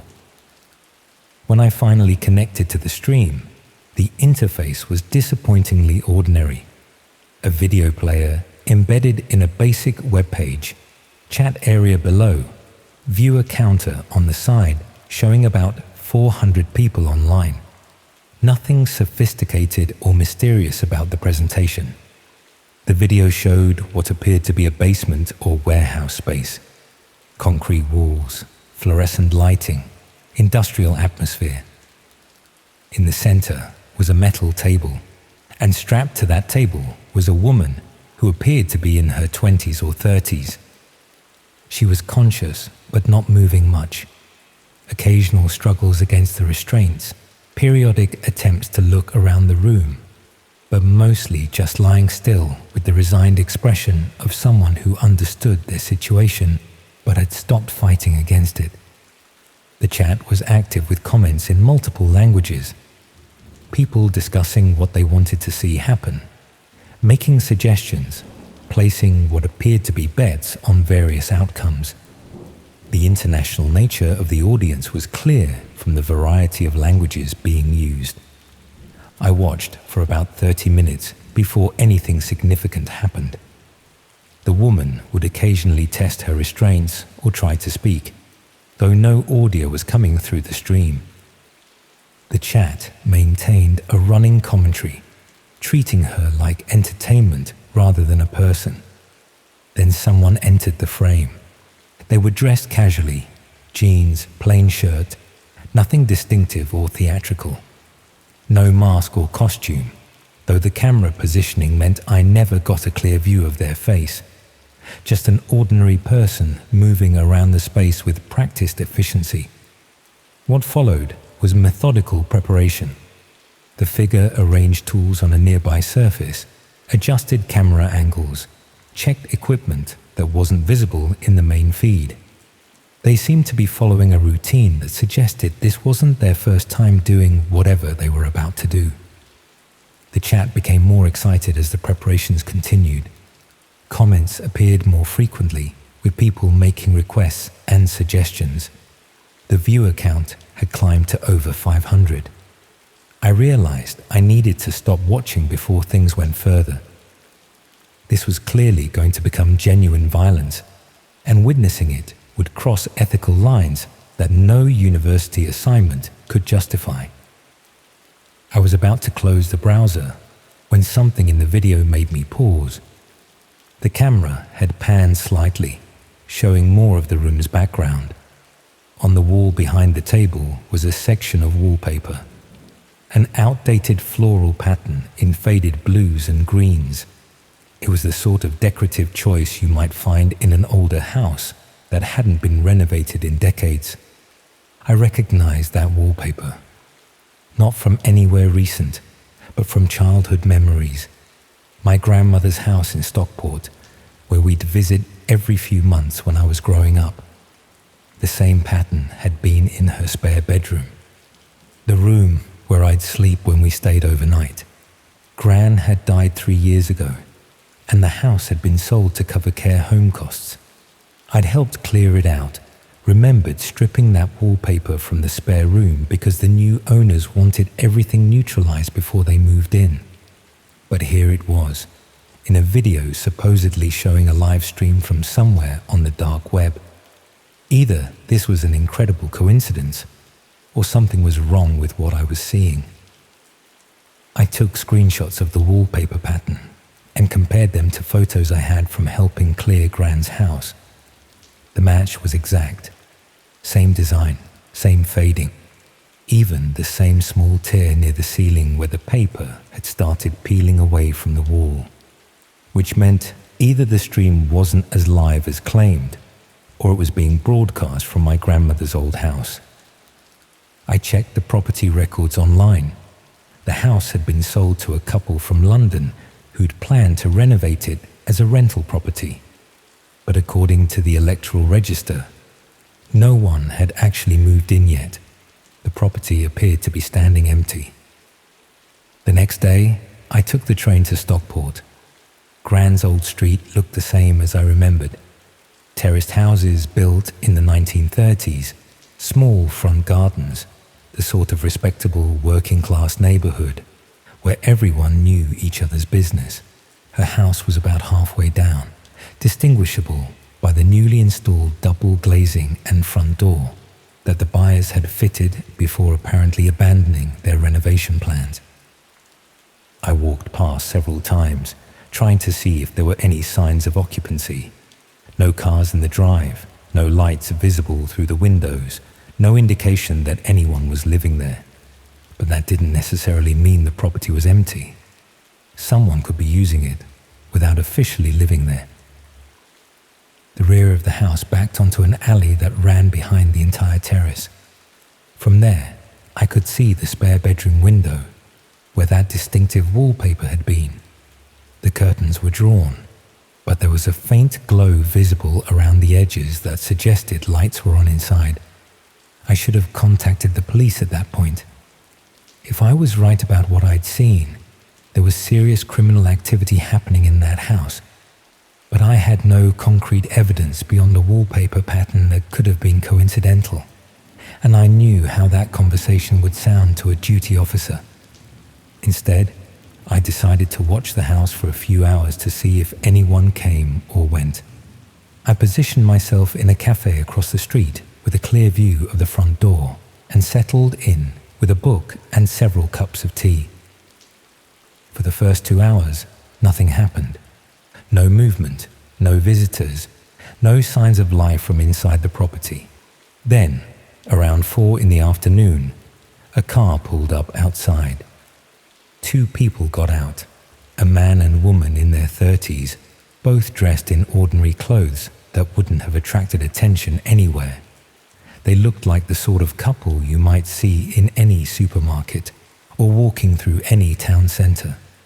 Nothing distinctive or memorable about their appearance. They let themselves into the house with keys, suggesting they were either the legal owners or had legitimate access.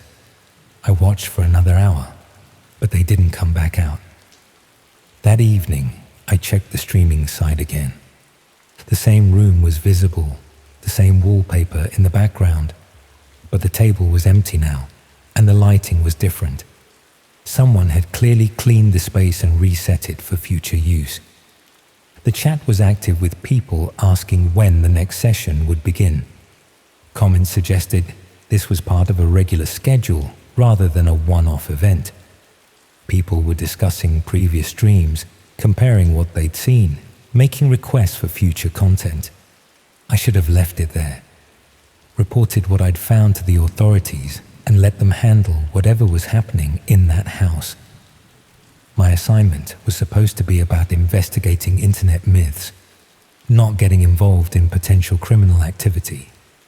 But I kept thinking about that room, about what I'd witnessed, about the casual way the chat participants had discussed real violence as entertainment.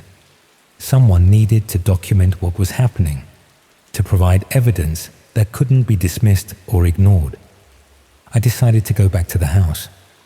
This time I went after dark, parking several streets away and approaching through the back alley. The spare bedroom window still showed that faint glow around the curtain edges, and I could hear the low hum of electronic equipment running inside. There was a small gap in the curtains where they didn't quite meet properly. From the right angle, I could see a slice of the room interior. The space had been completely transformed since I'd last been inside it 3 years ago. The furniture was gone, replaced by industrial equipment and camera gear. Lights on stands, cables running across the floor, the metal table I'd seen in the stream positioned in the center of the room, and sitting at a desk in the corner, facing multiple computer screens, was the man I'd seen get out of the car earlier that afternoon. He was monitoring what appeared to be several different streams simultaneously. Chat windows scrolled with comments in various languages. Viewer counters showed hundreds of people online. Video feeds displayed different rooms that all looked similar to the one I was looking at. This wasn't just one red room. It was some kind of operation running multiple streams from different locations. As I watched, the man picked up a phone and made a call. I couldn't hear what he was saying, but his body language suggested he was giving instructions or coordinating with someone else. After ending the call, he stood up and left the room. I should have left then. Should have gone straight to the police with what I'd seen and let them handle the investigation. Instead, I stayed by the window, curious to see what would happen next.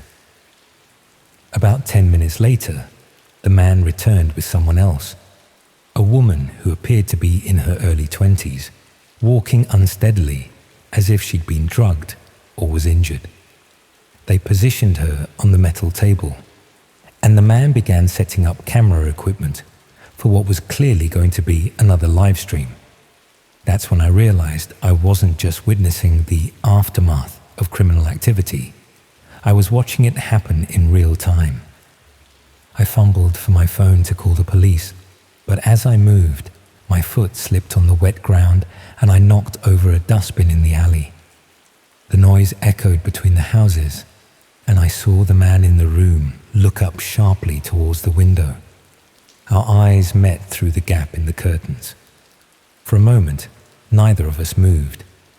Then he smiled, not a threatening expression, just the sort of polite acknowledgement you might give to any unexpected visitor, and reached for something on his desk. I ran, made it back to my car and drove straight home to Manchester, hands shaking as I tried to process what I'd witnessed. Once I was safely back in my flat, I tried to call the police, but found myself struggling to explain what I'd seen without admitting to trespassing and potentially compromising any investigation. In the end, I made an anonymous tip about suspicious activity at the Stockport address, providing enough details to justify a welfare check without revealing how I'd obtained the information. The next day, I checked local news websites to see if there had been any police activity in the area. Nothing appeared initially, but 2 days later, there was a brief story about a house fire in Stockport that had completely destroyed a property and left 2 people in hospital with smoke inhalation. The address matched my grandmother's old house. I never found out what the police discovered when they responded to my tip, or whether the fire was connected to what I'd witnessed. The couple, who'd been hospitalized, weren't named in any of the news reports, and no charges were ever mentioned in follow-up stories.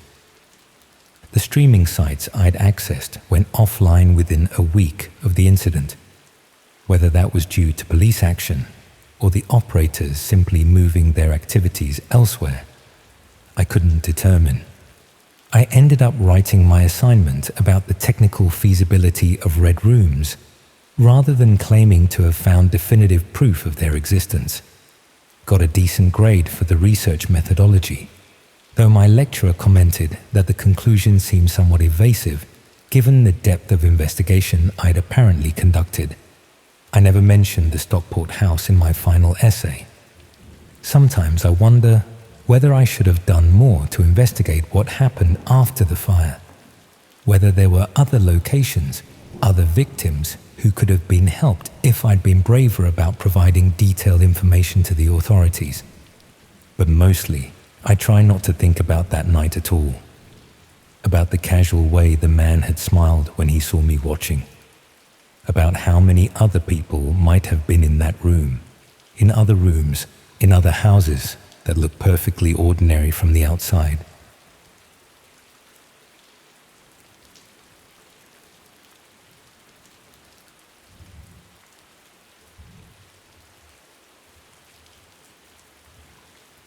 You know how sometimes you're so desperate for something to change in your life that you'll ignore obvious red flags? That's basically how I ended up volunteering for what I thought was legitimate mental health research, but turned out to be something much worse. This was about 2 years ago, when I was completely stuck.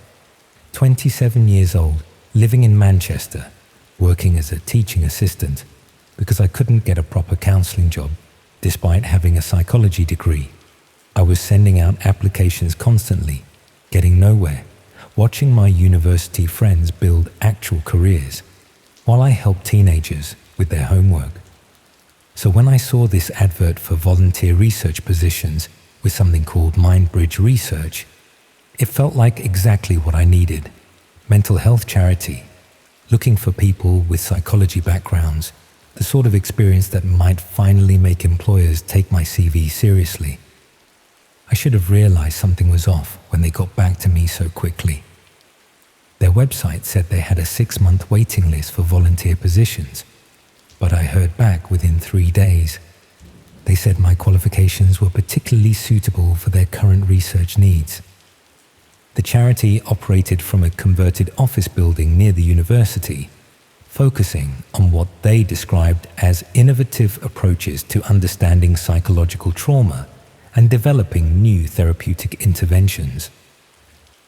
During my initial interview, They explained that their current project involves studying how people cope with exposure to disturbing content online, particularly the psychological mechanisms that allow some individuals to process traumatic material without developing lasting mental health problems. The research was important because increasing numbers of people were encountering violent or disturbing content through social media and news platforms, but traditional psychology had limited understanding of how this exposure affected mental well-being or how resilience could be built. They needed volunteers with counseling backgrounds to help analyze and document psychological responses to various types of challenging material, contributing to research that could eventually help develop better support systems for people who experience trauma through digital media. The work would involve reviewing disturbing content and providing professional analysis of its psychological impact, using my training to identify potential therapeutic interventions that might help others who encountered similar material accidentally. They emphasized that all content would be legal and ethically sourced, obtained through partnerships with law enforcement agencies and academic institutions that needed psychological expertise to understand the effects of material they encountered during their own work. The project offered a small stipend plus comprehensive professional development that would enhance my qualifications for future counseling positions, making it an opportunity that could significantly advance my career while contributing to important research. I agreed to participate and was given access to their research platform, which required special software to protect the sensitive nature of the material being studied and ensure that research content didn't become accidentally accessible to people who weren't trained to process it appropriately. The initial content was challenging but manageable. Crime scene footage, interview recordings with trauma survivors, and documentation of various incidents that demonstrated the range of disturbing material that people might encounter through normal internet use. My role was to analyze the psychological impact of each piece of content, identifying elements that were particularly traumatic and suggesting therapeutic approaches that might help people process similar experiences. The research team was impressed with my analysis and gradually provided access to more complex material that required deeper psychological expertise to understand and document appropriately. Some content came from international sources and depicted cultural practices or legal systems that were different from UK standards, requiring careful analysis to separate genuine psychological insights from personal cultural reactions. But as I progressed through the research materials, I started encountering content that seemed to go beyond what legitimate academic or law enforcement research would require. Material that was clearly designed to cause maximum psychological distress, rather than serve educational or investigative purposes, created specifically to traumatize viewers, rather than document real events for legitimate analysis. Some content appeared to be produced recently rather than historical documentation, suggesting ongoing activities rather than archived materials being studied for academic purposes. When I raised concerns about the source and purpose of some materials, the research supervisors explained that understanding artificially created trauma content was essential for developing effective interventions, as increasing numbers of people were being deliberately exposed to psychological manipulation through various online platforms.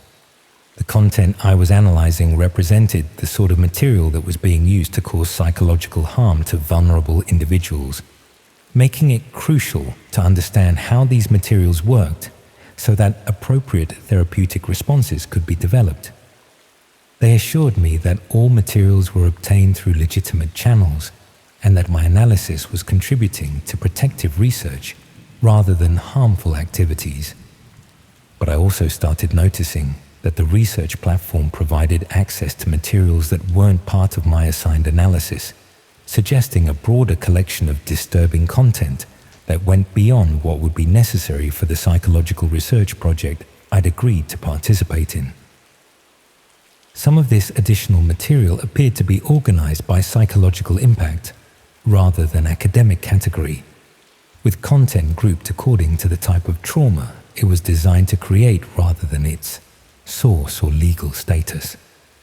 The organization suggested systematic study of psychological manipulation techniques rather than legitimate research into trauma recovery, with materials selected specifically for their ability to cause particular types of mental distress.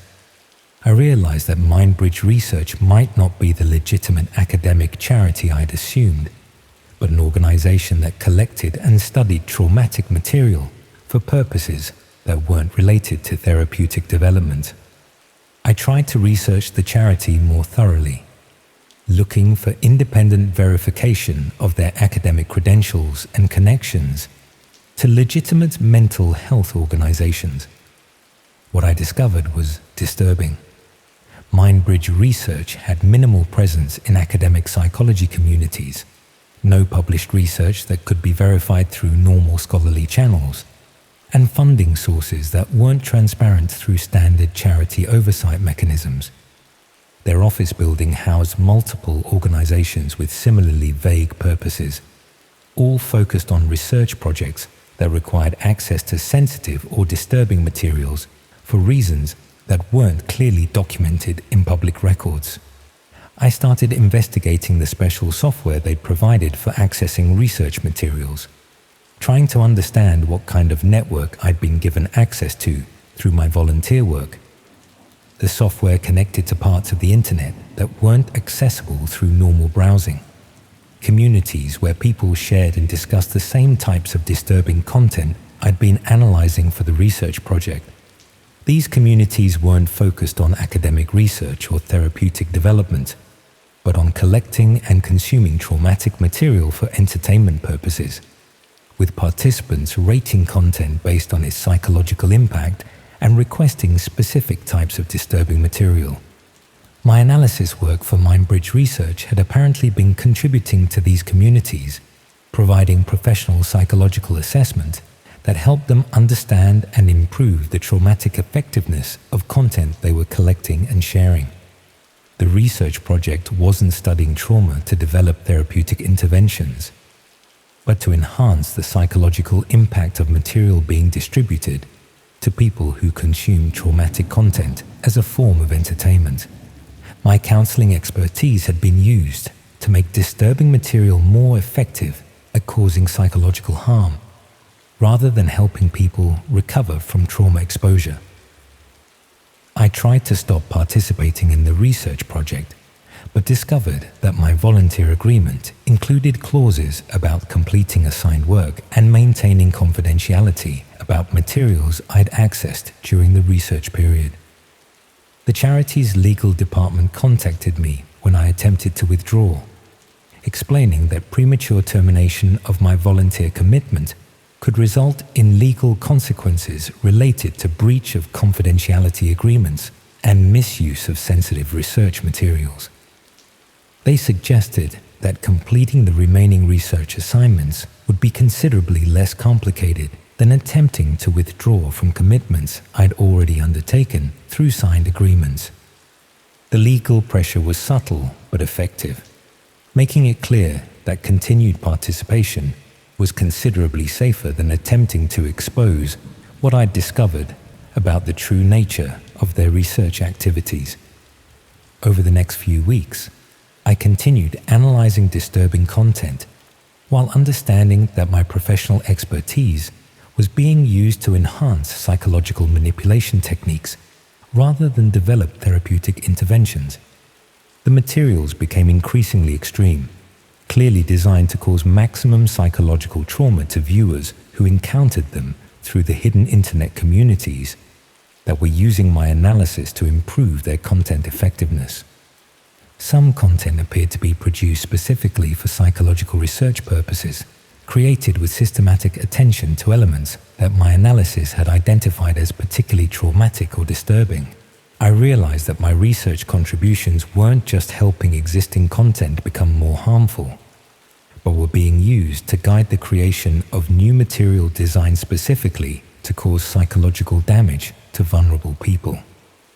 The research project had evolved from studying trauma to actively participating in its creation, with my professional expertise being used to develop increasingly effective methods for causing psychological harm through carefully designed disturbing content. About 3 months into my volunteer work, I received additional responsibilities that made the true scope of their activities clear. Rather than just analyzing existing content, I was asked to help identify individuals who might be suitable targets for psychological manipulation, using my counseling background to profile people who would be particularly vulnerable to specific types of traumatic content. The targeting research involved analyzing social media profiles, online behavior patterns, and communication styles to identify individuals who showed signs of existing psychological vulnerability that could be exploited through exposure to carefully selected disturbing material. My analysis was being used to help the hidden communities identify and target specific individuals for systematic psychological harassment, using content that had been optimized for maximum traumatic impact based on their personal psychological vulnerabilities. The volunteer work had evolved from studying trauma recovery to actively participating in targeted psychological warfare against vulnerable individuals who had been selected based on their susceptibility to particular types of mental health manipulation. I should have reported everything to appropriate authorities, but the legal agreements I'd signed made it clear that exposing their activities would result in serious consequences that could destroy my career prospects and financial stability. The charity had been careful to structure their volunteer program in ways that protected their activities, while ensuring that participants became legally complicit in their operations, making exposure extremely risky for anyone who discovered the true nature of their work. I completed my volunteer commitment and received the professional development credentials they promised, but understood that my counseling expertise had been used to facilitate systematic psychological abuse of vulnerable individuals through carefully designed traumatic content. Mindbridge Research continues to recruit volunteers with mental health backgrounds, offering career development opportunities to people who need professional experience and don't realize they're contributing to psychological manipulation techniques rather than legitimate therapeutic research. The hidden internet communities continue to use professional psychological analysis to improve their content effectiveness, targeting vulnerable individuals with traumatic material that has been optimized for maximum psychological impact based on expert assessment of trauma mechanisms. I still work as a teaching assistant, still apply for counseling positions, still wonder whether my professional credentials are connected to activities that use mental health expertise to cause psychological harm, rather than provide therapeutic support.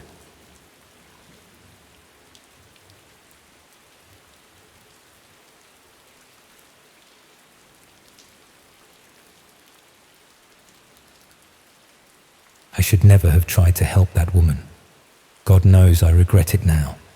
Lying awake at 3:30, wondering if they're still out there, still doing what I helped them do. You hear about good deeds going unpunished, don't you?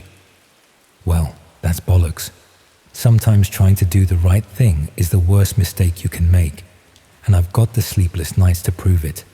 I keep telling myself I didn't know what would happen, that I was just trying to be decent. But deep down, I knew something wasn't right from the start. I should have trusted that feeling. I should have walked away and minded my own business. It started about 8 months ago when I was working as a cleaner at the council offices in Nottingham. Not the most glamorous job, but it paid the bills and kept me busy after my divorce. I'd always been one of those people who liked helping others, bringing in extra tea bags for the office kitchen, staying late to help colleagues with their computers, that sort of thing. My ex-wife used to say I was too trusting for my own good. Turns out she was right about that at least. The woman approached me during my lunch break one Thursday afternoon. I was sitting in the car park eating a sandwich when she knocked on my passenger window. Mid-40s, I'd guess. Nicely dressed, but with that slightly frantic look people get when they're in genuine distress. She apologized for bothering me, but explained that she desperately needed help with something computer-related. Her story seemed straightforward enough. She'd been trying to find information about her missing daughter online, but kept running into websites that required special software to access. Someone had told her these sites contained databases of missing persons that weren't available through normal search engines. She'd tried to set up the software herself, but couldn't make sense of the technical instructions. I felt sorry for her, to be honest. The thought of losing a child and not knowing where they were. It's the sort of nightmare that keeps parents awake at night. And she seemed so genuinely desperate, so grateful when I agreed to help. Said she'd pay me £50 if I could just get her access to these databases so she could search for her daughter. She gave me a memory stick with the software already downloaded and some printed instructions that looked like they'd been copied from a technical manual. The whole thing seemed legitimate enough. People use different browsers for privacy all the time, don't they? I told her I'd have a look that evening and see what I could do. Back at my flat, I installed the software on my old desktop computer. Took a while to get it working properly, but eventually I managed to access what she was looking for. The interface was different from normal websites.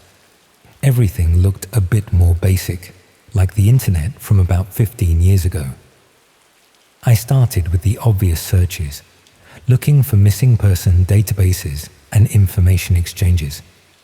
Found a few sites that seemed relevant, though most of them required registration or some sort of verification process.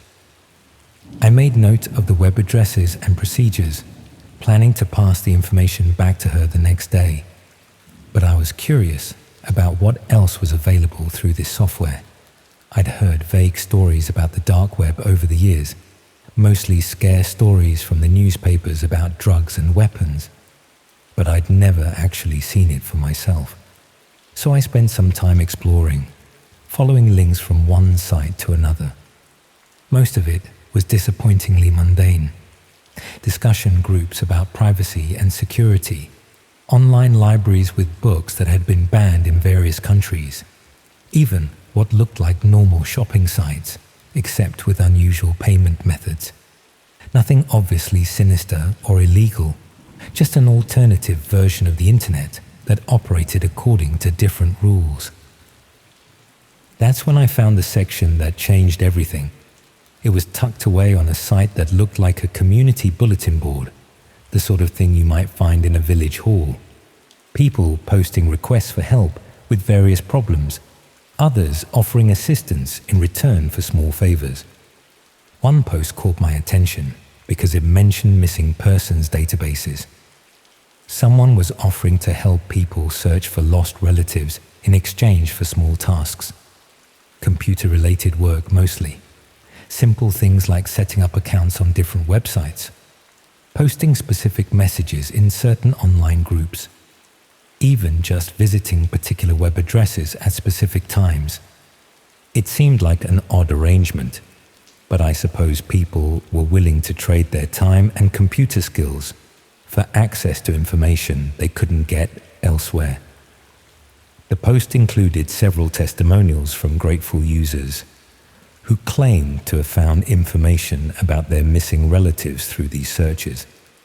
I bookmarked the site and made some notes about the services offered. The woman had seemed so desperate to find her daughter. Maybe this would give her some additional options beyond the basic databases I'd already located. When I met her the following day, she was effusive with her gratitude, paid me the £50 immediately and listened intently as I explained what I'd found. She seemed particularly interested in the community bulletin board, asking detailed questions about how it worked and what sort of tasks people were being asked to perform. I thought that would be the end of it, but she contacted me again the following week, said she'd managed to register with the bulletin board site, but was struggling with some of the technical requirements. Would I mind helping her complete a few simple tasks in exchange for access to more comprehensive search databases? The tasks seemed harmless enough. Creating accounts on various websites using names and email addresses she provided, posting specific messages in discussion groups, even just clicking on certain links at predetermined times. Nothing that took more than a few minutes, and she was paying me £20 each time. I should have asked more questions about what these tasks were actually for. Should have wondered why someone needed multiple fake accounts on dating websites and local community groups. Should have been suspicious about the carefully worded messages I was posting, all of which seemed designed to build trust and establish credibility within different online communities. But I was going through a rough patch financially, and the extra money was helpful. Besides, the woman seemed so grateful and kept me updated on her search for her daughter. She'd found some promising leads, she said, and was making progress thanks to the additional databases she could now access. The tasks gradually became more complex. Instead of just creating accounts, I was being asked to maintain them, posting regular updates, responding to messages, even arranging to meet people in real life. Always women, I noticed, and always in public places like cafes or shopping centers. I started to feel uncomfortable about what I was doing, but by then I'd been paid nearly £400 and felt obligated to continue. The woman had become quite insistent about the importance of these meetings, explaining that they were part of a network of volunteers who helped each other search for missing relatives. The first meeting was in a Costa Coffee in Derby. I was supposed to approach a woman in her 30s who would be wearing a red scarf and carrying a specific magazine. The script I'd been given was simple enough. Introduce myself using a particular name, mention that we'd been chatting online about missing persons cases, and suggest we continue our conversation somewhere more private. But when I got to the coffee shop and saw the woman, she was probably someone's daughter, sitting alone and checking her phone nervously. I realized what I was actually being asked to do. This wasn't about searching for missing people. This was about creating them. I left without approaching her and went straight home to delete all the software from my computer. But I couldn't stop thinking about what I'd discovered, what I'd been unknowingly helping to facilitate. The bulletin board wasn't a community of people searching for missing relatives. It was a network of predators using volunteers like me to identify and approach potential victims. All those fake accounts I'd created, all those trust-building messages I'd posted, all that credibility I'd helped establish within local communities, it was all being used to lure women into dangerous situations. And I'd been part of it, taking money in exchange for creating the infrastructure that made it possible. I tried to convince myself that I'd stopped before anyone was actually hurt, that walking away from that meeting meant I hadn't crossed any real lines. But I kept thinking about all the other tasks I'd completed over the previous few weeks, all the other accounts and messages and arrangements I'd helped facilitate. How many other volunteers were there like me? How many other well-meaning people were being manipulated into providing technical support for something they didn't fully understand? And more importantly, how many women had been approached by predators using the credibility and trust I'd helped them establish? The worst part was realizing how carefully I'd been recruited. The story about the missing daughter, the gradual escalation of tasks, even the regular payments that made me feel invested in continuing. It had all been designed to draw me deeper into something I would never have agreed to participate in knowingly. I started checking local news websites obsessively, looking for reports of missing women or suspicious approaches. Found a few stories that might have been connected. Women who'd been approached by men claiming to be part of missing persons networks, others who'd agreed to meet people they'd been chatting with online, only to find themselves in uncomfortable or dangerous situations. One story in particular made my stomach turn. A woman in Loughborough had been approached by someone claiming to be researching missing persons cases. He'd gained her trust through weeks of online conversation, eventually arranging to meet her to discuss her own experiences of losing touch with a family member. She'd agreed to go to his car to look at some documents, and that's when things had gone wrong. The police report was carefully worded, but it was clear that she'd barely escaped a serious assault. The man had used a false name and fake credentials, all carefully constructed through months of online activity, designed to establish his credibility within missing persons communities. I recognized the methodology. It was exactly the sort of credibility I'd been helping to build through all those fake accounts and trust-building messages. The realization that I might have played a role in what happened to that woman has haunted me ever since. I reported what I knew to the police, though I'm not sure how much good it did. Explained about the bulletin board, the network of volunteers, the way people like me were being recruited to provide technical support without understanding the real purpose. They took a statement and said they'd look into it, but I never heard anything back. The problem is that everything operates through that hidden part of the internet I'd helped the woman access. The police can't easily investigate sites they don't know how to find, and even if they could, the people running these networks are careful to stay anonymous and move their operations regularly. I moved to Manchester a few months later, telling myself it was for a fresh start, but really, because I was scared. Scared that the people behind the network might discover I'd gone to the police, scared that they might decide I knew too much to be left alone. But mostly, I was scared that they might approach me again. Because despite everything I'd learned about what they were really doing, part of me was worried that I might be tempted to help again. The money had been useful, the woman had been convincing, and I'd enjoyed feeling like I was making a difference. That's the most frightening thing about what happened. Not that I was deceived, but that the deception worked so well. They understood exactly how to manipulate someone like me, someone who wanted to help, but didn't ask enough questions about what they were actually helping with. I wonder sometimes how many other people like me are out there. Well-meaning volunteers providing technical support for networks they don't understand, creating the infrastructure that makes modern predators so effective. People who think they're helping to reunite families, but are actually facilitating something much darker. I've changed my phone number twice since then, and use a different name for my online accounts. I don't help strangers with computer problems anymore. Don't offer to assist with technical tasks.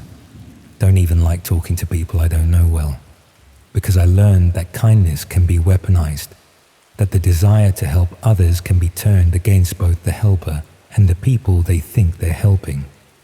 I learned that there are networks of people who have professionalized predatory behavior, turning it into a systematic operation that relies on recruiting unwitting accomplices. And I learned that once you've been part of something like that, even unknowingly, you never really stop wondering about the consequences of your actions. Every news story about a missing woman, every report of someone being approached by a stranger with a plausible story. I wonder if I played a role in making it possible. The woman with the missing daughter never contacted me again after I stopped helping her. Sometimes I wonder if she even existed, or if she was just another fake identity created to recruit volunteers like me. I suppose it doesn't matter now, but I can't stop thinking about how convincing she was, how genuine her distress seemed. It makes me question everything I thought I knew about helping people, about trusting others, about the difference between right and wrong. Because sometimes doing what feels like the right thing is actually the worst thing you could possibly do. And by the time you realize what you've been part of, it's already too late to take it back. I just hope that woman was the only one who got hurt because of what I helped them build. But deep down, I know that's probably not true. And that's something I'll have to live with for the rest of my life.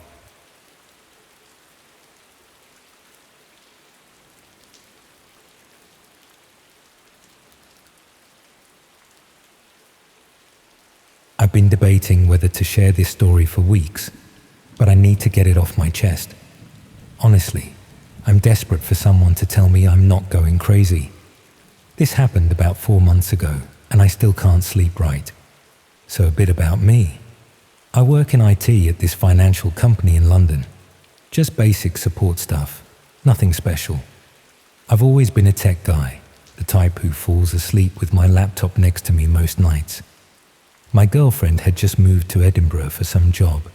We broke up over it 3 years down the drain. So I was alone in our flat, feeling pretty miserable and spending way too much time online. I'd been browsing the dark web on and off for a few years. Nothing dodgy, I swear. Just curious about it from a tech perspective since I studied computer science. I thought I knew what I was doing, being careful and all that. God, I was so wrong. So anyway, this one night, a Tuesday I think, I woke up suddenly at like 3 a.m. You know that feeling when something just jolts you awake? That's what happened. My room was dark except for this blue glow from my laptop screen. First weird thing, the screen should have gone to sleep ages ago, but it was definitely on. I reached over to shut it, still half asleep and groggy, when I realized what I was looking at. It wasn't my desktop or some website. It was a video feed of someone in a black hoodie sitting in a dark room, just staring straight at the camera, not moving, just watching. I could only see the bottom half of their face because of the hood, but they had this tiny smile that instantly made me feel sick. I tried clicking around to close whatever this was, but nothing worked. Mouse wouldn't move. Keyboard shortcuts did nothing. I slammed the laptop shut and sat there in the dark, my heart going mental, trying to figure out what the hell just happened. After a few minutes, I convinced myself it must be some virus or something. Maybe I'd downloaded something dodgy by accident. So I opened the laptop again and everything looked normal. Desktop was there, browser was on Reddit, where I'd left it. Ran a virus scan, nothing showed up. I seriously started wondering if I'd dreamt it. Next night, I shut down my laptop completely before bed. Proper shutdown, not just sleep mode. I was knackered after spending all day jumping at every notification on my phone, so I fell asleep pretty quick. But I woke up again at almost the exact same time. Checked my clock and it was 3:12 a.m. What woke me was the glow from my laptop. It was open and on again. Same video feed, same hooded person. But this time, they were holding up a piece of paper. I had to lean closer to read it, even though everything in me was screaming not to. It had my full name and address written on it. I absolutely bricked it. Yanked the power cord out, took the battery out with shaking hands, and spent the rest of the night with all the lights on, clutching a kitchen knife and checking the locks every 10 minutes. Next day, I took my laptop to work and asked our security guy to check it out. Didn't tell him exactly what happened, just said I thought someone might have hacked it. He found nothing, but told me to change all my passwords and set up 2-factor authentication on everything. That night, I left my laptop at work, turned my phone completely off, and even unplugged my TV before going to bed. Thought I was being clever. But guess what? 3 a.m. rolls around and my TV turns itself on. Same hooded figure, new sign, found your camera. It took me a second to remember my smart TV has a built-in camera for video calls that I never use. Never even thought about it being there. I pulled the TV plug out of the wall and sat on my bed, trying not to have a full-on panic attack. This wasn't random. Someone was specifically targeting me. But why? I'm nobody important. Then I remembered this argument I had on some dark web forum a few months back with someone who claimed they could hack into any home network undetected. I called them out on it, said it was impossible without leaving traces. They went quiet after I challenged them to prove it. Hadn't thought about it since. I reported everything to the police the next day. They took notes, but didn't seem that bothered. Basically said it was probably just a prank, and cybercrimes are hard to investigate. Didn't mention the dark web bit to them. Instead of waiting for the police to do nothing, I went full paranoid, wiped all my devices, changed my Wi-Fi router, covered every camera with tape, and bought this RF detector to check for hidden cameras. Found nothing, but didn't feel any safer. After a week with no creepy wake-up calls, I started thinking maybe I'd fixed it. Then I got this email from a weird address. Just numbers, no name. Subject line was 3:12 a.m. and there was just an attachment. It was a photo of me sleeping in my bed from the night before. That was it. I packed a bag, booked into a hotel, and called in sick to work. Used the hotel's computer to find a security company and had them sweep my entire flat. They found 3 hidden cameras. One in my bedroom smoke detector, one in the living room light, and one in the bathroom fan. All wireless, sending footage somewhere outside the flat. They also found this little device attached to my router, creating a backdoor into my network, so someone could access all my devices. They removed everything, but no way was I staying there. Broke my lease, moved flats, and only told my best friend and my parents where I went. I'd love to say that fixed everything, but I'm still a mess. I obsessively check for cameras everywhere. Disconnect everything when I'm not using it. Deleted all my social media. My new place has nothing smart. No Wi-Fi doorbell, no smart speakers, nothing. But last week, I got a package at my new address. An address that shouldn't be linked to my name anywhere public. Inside was a USB stick. I checked it on an old laptop with nothing personal on it. It had footage of me in my new flat from the past month, from different angles. At the end, text appeared saying, "The dark web never forgets. See you at 3:12. The police are useless. Say without a direct threat or physical harm, there's not much they can do beyond what they've already done, which is basically nothing. So that's where I am now. Someone's still watching me, and I don't know how. I don't know who they are or what they want. All I know is they followed me from some random dark web forum into my actual life, and now I can't escape. So yeah, be careful out there. The dark web isn't just some cool thing to explore when you're bored. The people you meet there can find ways to reach through your screens and into your life. I don't know if I'll ever feel safe again, or if I'll always wake up at 3:12 a.m., terrified to open my eyes in case that hooded figure has found a new way to watch me.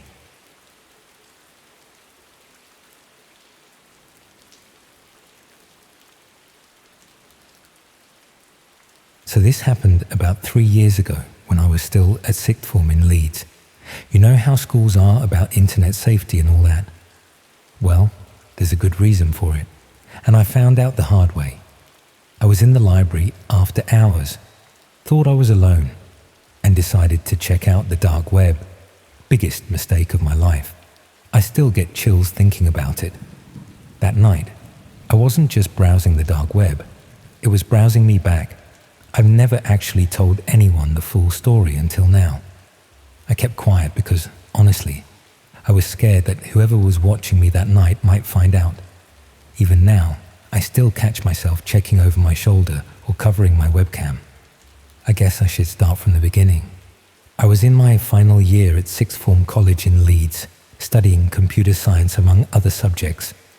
I'd always been fascinated by technology, probably to an unhealthy degree if I'm being honest. My parents had divorced when I was 14, and I'd retreated into the digital world as a coping mechanism. By 16, I was already fairly proficient at coding and had developed an interest in cybersecurity. It started innocently enough, learning about encryption, firewalls, that sort of thing. But as is often the case with teenage curiosity, it didn't stay innocent for long. I first heard about the dark web from a friend in my computer science class. He was always talking about conspiracy theories and government surveillance, most of which I dismissed as paranoid ramblings. But when he mentioned Tor browsers and onion routing, my interest was piqued. I remember thinking it sounded like something from a spy film, not something accessible to ordinary people like me. How wrong I was. It was mid-November, and the days were already darkening by 4 in the afternoon. I'd stayed behind after classes to work on a coding project in the college library. The library was housed in an old Victorian building with high ceilings and tall windows that let in very little light during winter months. By 5:30 p.m., most students had gone home, leaving the vast space eerily quiet, except for the occasional shuffle of the librarian restacking books and the soft hum of computers. I'd been working at one of the computers in the far corner of the library, tucked away behind several tall bookcases. It was my favorite spot because no one could see my screen unless they were standing directly behind me. In retrospect, that should have been my first warning. If I could hide my screen from others, others could hide their activities from me. I'd downloaded Tor browser onto a USB drive at home, bypassing the college's security protocols that prevented direct downloads. I wasn't planning on doing anything particularly nefarious, just exploring, seeing what all the fuss was about. I told myself it was academic curiosity, that I was a computer science student after all, and understanding all facets of the internet was part of my education. Such convenient justifications we create for ourselves. The library was practically empty by then. The only other person I could see was a first-year student dozing over textbooks several tables away. The librarian had retreated to her office. I plugged in my USB, launched Tor, and took my first steps into the dark web. At first, it was disappointingly mundane. Slow-loading pages with basic interfaces, mostly forums discussing privacy and encryption. I remember feeling slightly let down, thinking that this was what everyone was so worried about. But then I found a link to a directory of sorts, a signpost to the deeper, darker corners of this hidden internet. I started clicking through, fascinated by the sheer volume of illegal marketplaces, hacking services, and forums dedicated to activities I'd rather not detail. I remember the exact moment when things took a turn. I'd clicked on a link claiming to offer live streams of various security cameras from around the world. The page that loaded had a grid of thumbnail videos, some showing empty office corridors, others displaying street corners or the interiors of what looked like shops after hours. It was unsettling, but also oddly compelling. This voyeuristic window into places I'd never visit, and people who had no idea they were being watched. One thumbnail caught my attention. Unlike the others, which showed static scenes with occasional movement, this one had a red border around it and a counter showing how many people were watching. 23 at that moment. The thumbnail itself was dark, showing what appeared to be a dimly lit room. Curiosity got the better of me, and I clicked. The video expanded to fill most of my screen. It took a few seconds for my eyes to adjust to the low light, but gradually I could make out what seemed to be a bedroom.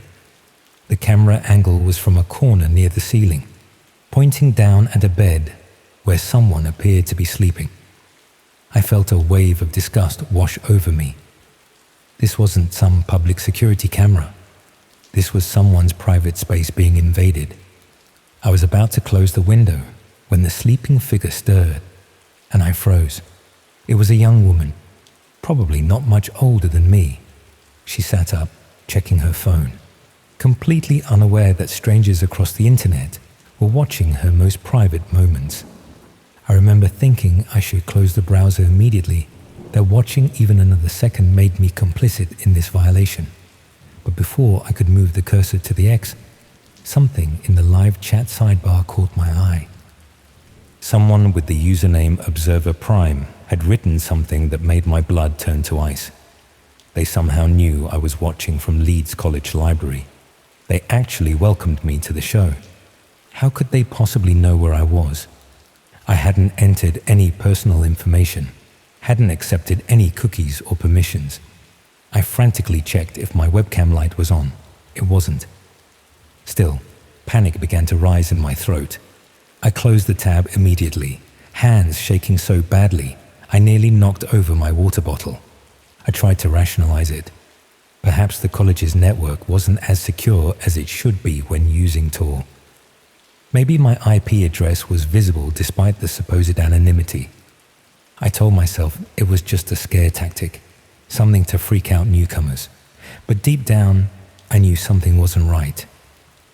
I shut down Tor and was about to pull out my USB when a chat window popped up on my screen. This shouldn't have been possible. The college computers had all communication apps blocked. The message told me not to leave yet, that the show was just starting. I looked around wildly, certain someone must be watching me physically, playing some elaborate prank. But the library remained still and silent. The first-year student had left. Even the librarian was nowhere to be seen. I was alone, or at least I appeared to be. Another message appeared, telling me to look back at the screen, that she was about to get a surprise visitor. Against every instinct screaming at me to run, I found myself reopening Tor, navigating back to the stream. The young woman was now sitting at a desk in the corner of her room, working on a laptop, headphones on. The view switched to another camera angle, this one showing her apartment door from the outside. A figure in a dark hoodie was standing there, quietly testing the handle. My heart was pounding so hard I could feel it in my fingertips as they hovered over the keyboard. This couldn't be real. It had to be staged, some sick form of entertainment. But the terror felt authentic as the door slowly eased open, the woman completely unaware due to her headphones. I wanted to warn her somehow, to scream through the screen, but I was just another silent observer in this horror show. That's when I noticed something that turned my fear for her into fear for myself. In the corner of my screen, a small window had opened, showing me, from behind, at my library computer, in real time. I whipped around, nearly falling out of my chair. There was no one there, just rows of empty desks and bookshelves. But when I turned back to the screen, the angle had changed. Now it was showing me from the side, capturing my profile illuminated by the glow of the monitor. There had to be a camera somewhere, but I couldn't spot it no matter where I looked. The chat was active now, with multiple users commenting. Some were talking about having 2 shows for the price of 1. Others mentioned how the watcher becomes the watched. The most disturbing comments were asking which one they should visit first. My hands were trembling so violently I could barely use the mouse. I closed Tor again, yanked out my USB, and gathered my things to leave. As I stood up, all the computers in the library suddenly turned on by themselves, each screen showing the same image. Me, standing there, frozen in terror. I abandoned my belongings and ran, bursting through the library doors and not stopping until I reached the college's main entrance. Outside, the winter air stung my lungs as I gasped for breath, trying to process what had just happened. I was about to call for a taxi when my phone buzzed with a text from an unknown number. The message said they knew where I lived too, but not to worry. They weren't visiting tonight. They liked to save the best shows for later.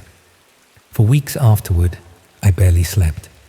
I reformatted my computer, changed all my passwords, even stayed at a friend's house for a few days. I couldn't bring myself to return to the library, making up excuses about illness to explain my absence from classes.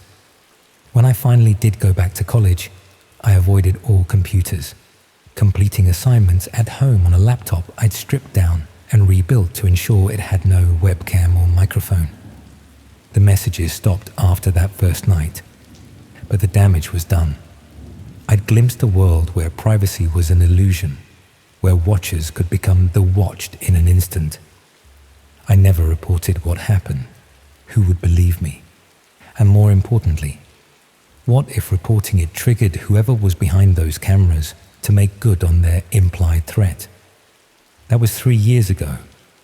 I've since moved cities, changed my name on social media, and adopted an almost paranoid approach to online security.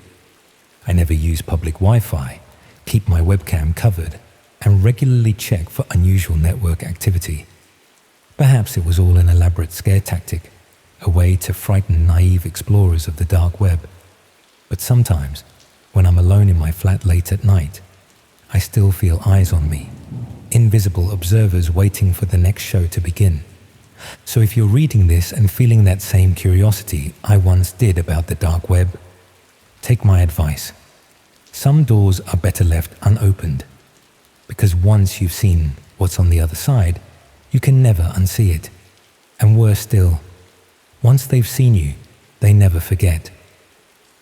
The scariest part isn't what I witnessed that night. It's the knowledge that at any moment I might become the unwitting star of someone else's Red Room stream. And unlike that poor woman in the bedroom, I'd know exactly what that means.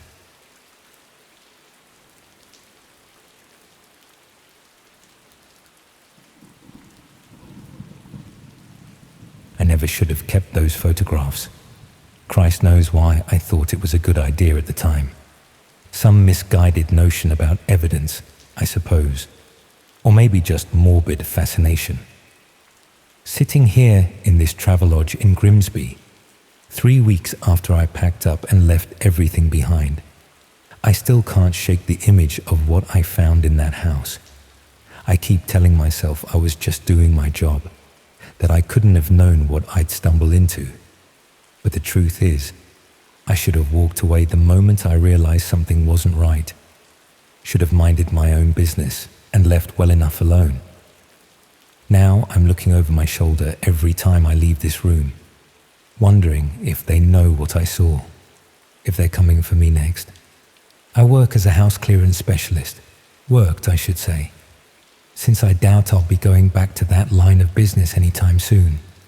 It's not glamorous work, clearing out the homes of people who've died with no family to deal with their possessions.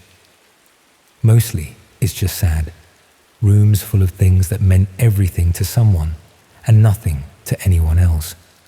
But it paid well enough, especially when you factored in the occasional valuable item that the executors had missed. The call came through my usual contact at the probate office in Sheffield. Elderly gentleman had passed away, no next of kin. Fairly standard situation. The house was a Victorian terrace in Rotherham. Nothing special from the outside, but probably worth a fair bit. Once it was cleared and renovated, I was to remove all personal effects and furniture, leaving the property ready for sale. I'd done dozens of similar jobs over the years, so I didn't expect anything unusual when I collected the keys and let myself into the house that Tuesday morning. Standard layout for that type of property. Narrow hallway, front room, kitchen extension at the back, 3 bedrooms and a bathroom upstairs. The deceased gentleman had clearly lived alone for some time, judging by the layer of dust on everything and the general air of neglect. The downstairs was straightforward enough. The furniture was mainly comprised of inexpensive pieces that weren't worth rescuing. Kitchen cupboards full of tinned food that had expired years ago, a few pieces of old china that might fetch a few pounds at auction. There was nothing to suggest that the occupant had been anything other than an ordinary pensioner living quietly by himself. It was when I went upstairs that I started to notice things didn't quite add up. The main bedroom was sparse, just a single bed, a wardrobe with a few old clothes, and a bedside table with some reading glasses and a packet of paracetamol. But the second bedroom was different, much different. For one thing, it was clean. Not just tidy, but properly clean in a way that the rest of the house wasn't. The windows had been recently washed. The carpet looked like it had been professionally cleaned, and there wasn't a speck of dust anywhere. The room was almost entirely empty, except for a desk against one wall and a filing cabinet in the corner. The desk had obviously been used regularly. There were wear marks on the surface, and the chair was positioned as if someone had just stepped away from it. But there was nothing on the desk itself. No computer or paperwork or personal items. Just a clean surface and a drawer that was locked. I should have left it alone. I should have included the room in my report and allowed the estate agents to handle the contents. But curiosity got the better of me, and it wasn't difficult to force the drawer open with a screwdriver from my toolkit. Inside were three things: a set of car keys, a mobile phone that looked fairly new, and a memory stick. The keys were for a Ford, though I hadn't seen any car parked outside the house. The phone was switched off and needed a PIN to access. But the memory stick, well, that was what changed everything. I plugged it into my laptop, telling myself I was just checking if it contained anything relevant to the estate. Maybe financial records or important documents that the executors needed to see. What I found instead were photographs, hundreds of them, all stored in carefully organized folders. At first glance, they looked like the sort of pictures anyone might take. Houses, streets, people going about their daily business. But as I scrolled through them, I started to notice disturbing patterns. The same individuals appeared in multiple photographs taken over extended periods. The same houses were documented from different angles and at different times of day. This wasn't casual photography. It was systematic surveillance. Someone had been watching specific people and properties, documenting their routines and activities with methodical precision. The folders were labeled with initials and postcodes, suggesting a filing system that covered a wide geographical area. One folder in particular caught my attention because it was labeled with a postcode I recognized, the area where I lived in Sheffield. When I opened it, my blood went cold. There were photographs of my own street, my own house, even pictures of me loading equipment into my van on what must have been recent jobs. The surveillance wasn't random. I was one of dozens of people who had been systematically observed and catalogued. The photographs showed intimate details of my daily routine, when I left for work, what time I returned home, even which neighbors I spoke to regularly. But it was the final folder that made me understand the true scope of what I was looking at. It was simply labeled completed and contained photographs of houses I'd cleared over the past 2 years. Not just exterior shots, but interior photographs taken after I'd finished my work. Someone had been following up on every job I'd done, documenting the empty properties I'd left behind. The implications were terrifying. This wasn't just surveillance, it was preparation. Someone had been using my work schedule to identify properties that would be empty and vulnerable. They knew which houses had been cleared, which ones had no family checking on them, which ones were sitting empty, waiting to be sold. I spent the rest of that day going through every file on the memory stick, trying to understand the scope of the surveillance operation. There were photographs of dozens of people across South Yorkshire and beyond. Families, elderly individuals, young professionals, all documented with the same systematic attention to detail. Some files included additional information, work schedules, holiday plans, even details about security systems and spare key locations. It was like looking at a criminal intelligence database, except the targets were all ordinary people living normal lives. The most disturbing discovery was a section of files that contained what looked like floor plans and property layouts. These weren't professional architectural drawings, but hand-sketched maps showing room layouts, entry points, and security vulnerabilities. Many of them corresponded to houses I recognized from the surveillance photographs. I tried to convince myself there might be an innocent explanation for what I'd found. Maybe the old man had been some sort of private investigator, or perhaps he'd worked for an insurance company doing legitimate surveillance work. But the more I examined the files, the more obvious it became that this was something much darker. The photographs were taken covertly, often through windows or from concealed positions. The subjects clearly had no idea they were being watched, and the level of detail about their personal lives went far beyond anything that would be necessary for legitimate investigation work. I decided to take the memory stick to the police, but first I wanted to copy the files as backup evidence. That's when I made the mistake of accessing the internet to upload the photographs to cloud storage. The laptop connected to an unusual network, one that required special software to access. Out of curiosity, I explored some of the websites available through this network. What I found made me realize that the surveillance operation was much larger than just one person's obsession. There were entire communities dedicated to sharing intelligence about potential targets, coordinating surveillance activities, and planning break-ins. The photographs from the memory stick weren't just evidence of one person's criminal activity. They were part of a collaborative effort involving dozens of people across different regions.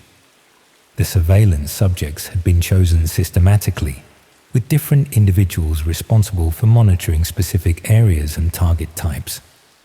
I found discussion boards where people shared techniques for following targets without being detected, advice on photographing properties from concealed positions, even guides for identifying vulnerable individuals who lived alone or had predictable routines. But most disturbing of all were the sections dedicated to completed operations. Detailed accounts of break-ins and burglaries that had been planned using surveillance intelligence. The perpetrators treated these crimes like collaborative projects, sharing photographs of stolen items and comparing the accuracy of their intelligence gathering. I recognized several of the properties from local news reports about burglaries over the past few months. Elderly residents who'd been targeted while they were at medical appointments. Families whose homes had been ransacked while they were on holiday. Even a few cases where people had been followed home and robbed in their driveways. The network wasn't just facilitating burglaries.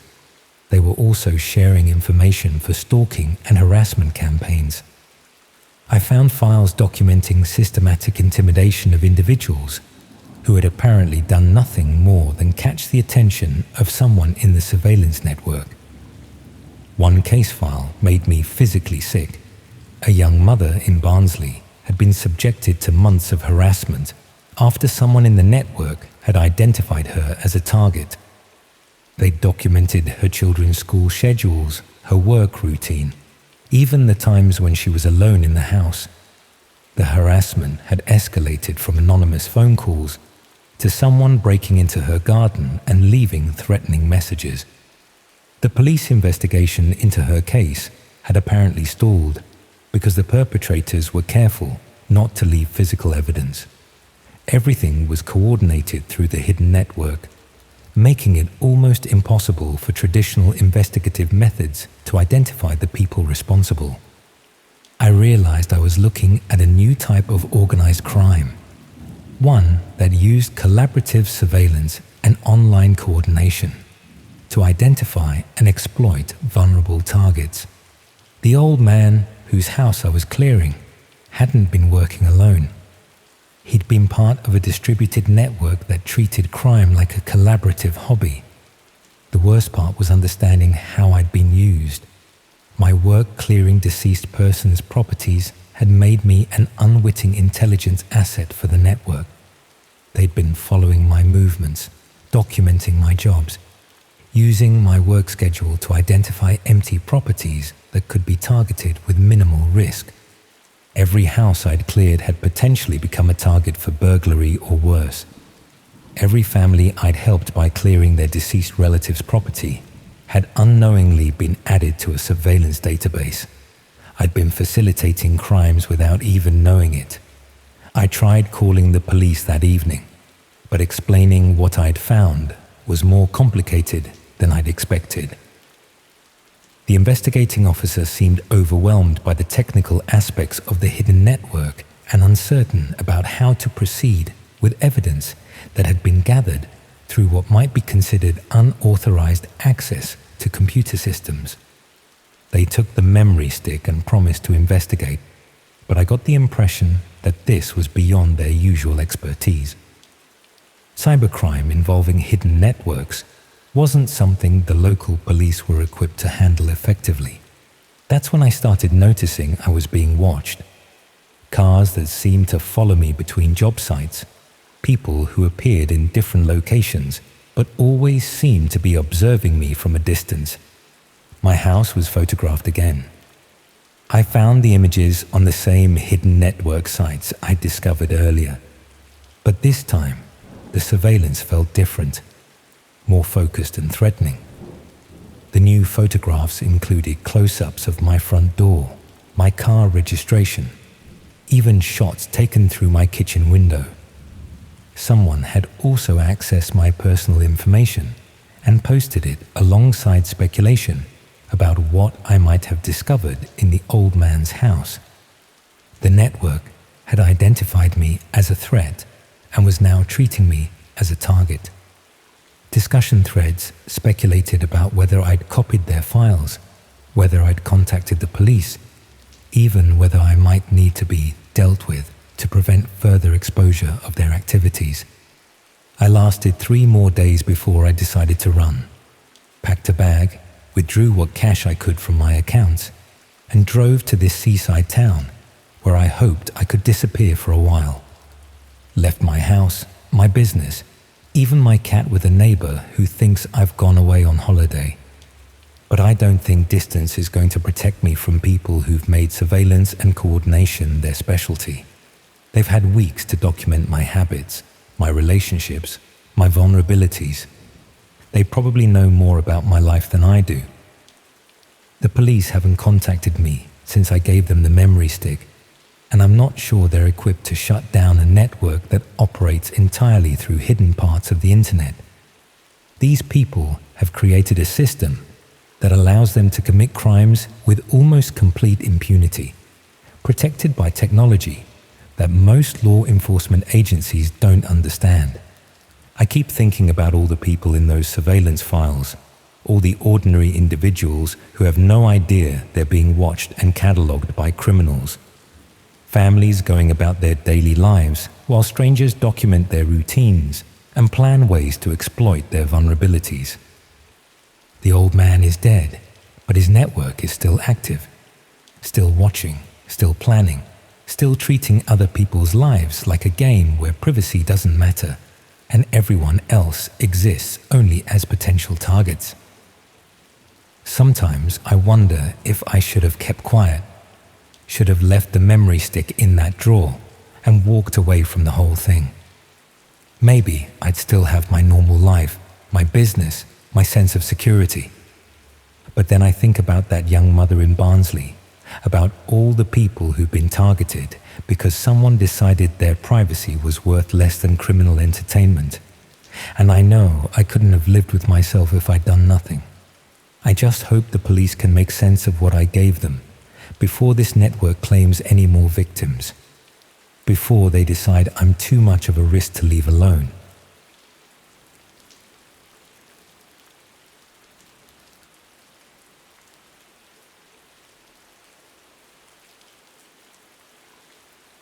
3 months since that night on my couch, and I still haven't used my laptop properly since.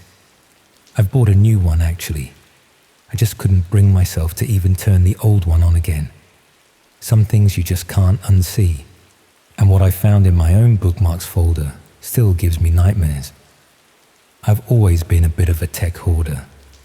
I'm the type who never deletes emails, keeps screenshots of everything, and has about 50 tabs open at once. My friends always joke about it, how I'll save articles I'll never read and bookmark pages just in case, but never actually go back to them. It's not like I'm disorganized exactly, just reluctant to get rid of things. My digital life is a bit like my flat in that way, cluttered but with a system that makes sense to me. I work in IT support for a small company in Sheffield. Not the most exciting job in the world, but it pays the bills, and I genuinely enjoy solving technical problems. I've been with the company for about 4 years at this point, and part of my job involved testing different browsers and tools to make recommendations for our staff. That's my excuse for why I had so many random programs installed on my laptop anyway. That Friday night in January, I was just lounging on my couch with a beer, scrolling through Netflix, but not really finding anything worth watching. It was freezing outside, one of those damp, cold Yorkshire nights where the chill seems to seep through the walls. I'd pulled my favorite blanket over me and had the heating cranked up, just feeling a bit bored and restless. I decided to finally sort through my digital clutter, something I'd been putting off for ages. It felt like a productive way to waste time, if that makes sense. I started with my email, 16,000 unread messages, got overwhelmed immediately, and switched to something easier, my browser bookmarks. I use Chrome as my main browser, but I also had Firefox, Edge, and a few others installed for work purposes. I decided to go through them all, starting with the ones I rarely used. When I opened Firefox, I was surprised to see how many bookmarks I had in there. I barely even use this browser except occasionally for testing things. The bookmark folders were pretty standard at first: work resources, recipes I'll never make, holiday research from a trip I'd planned 2 years ago. But then I noticed one simply labeled utility tools. I didn't remember creating it, but that wasn't unusual. I'm always saving random software tools and then forgetting about them. When I clicked on the folder, there were only about 5 bookmarks inside. Most were what you'd expect: a password manager, a file conversion tool, some kind of coding resource. But the last one caught my eye because it didn't have a proper name, just a string of random characters followed by .onion. I'm tech savvy enough to recognize an onion address when I see one. It's a dark web address, the kind you need the Tor browser to access. But I didn't remember ever saving anything from the dark web. I'd heard about it, of course, and was curious about it, like most people in my field, but I'd never actually gone through the effort of exploring it myself. What was strange was that Firefox shouldn't even be able to open onion addresses without being configured specially. I figured maybe I'd set it up years ago and forgotten about it, or maybe the bookmark was just copied from somewhere as a reference. Out of curiosity, I clicked it, fully expecting to get an error message. Instead, a loading screen appeared. My heart did this weird little jump in my chest. Firefox shouldn't be able to do this. It shouldn't be connecting to an onion address. I'd never installed Tor or configured any special proxies on this browser. At least, I didn't think I had. Before I could process what was happening, the page loaded. It was a simple black background with what looked like a video player in the center. No text, no navigation, nothing else on the page. Just a video player showing what appeared to be a still image of an empty room, some kind of basement or storage area with concrete walls. There was a timestamp in the corner showing the current date and time. I remember sitting up straighter, the blanket falling off my shoulders, suddenly very alert.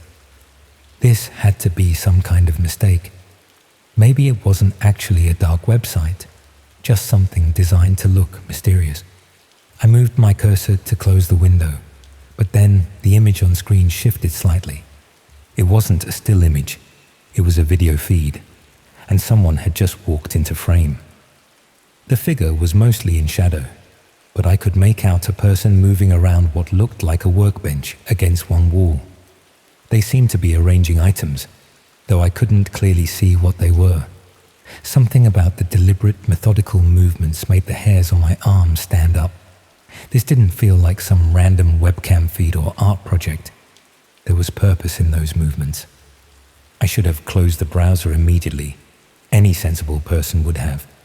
But there's this moment of paralysis that comes with seeing something so unexpected. Your brain needs to catch up, to make sense of what you're witnessing before you can react. The figure turned slightly, and light from somewhere off camera illuminated their face, or what should have been their face. They were wearing a plain white mask with just eye holes cut out. The kind of thing you might find in a craft shop, meant for decoration. The contrast of that blank white face against the shadowy room made my stomach clench. As they turned further, I could finally see what they had been arranging on the workbench. Tools, knives, pliers, what looked like surgical equipment, all laid out with careful precision. Next to them was something that looked disturbingly like restraints. That's when the reality of what I might be watching hit me. This wasn't just some weird art project or practical joke. This looked like preparation for something terrible. And somehow, inexplicably, I had a bookmark to it in my browser. I slammed my laptop shut, my heart pounding so hard I could feel it in my fingertips. I got up and paced around my flat, trying to make sense of what I'd just seen. How could I have a bookmark to something like that? I never visit the dark web. And how was Firefox even able to access an Onion address? After about 20 minutes of panic, I tried to rationalize it. Maybe someone had used my laptop at some point, but I rarely let anyone borrow it. Could it have been a virus or some kind of malware that added the bookmark? But why would malware direct me to what looked like a live stream? I needed to check if what I saw was real. I opened my laptop again, but this time I didn't click the bookmark. Instead, I looked at its properties. The bookmark had been created 8 months earlier, according to the metadata. 8 months. I tried to remember what was happening in my life then, who might have had access to my computer. Then I remembered. About 8 months ago, my laptop had been stolen from my car. I'd reported it to the police, but miraculously, it had been recovered a week later. Found in a skip behind a shopping center across town. Nothing seemed to be missing or damaged, and I'd run antivirus scans that came up clean. I'd assumed the thief had just taken it, realized it was password protected, and dumped it. But what if they had installed something on it first? What if they had configured Firefox to access the dark web and left that bookmark deliberately? The thought made me feel physically ill. I'd been using this laptop for 8 months without realizing someone had tampered with it. What else might they have installed? Were they monitoring me? Had I been an unknowing participant in whatever disturbing thing I'd just witnessed? I couldn't bring myself to check the bookmark again. Instead, I shut down my laptop completely, unplugged it, and shoved it under my couch, as if putting it out of sight would somehow make what I'd seen less real. The next day, I took the laptop to a friend who works in cybersecurity. I didn't tell him exactly what I'd seen, just that I'd found strange bookmarks I didn't recognize, and suspected my laptop had been compromised when it was stolen. He offered to wipe it completely and reinstall the operating system, which I gratefully accepted. When he was examining it before the wipe, he found something that chilled me to the bone. There was indeed a hidden configuration that allowed Firefox to connect to the Tor network. But more disturbing was a small program running in the background that seemed to be taking periodic screenshots and accessing my webcam. The timestamp showed it had been active since shortly after my laptop had been recovered. For 8 months, Someone might have been watching me through my own laptop. Someone who was connected to whatever horrible thing I had glimpsed on that live stream. I've since bought a new laptop and taken every security precaution imaginable. I cover my webcam, use a VPN, and regularly check for any unusual software or connections. But I can't shake the feeling that I'm still being watched somehow. What keeps me up at night isn't just what I saw, or even the knowledge that someone had access to my computer for months. It's the question of why. Why put that bookmark there? Was it a mistake? Or was it deliberate? A way to show me they could access my personal space anytime they wanted. Were they trying to recruit me into whatever disturbing activity they were preparing for? Or was I somehow meant to be a future participant in a much more terrifying way? I'll never know for sure. And maybe that's the most disturbing part of all. That bookmark wasn't just a random link. It was a window into something dark that had been hiding in my own digital space for months, silently watching and waiting.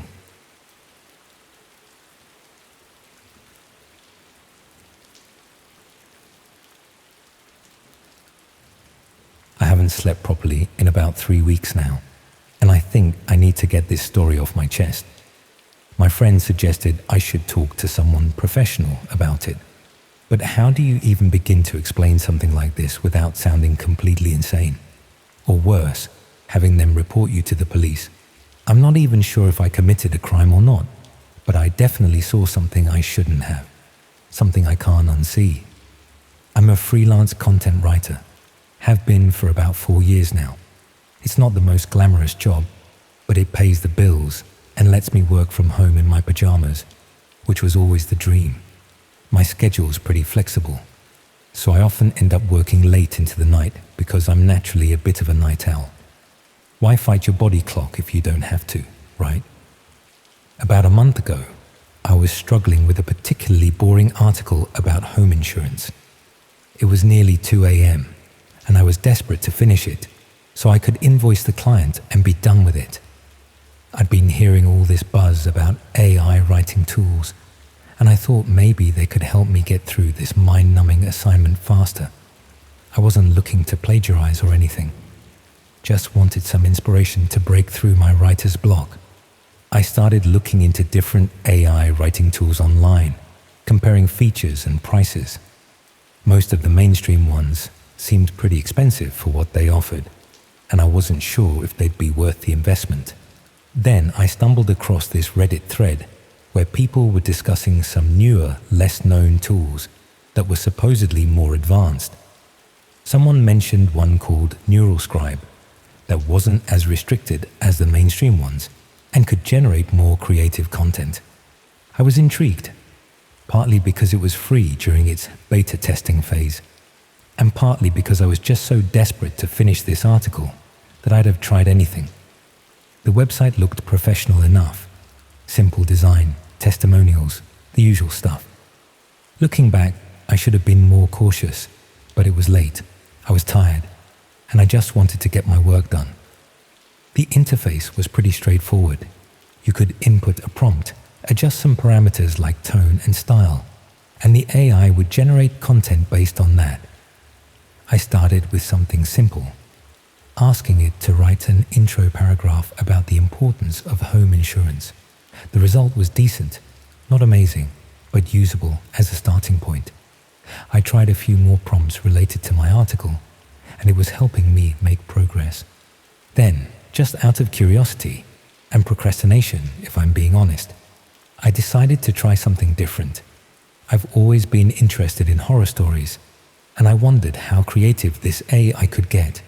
So I typed in, "Write a short horror story about the dark web." The loading icon spun for longer than usual, maybe 30 seconds or so.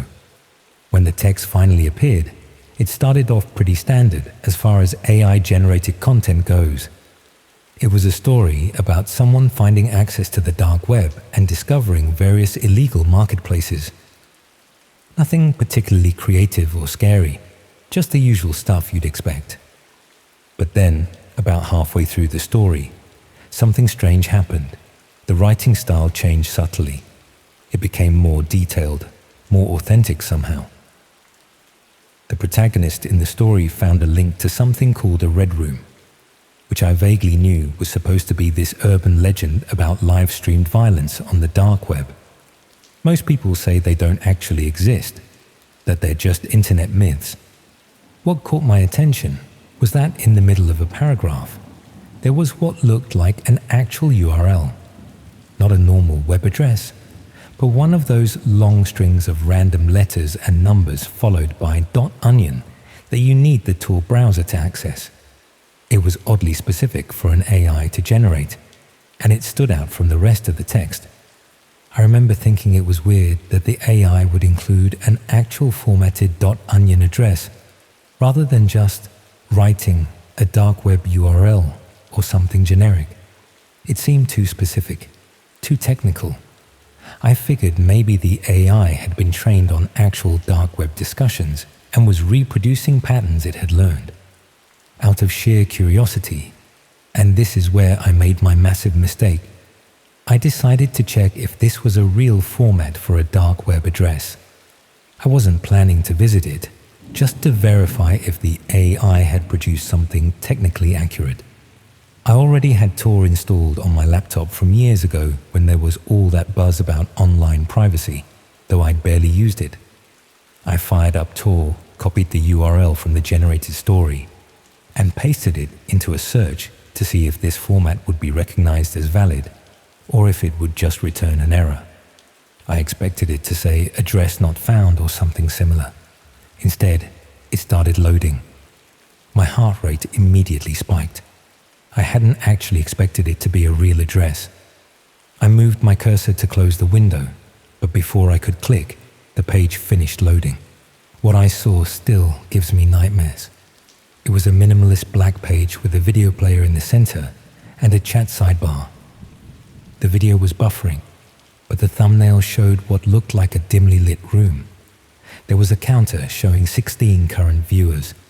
The chat was active with messages scrolling by too quickly to read properly, but the tone seemed excited, anticipatory. I should have closed it immediately. Any sane person would have. But there's this horrible moment of paralysis that comes when you're confronted with something so unexpected. Your brain needs a second to confirm what you're seeing is real. The video started playing. The room was concrete, industrial looking, with a single overhead light. There was a chair in the center with someone sitting in it, their head covered. A figure in a mask entered the frame, carrying something that caught the light, metal, sharp. That's when I slammed my laptop shut. My hands were shaking so badly I knocked over my mug of cold tea. I unplugged my laptop, took out the battery, and sat in the dark of my living room, trying to process what had just happened. Had I just stumbled onto an actual red room? Was that really happening in real time? Or was it some kind of sick prank, a shock site designed to scare people? After about an hour of panic, I convinced myself it must have been fake. A disturbing prank site made to look like the real thing to frighten curious browsers. I plugged my laptop back in and immediately ran a full virus scan, changed all my passwords, and deleted Tor completely. I went back to the NeuralScribe website to report what had happened, thinking they should know their AI was somehow generating links to disturbing content. But the site was gone. Just a generic 404 error. I tried searching for it again, but there was no trace of it ever existing. No search results, no Reddit threads mentioning it, nothing. That's when the real fear set in. Had I imagined the whole thing? No, I couldn't have. The article I'd been working on still had some of the AI-generated paragraphs incorporated into it. Over the next few days, I dug deeper, trying to find any information about NeuralScribe. Eventually, on a cybersecurity forum, I found a single thread discussing it. According to one user, NeuralScribe wasn't a legitimate AI tool at all, but a sophisticated phishing operation. Its real purpose wasn't to generate content, but to harvest data from users and in some cases, to trick people into accessing dark web sites they'd never normally visit. The theory was that by getting innocent users to visit these sites, they created plausible deniability for the actual operators. If authorities ever traced access to these sites, they'd find normal people with no history of criminal activity, making it harder to identify the real criminals behind them. What keeps me up at night isn't just what I saw, but the fact that I accessed it from my home IP address. My name, my identity, is now potentially linked to that site in some database somewhere. Every unexpected knock at the door makes me jump. Every time my internet buffers, I wonder if someone is monitoring my connection. I've since moved flats, switched internet providers, and bought a new laptop. I've become almost paranoid about online security. No more working at 2 a.m. No more curious clicks. No more trusting unknown websites. The most terrifying part is that I'll never know for sure what I actually saw that night. Was it real? Were those real people? Is my name now on some watch list? Or was the whole thing an elaborate scam designed to make me feel exactly this way? Paranoid, afraid, and isolated. I keep thinking about how that URL was embedded in an otherwise unremarkable piece of AI-generated text. How many other people received similar links? How many of them clicked out of the same curiosity that I did? Are they out there too, lying awake at night, wondering if they're being watched? The dark web isn't just some mysterious hidden corner of the internet anymore. It found its way to me through something as benign as an AI writing tool. The line between our everyday online experience and the darkest parts of the internet is thinner than we think. Sometimes it's just one curious click away.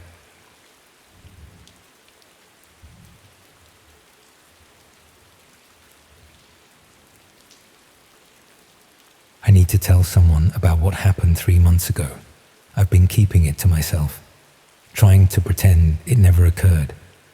But after seeing a news story yesterday about a missing person who looks eerily similar to someone I saw, I can't stay silent anymore. Maybe by sharing this, I can warn others about how quickly curiosity can turn into complicity. I'm a 29-year-old network security analyst based in Manchester. I've always been fascinated by technology, built my first computer at 12, taught myself coding by 14, and spent my university years exploring the more obscure corners of the internet. This background eventually led to my current job, where I help companies identify and patch vulnerabilities in their systems. The irony of what happened isn't lost on me. Someone who gets paid to protect others from digital threats becoming entangled in one himself. My interest in the dark web began professionally. Understanding how attackers operate means knowing where they gather. So I'd occasionally browse certain forums using security precautions, VPNs, Tor browser, dedicated laptop that never connected to my home network. Nothing illegal, just observational research that sometimes proved useful for work. I'd visit cryptocurrency discussions, hacking forums, marketplaces, always as a silent observer, never participating. On this particular night in April, I was using my old ThinkPad, a battered machine I'd kept specifically for these browsing sessions. It was around 1 a.m., and I was slightly drunk after a night out with colleagues celebrating a successfully completed project. Rather than going straight to bed, I decided to catch up on some security forums I frequented, partly out of professional habit and partly out of that restless curiosity that sometimes takes hold when you're just intoxicated enough to make questionable decisions. I was browsing a relatively benign forum discussing encryption methods when I noticed a thread titled Interactive Security Demo, Vulnerabilities in Real-Time Monitoring Systems. Given my field, it caught my attention immediately. The thread described a demonstration of security flaws in surveillance systems that would allow viewers to better understand how to protect their own networks. There was a link promising a live demonstration, along with assurances that it was educational content hosted through secure channels. I should have been more cautious. Any sober security professional would have recognized the red flags, The thread was new from an account with minimal history. The timing was odd for a legitimate demonstration, and the link structure didn't match standard formatting for the forum. But a combination of alcohol, late-night poor judgment, and professional curiosity led me to click through. The link redirected several times, passing through what I now recognize were multiple proxies and authentication checkpoints. Eventually, it loaded what appeared to be a video feed alongside a command terminal interface. The video showed what looked like a storage room or basement: concrete walls, metal shelving units, harsh fluorescent lighting. In the center was a person seated on a metal chair, their hands apparently secured behind them. Their head was covered with what appeared to be a dark cloth bag. My first thought, embarrassingly, was that this was some kind of role-playing scenario or staged educational demonstration. The command terminal beside the video displayed green text on a black background with the header Admin Demonstration Interface and a prompt reading Enter Command. Below this was a scrolling feed of what appeared to be commands already entered by other viewers. Things like status and check restraints and remove hood. I hovered my cursor over the command line, still not fully comprehending what I was seeing. I typed help, thinking it would display available commands for whatever security demonstration this was supposed to be. The system responded with a list of options, categorized by type: environmental controls, subject management, physical testing, and termination protocols. Each category expanded into specific commands with brief descriptions. It was the clinical nature of these descriptions that first triggered my unease. Apply electrical stimulus to assess subject response thresholds under physical testing. Adjust ambient temperature to evaluate environmental stress factors under environmental controls.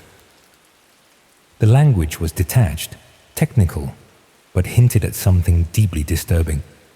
As I watched, someone else entered a command: remove hood. A moment later, a figure entered the frame, someone wearing dark clothing and a featureless mask that covered their entire head. They approached the seated person and removed the hood, revealing the face of a young man, perhaps in his early 20s. His eyes were wide with unmistakable terror, darting around frantically. His mouth was covered with tape, preventing him from speaking. The horrible reality dawned on me slowly, then all at once. This wasn't a demonstration or role-playing scenario. This was a real person, being held against their will, and the command interface was allowing viewers to dictate what happened to them in real time. I had unwittingly access to what dark web researchers call a red room, a live stream of actual violence and torture, but with an interactive element that made viewers active participants rather than passive observers. My stomach lurched. I moved to close the browser immediately, but as my cursor hovered over the X, a new message appeared on screen. User validation required. Command or disconnect penalty will be applied. Below this was a countdown timer starting from 30 seconds, and text explaining that disconnection without participation would result in my IP address and identity being flagged in the system. I froze, uncertain whether this was a genuine threat or a bluff to keep viewers engaged. As a security professional, I knew they likely had my IP address already. Despite my VPN, some exploits can reveal a user's true address by forcing connection through alternate channels. The risk that they had deployed such methods seemed high given the sophisticated setup. The countdown ticked to 15 seconds, and panic took hold. I told myself I would enter the most innocuous command possible, then properly shut down and secure my system. I scrolled frantically through the command list, looking for anything that wouldn't cause direct harm. Under environmental controls, I found lights 50% and entered it, reasoning that dimming lights couldn't cause physical pain. The lights in the room dimmed immediately. The masked figure turned slightly toward the camera, as if acknowledging the command's execution. A message appeared. Command accepted. User validated. Session extended. I should have closed the browser immediately, but a terrible curiosity kept me watching for a few more moments. Other commands were being entered rapidly now. Users adjusting the room temperature, requesting close-up camera angles, specifying restraint adjustments. Each command was executed methodically by the masked figure, who moved with the practiced efficiency of someone who had done this many times before. When someone entered Begin Phase 2 and the masked figure approached a table containing what were clearly implements of torture, I finally snapped out of my horrified trance and closed the browser. My hands shook as I shut down the laptop, removed its battery, and disconnected my router. For the next week, I was consumed by guilt and fear. I couldn't stop thinking about the young man in the chair, about how by entering even an innocuous command, I had validated the system and become complicit in whatever happened after I disconnected. I considered going to the police but was paralyzed by several fears that I wouldn't be believed, that I could be implicated somehow, that the people behind this clearly sophisticated operation might retaliate if they discovered I had reported them. 2 weeks after the incident, I received an email to my personal account, not my work address or anything connected to my research activities. The subject line was Command History, and the body contained only a still image from the video feed showing the room with dimmed lighting, exactly as it had appeared after my command. Below the image was text reading, "Your contribution has been noted. Premium command access available upon request." I changed all my passwords, formatted my devices, moved flats, and even considered changing jobs. For weeks, I jumped at unexpected sounds and avoided using any computer unless absolutely necessary for work. The fear has faded somewhat with time, but never the guilt. By entering that command, even one as seemingly harmless as dimming lights, I became part of whatever happened in that room. I helped validate and perpetuate a system designed to transmute human suffering into entertainment. Yesterday, I saw a news report about missing persons in Greater Manchester. One face looked disturbingly familiar. A young man in his early 20s, last seen 3 months ago. The report mentioned he had a distinctive scar on his left eyebrow, exactly like the person I'd seen on that feed. I've spent the last 24 hours debating what to do, knowing that coming forward now means admitting my involvement, however peripheral. What haunts me most isn't just the clear and present horror of what I witnessed, but the clinical interface that transformed it into something almost mundane. A command line where atrocities become just another function to execute, where real suffering is abstracted into system operations. The dark web isn't just a marketplace for illegal goods or a forum for forbidden information. Its darkest corners transform violence into participation, making complicit anyone who enters even a single command. I don't know if the young man in the news report is the same person I saw. I don't know what happened after I disconnected. But I know that somewhere, that command interface is still running, still accepting inputs from people who may not fully comprehend that every command they enter, even ones that seem inconsequential, makes them active participants in something monstrous. And I know that somewhere in a database, my username is stored alongside the command I entered, permanently linking me to whatever happened in that room with the lights dimmed to 50%.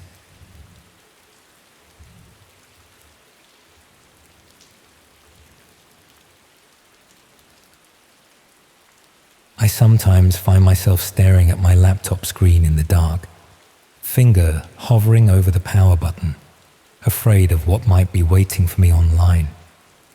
It's been 3 years since it happened, but the images still flash behind my eyelids whenever I close them for too long. The sounds still echo when my flat gets too quiet. The knowledge of what exists in those hidden corners of the internet still weighs on me like a physical presence. I just moved to Manchester for a teaching position that had fallen through at the last minute. My savings were dwindling. My laptop had died an inglorious death after an unfortunate encounter with a cup of tea, and I was staying in this miserable bedsit where the Wi-Fi worked about as reliably as British weather forecasts. I needed to send out CVs, check job listings, anything to keep myself from having to crawl back home to Birmingham and admit defeat. That's how I found myself in this grimy internet cafe, tucked between a kebab shop and a betting parlor on a side street that even Google Maps seemed hesitant to acknowledge. The kind of place with ancient desktop computers behind sticky partitions, mysterious stains on the carpet, and a permanent haze of cigarette smoke despite the no smoking signs plastered everywhere. The kind of place that charged by the hour but would look the other way if you wanted to download something dodgy or watch something that might raise eyebrows in a more reputable establishment.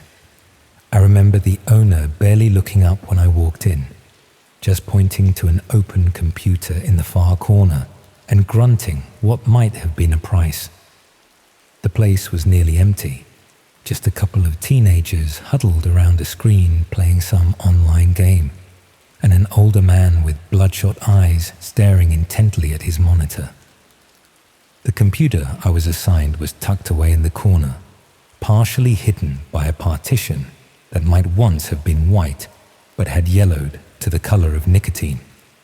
The chair wobbled, the keyboard was missing several keys, and there was a peculiar smell emanating from somewhere beneath the desk that I chose not to investigate. But it had internet access, and at that point, that was all that mattered. I spent the first hour doing what I'd come to do, sending emails, updating my CV, applying for jobs that I was either overqualified or underqualified for, but desperate enough to try anyway. It was mind-numbing work, made worse by the sluggish internet connection and the computer that seemed to deliberate over every keystroke like it was making a life-altering decision. After a while, I needed a break.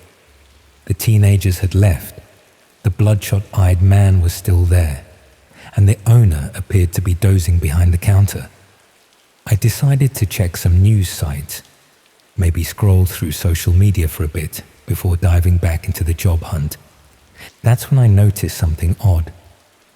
When I opened a new browser window, it didn't default to the usual search engine. Instead, it opened to a blank page with a simple search bar and a string of numbers and letters in the address bar that didn't look like any URL I'd seen before. I figured it was some custom setup for the cafe, maybe a portal page or something. Out of curiosity, I tried searching for general news. The results that came back weren't from any sites I recognized. The layouts were basic, the text sometimes oddly formatted. Some weren't even in English, but the content seemed legitimate enough. World events, political commentary, technology news, just from sources I'd never heard of. I remember thinking it was interesting how different search engines could yield such different results. I clicked on a few links, skimming articles that seemed to have more detailed information than mainstream sites, sometimes with perspectives that felt refreshingly unfiltered.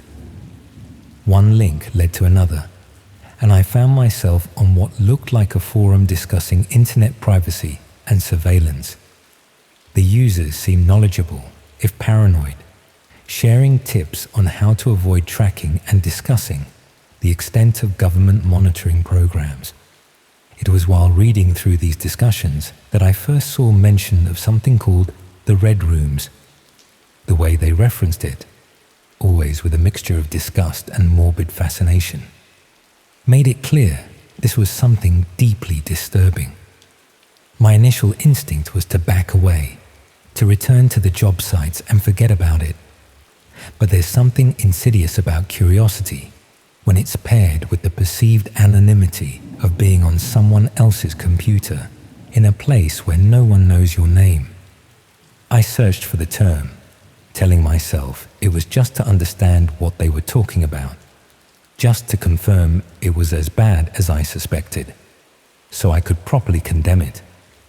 The search returned fewer results, and they were much darker in tone. Links with ominous names, descriptions that were deliberately vague, yet hinted at violence. Still, nothing explicit appeared. Just discussions, rumors, debates about whether such things actually existed or were just internet legends designed to frighten the naive. One thread caught my attention. Users were arguing about the authenticity of various sites, with some claiming most were elaborate hoaxes designed to scam the gullible or trap the unwary. One user, with the username Lucky7, seemed particularly adamant that they had verified access to legitimate streams. They were being challenged by others accused of boasting about something they couldn't prove. In response, Lucky7 posted what appeared to be access instructions, a URL that wasn't clickable, instructions for a specific browser, references to encryption keys and verification processes. It read like a deliberately complex treasure map designed to filter out all but the most determined. The post was quickly deleted by a moderator, but not before others had responded with variations of disbelief and macabre interest. I sat there, staring at the screen where the post had been, feeling an uncomfortable mixture of relief and disappointment that it had disappeared before I could properly process it. I should have taken that as a sign to stop, to get back to my job search, to remember why I was there in the first place. Instead, I found myself scrolling back through the cached version of the page, looking for fragments of those instructions. I told myself it was just to understand, just to know what people were talking about, just to confirm it was real, so I could properly process how disturbed I should be. Justifications that sound hollow now, but seemed reasonable in that moment. I found bits and pieces, enough to piece together that these red rooms were supposedly live streams of torture or worse, where viewers could pay to request specific acts. Most users insisted they were myths, technical impossibilities, or elaborate scams. But the user Lucky7 had seemed so certain, had written with such specific detail. In my fumbling exploration, I clicked through to a page that asked for a verification code. I was about to back out when I noticed the username displayed in the corner of the screen, Lucky7. I wasn't on my own account. I was somehow logged in as this person. The previous user must have forgotten to log out, and the cafe hadn't properly reset the browser. A chill ran through me as I realized what this meant. The computer I was using belonged to someone actively involved in these dark corners of the web, someone who might return at any moment, someone who might not appreciate me using their account, seeing their activities. I should have left immediately.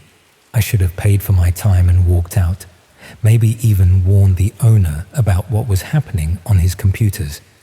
Instead, I froze, staring at that verification prompt, the cursor blinking expectantly in the empty field. What happened next is difficult to explain, even to myself. I entered a number. Not randomly, I typed 7 because of the username. A simple, stupid impulse based on nothing but pattern recognition. I expected an error, a security question, anything that would block my accidental intrusion. Instead, the page loaded. The screen went black momentarily, then filled with thumbnail images arranged in a grid. Each had a title, a price, and a small counter showing viewer numbers. The titles were clinical, descriptive in the way scientific classifications are descriptive. Detached language that barely concealed the horror they represented. I remember feeling numb, disconnected from my own body as I stared at those thumbnails. Like I was floating somewhere above myself, watching someone else's hands hover over that keyboard.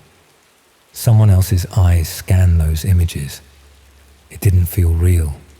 It couldn't be real. One of the thumbnails was highlighted, indicating it was currently live. Without consciously deciding to, I found myself clicking on it. There was a brief loading screen, a payment prompt that seemed to recognize lucky number 7 as having credit, and then I won't describe what I saw, not specifically, not the room or the equipment or the people, not the fact that it was happening in real time, that a counter in the corner was ticking up as more viewers joined, that a chat window was filling with requests and amounts attached to them, not the moment when I realized the person controlling the camera had acknowledged a request from lucky number 7's account, from me as far as they were concerned, and was acting on it. I slammed the laptop shut so hard the screen cracked. My hands were shaking, my breath coming in short gasps that didn't seem to bring any oxygen with them. The owner looked up at the noise, his expression changing from annoyance to concern when he saw my face. I must have looked like I was having a heart attack. I threw money on the counter, too much probably, and stumbled out into the street, gulping the polluted city air like it was the purest mountain breeze compared to the suffocating knowledge of what I'd just witnessed, what I'd just inadvertently participated in.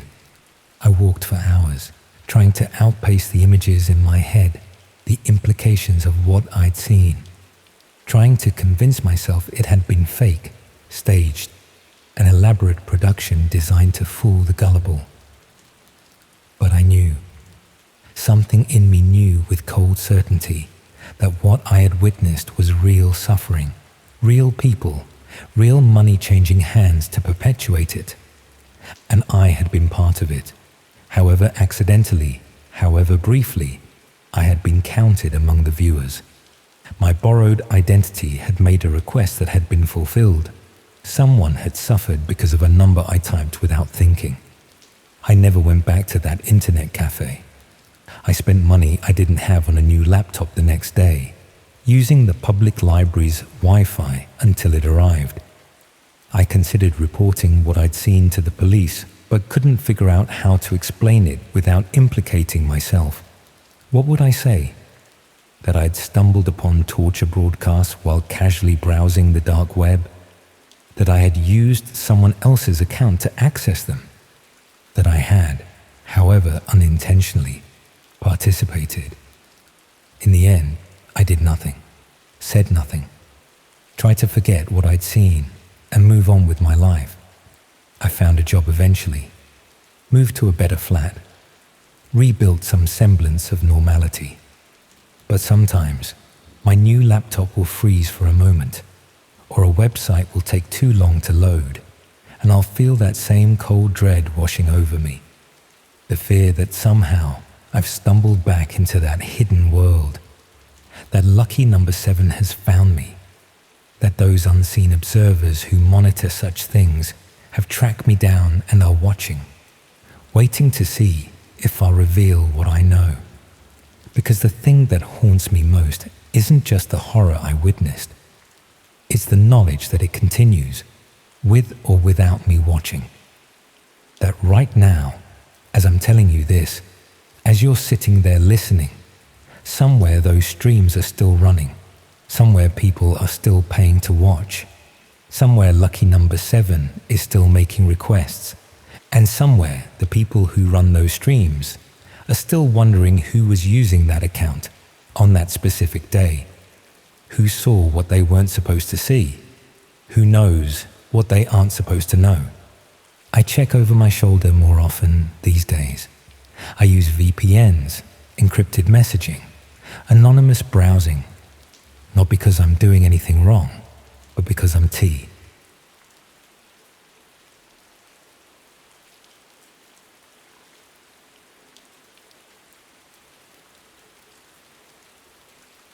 I want to share something that happened to me about 4 months ago.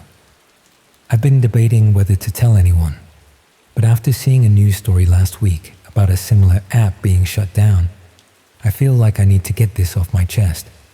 Maybe it will help someone else avoid making the same mistake I did. I work as a night security guard at a self-storage facility on the outskirts of Glasgow. It's a solitary job, 12-hour shifts, 5 nights a week, mostly spent doing hourly patrols and watching CCTV feeds of empty corridors. The place is practically deserted after 9 p.m., which leaves me with a lot of downtime. I'm 36, divorced for 3 years now, with no kids and not much of a social life to speak of. My background isn't particularly interesting. Left school at 17, bounced between retail jobs and warehouse work before getting my security license 6 years ago. To combat the boredom of night shifts, I've developed a fairly unhealthy relationship with my phone. Social media, YouTube, mobile games, anything to make the hours pass. I've always been drawn to the more unusual corners of the internet, not necessarily illegal stuff, but definitely content that pushes boundaries. True crime podcasts, footage of real accidents, forums discussing unsolved mysteries.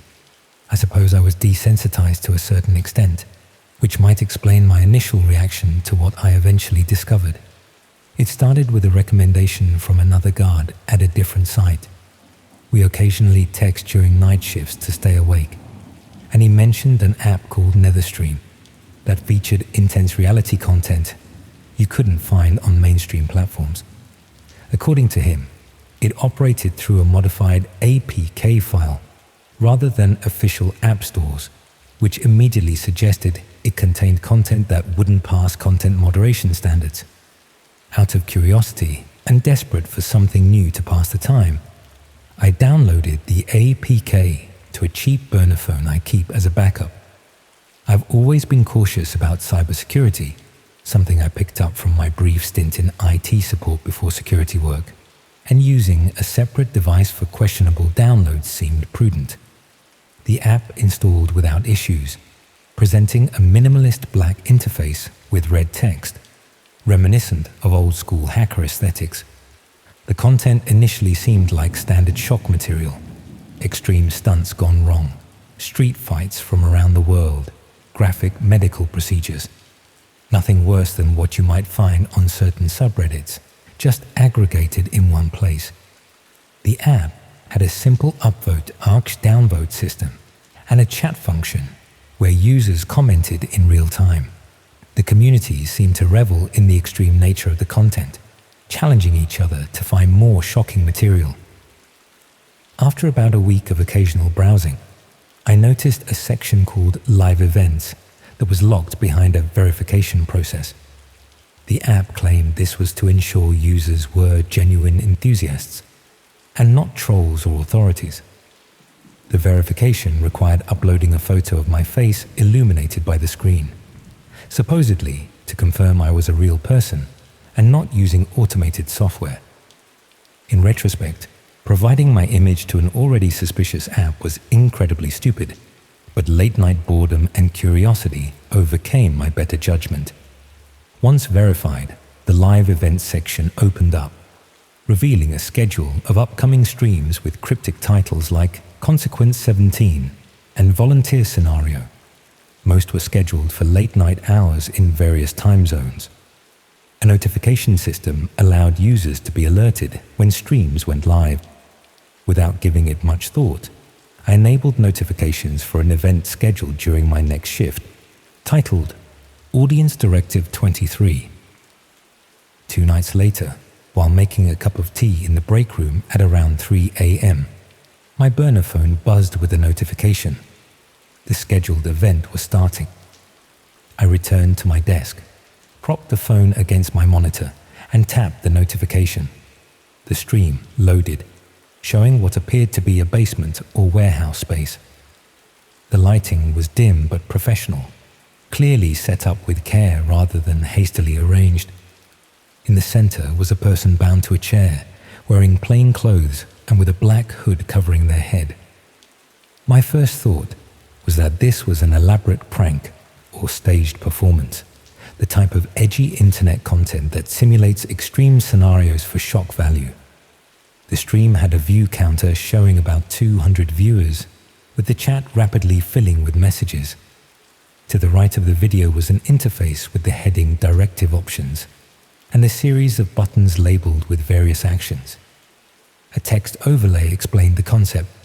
Viewers would vote on what happened next, with voting periods lasting 60 seconds. The highest voted action would be carried out, followed by another round of voting. It resembled a dark version of those choose-your-own-adventure games, and I initially assumed it was all staged for entertainment, actors playing roles in an interactive horror experience.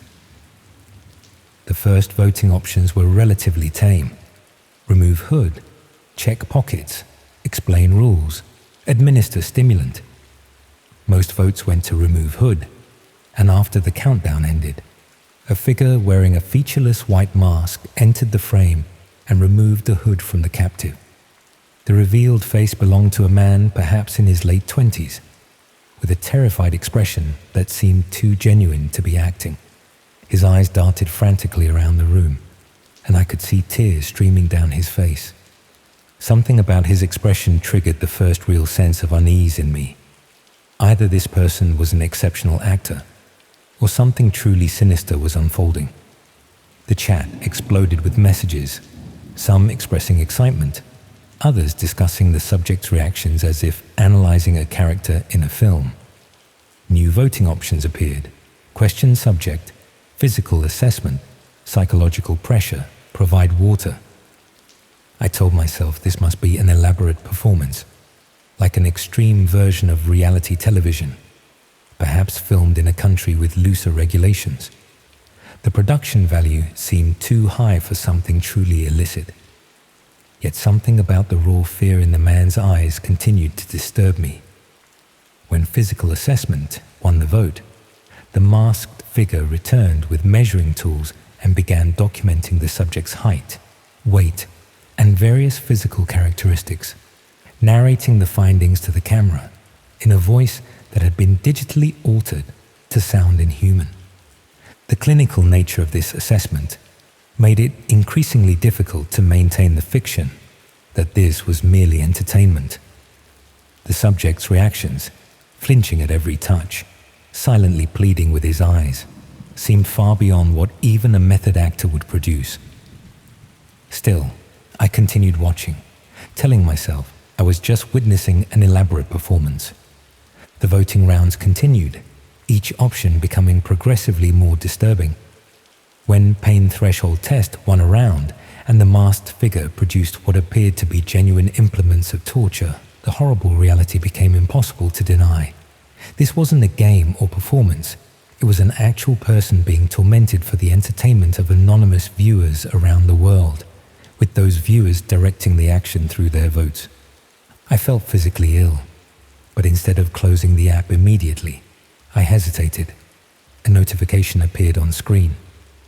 Participation detected. Viewer accountability protocol enabled.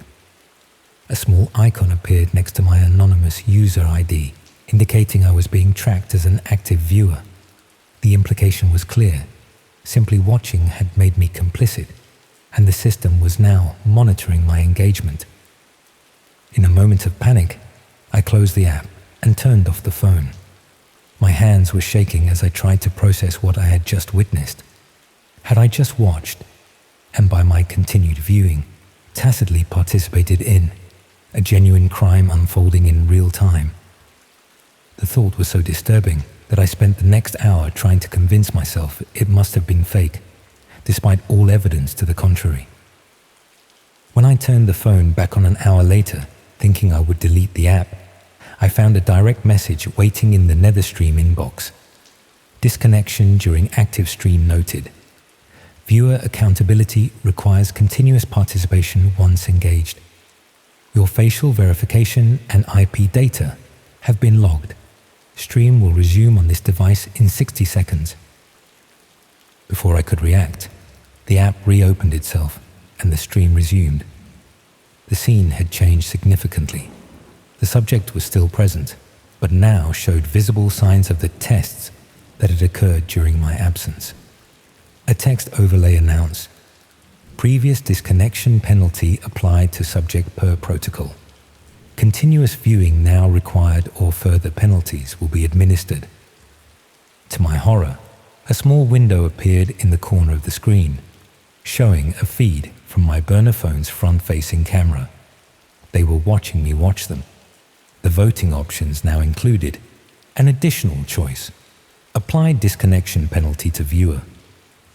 Several users in the chat immediately voted for this option, seemingly eager to punish someone who had tried to leave. I was trapped in a terrible dilemma: continue watching something unbearable or disconnect and potentially cause additional suffering through my absence. In desperation, I did the only thing I could think of. I dropped the phone into a mug of tea, shorting out the device completely. The next day, I destroyed what remained of the phone, throwing the pieces into various bins around the city. I convinced myself that without the device, they couldn't track me. For weeks afterward, I jumped at every unexpected noise, convinced that my involvement, however peripheral, had somehow marked me. 3 weeks later, I received a package at my flat, an address I had never provided to the app. Inside was a new phone, identical to my destroyed burner, but with a single modification. The NetherStream app was already installed, and its icon was prominently placed on the home screen. A note accompanied it: viewing participation required. Consequence stream number 24, featuring viewer penalty demonstration. I immediately moved flats, changed my phone number, and took leave from work. I've been staying with an old friend in a different city, using cash for all purchases and avoiding anything connected to the internet. But I can't escape the knowledge that somewhere these streams continue, with viewers voting on the fate of real people. Each click and each vote deepening their complicity in something monstrous. The news story I mentioned, the one that prompted me to share this, reported on police shutting down an interactive criminal live streaming operation. They mentioned recovering equipment and voting interface software, but no victims. Sometimes I wonder if the person I saw survived, if any of it was real or an elaborate hoax designed to terrify viewers. But in my darkest moments, when I can't sleep, I remember the look in that man's eyes and know with sickening certainty that what I witnessed was genuine human suffering, packaged as entertainment, with the audience not just watching but directing the horror with each vote cast.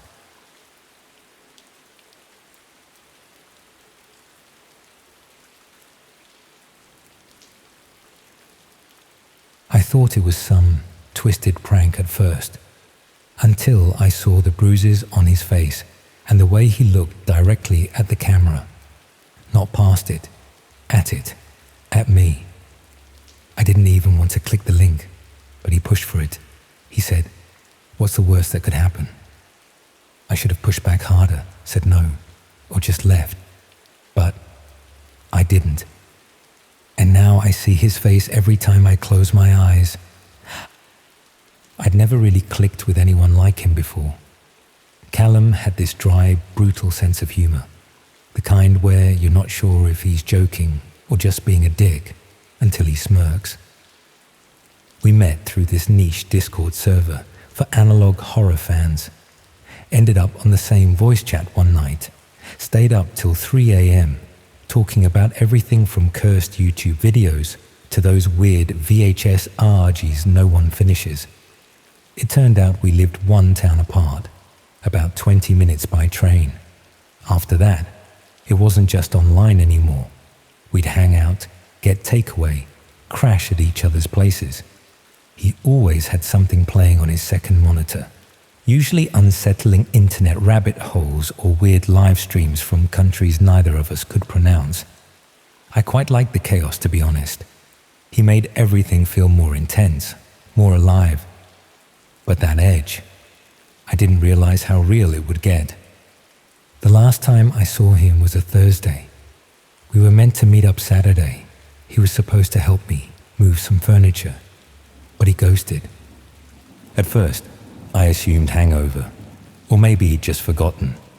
But then Sunday passed, then Monday. I went by his flat after work. Lights were off, curtains drawn, door locked. But outside there were 4 Uber Eats bags, one of them half split open, ice cream melted through the bottom. I reported him missing Tuesday morning. The woman at the desk in the police station barely looked up, scribbled his name down, nodded like it was routine, like he was routine, said they'd log it and send someone round if anything came up. That night, I couldn't sleep. I kept thinking about one of those bags of food, how the receipt had the wrong name. J something, not Callum, not even close. I went back to his flat the next day and just sat there across the street, watching.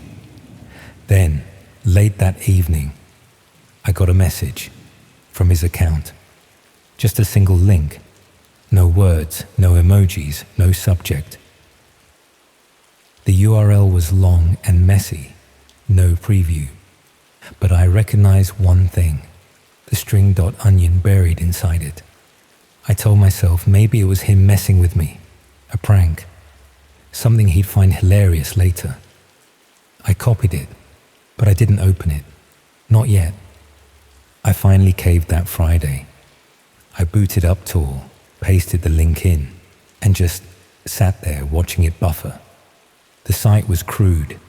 It had a black background, one embedded player, no controls, just a timer in the corner and a blank title bar. Then it loaded.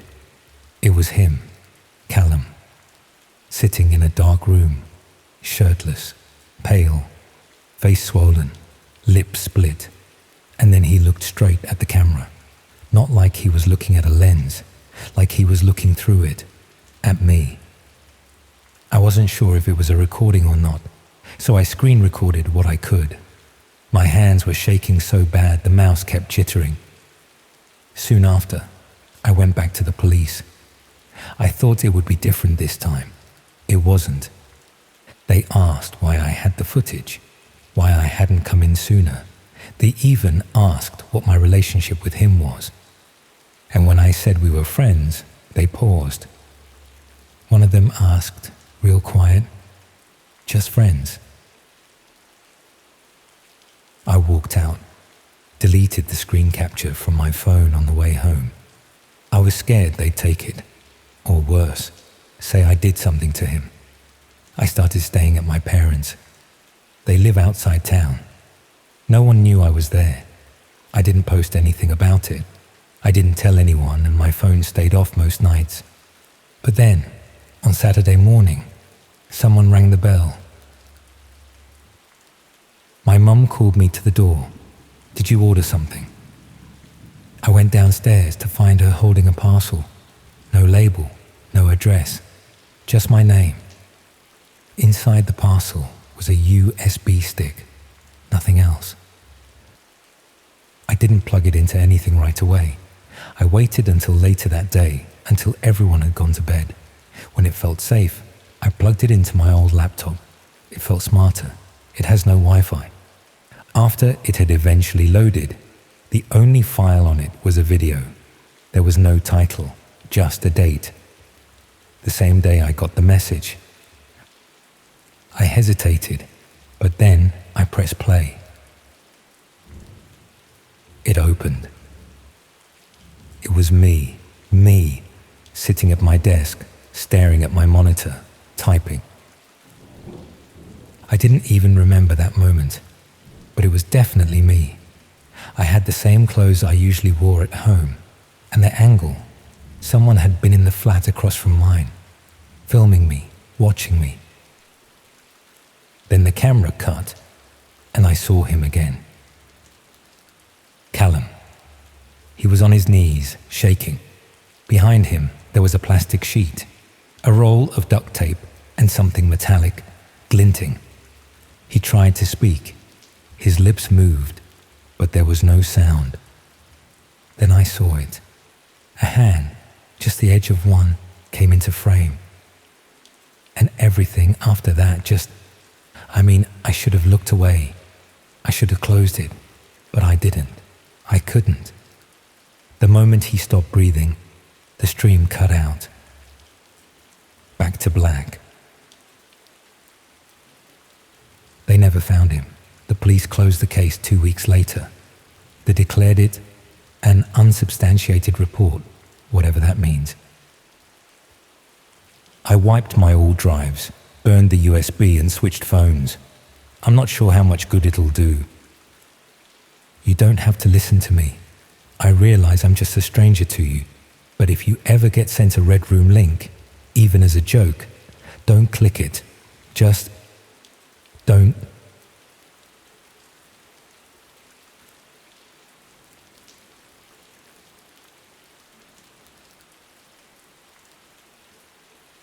I've been debating whether to share this for months now. Part of me wanted to forget it ever happened, to bury it somewhere deep and never look back, but I can't sleep properly anymore. And the counselor I've been seeing suggested that writing it down might help process everything. So here goes, the reason I'll never join another dark web tourism excursion as long as I live. I've always had a bit of a morbid fascination with abandoned places, especially those with dark histories. I'd spent years exploring derelict factories and forgotten manor houses across the British countryside, documenting my findings on various urbex forums. It was through one of these communities that I first heard about the special tour being offered at Blackwood Asylum, a Victorian-era psychiatric hospital that had been shuttered in the 1980s after a series of patient abuse scandals. The building had recently undergone partial renovation to make it safe for guided tours, while supposedly maintaining its authentic atmosphere. The forum post mentioned this wasn't your typical guided walk. It was billed as an immersive experience for serious enthusiasts only, promising access to areas not on the regular tour route. What caught my attention was the exclusivity. You had to be personally invited by an existing member, and the details were only shared through private channels.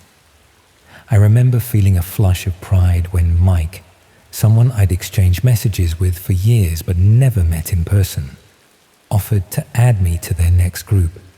The price was steep, £250, but Mike assured me it would be worth every penny. The payment process should have been my first warning sign. No credit cards, only cryptocurrency transferred to an anonymous wallet. I convinced myself this was simply to maintain the underground, exclusive nature of the experience, perhaps to skirt certain liability issues. How naive I was. I arrived at Blackwood on a dreary October evening, the imposing red brick building looming against the darkening sky, its numerous windows like vacant eyes staring down at us. There were 8 of us in total, all strangers apart from Mike, whom I finally met in person. He wasn't quite what I'd expected, older, perhaps in his 50s, with cold, evaluating eyes that never seemed to match his smile. He greeted me warmly enough, though, introducing me as the photographer to the others, a detail I didn't recall sharing with him.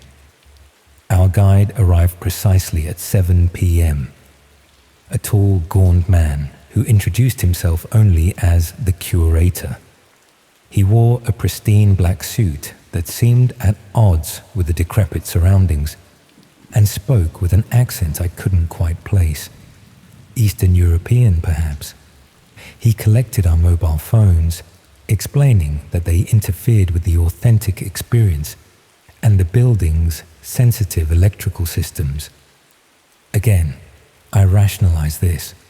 Many similar tours I'd been on had similar policies, though usually for photography copyright reasons rather than electrical interference.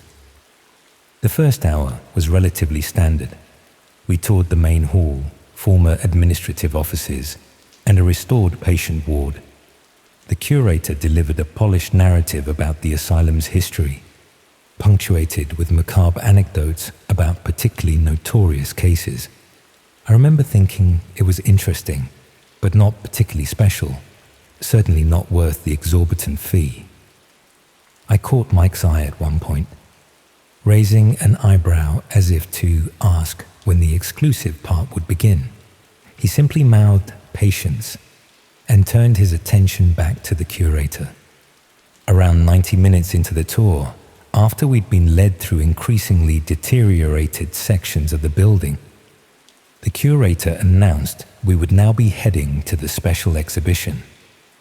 He led us down a narrow service staircase I hadn't noticed before, descending far deeper than I would have expected.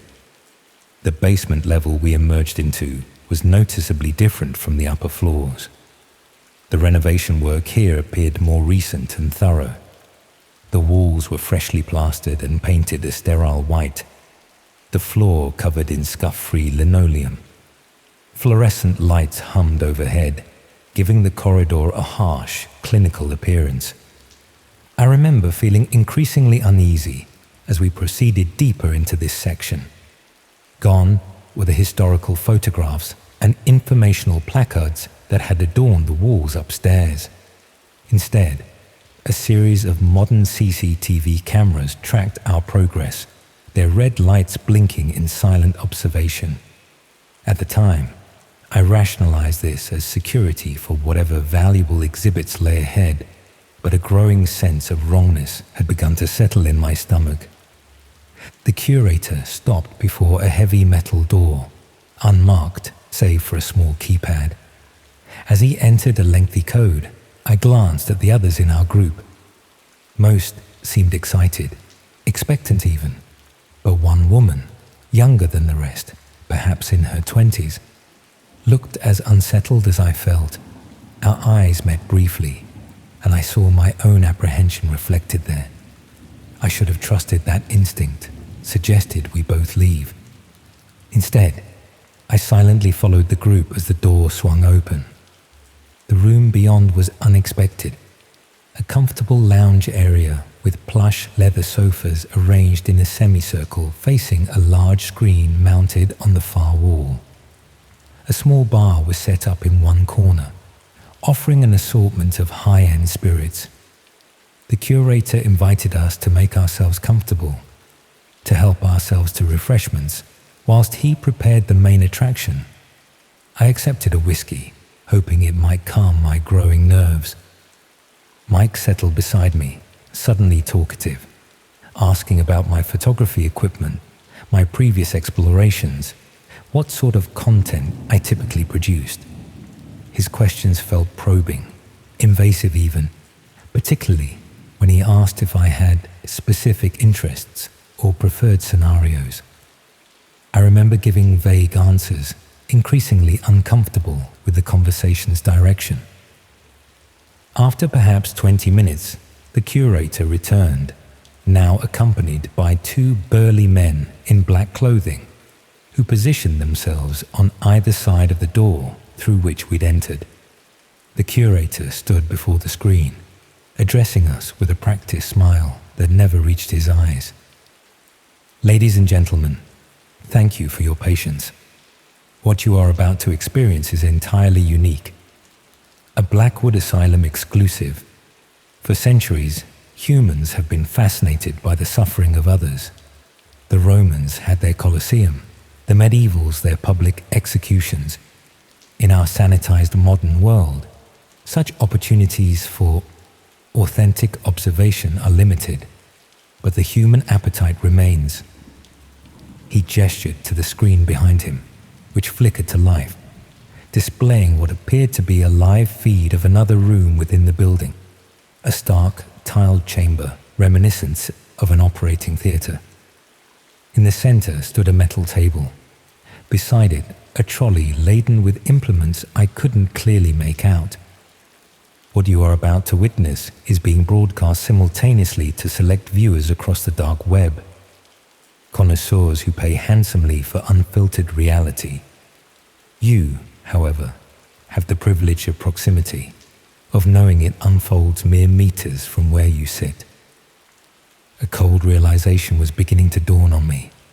This wasn't some elaborate historical reenactment or artistic installation.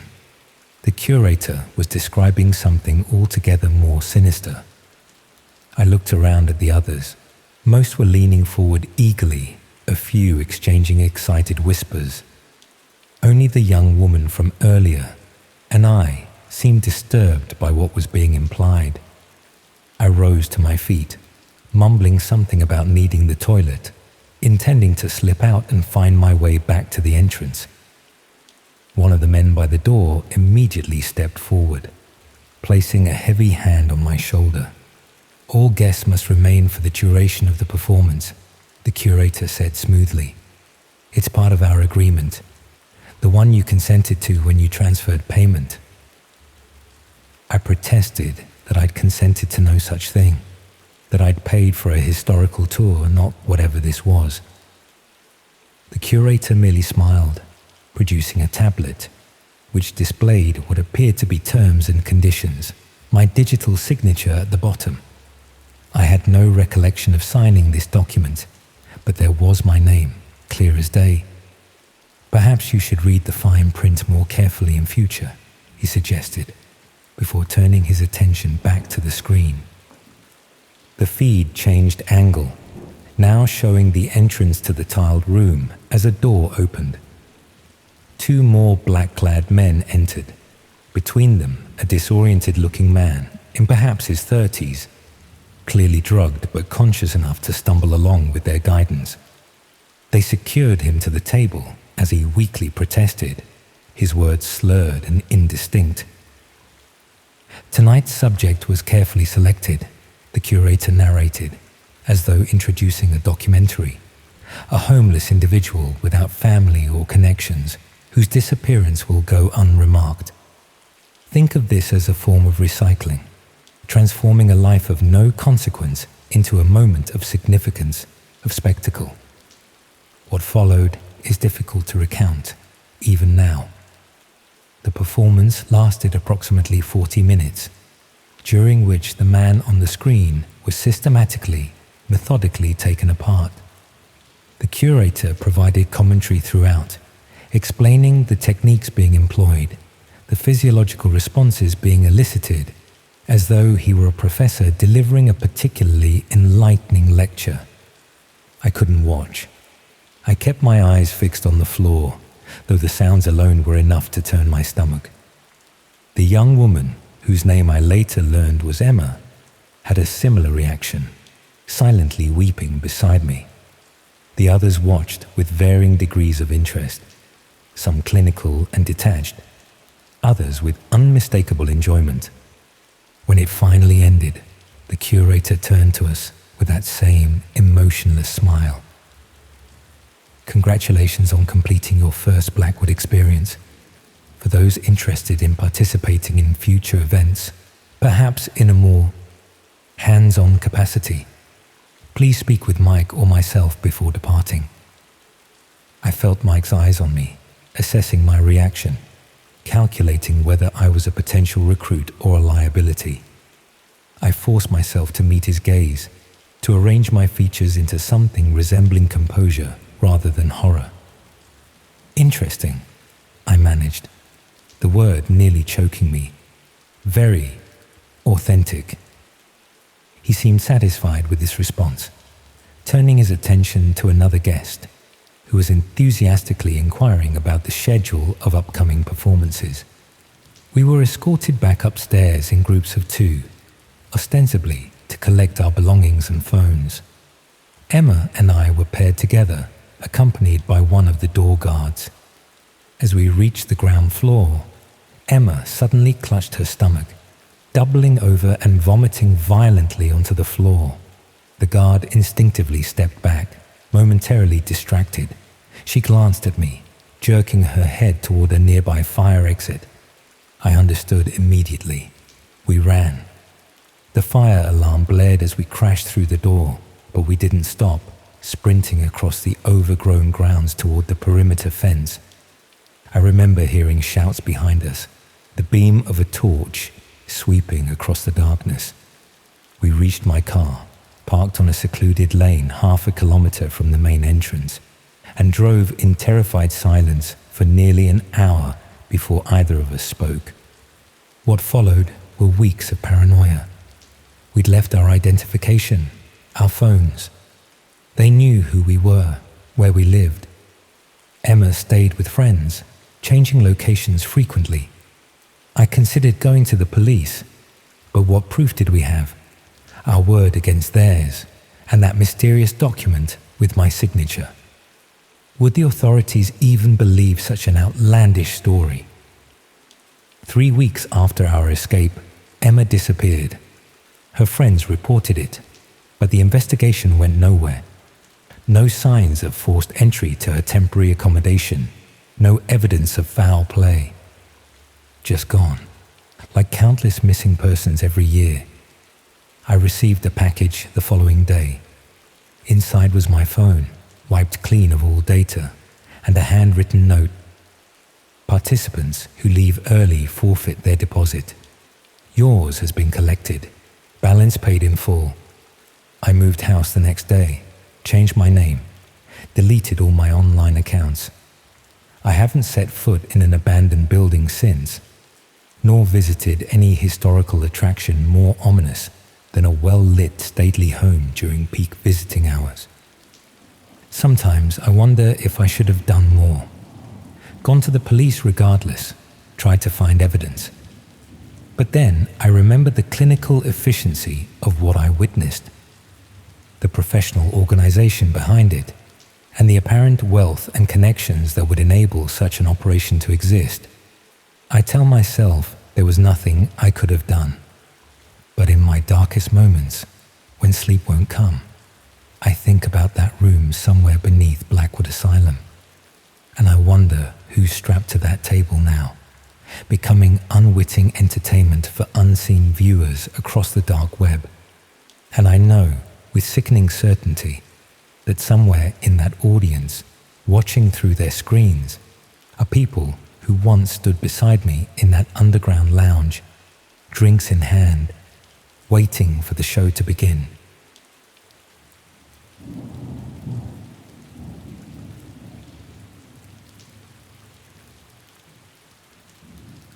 Six months ago, I considered myself pretty tech-savvy.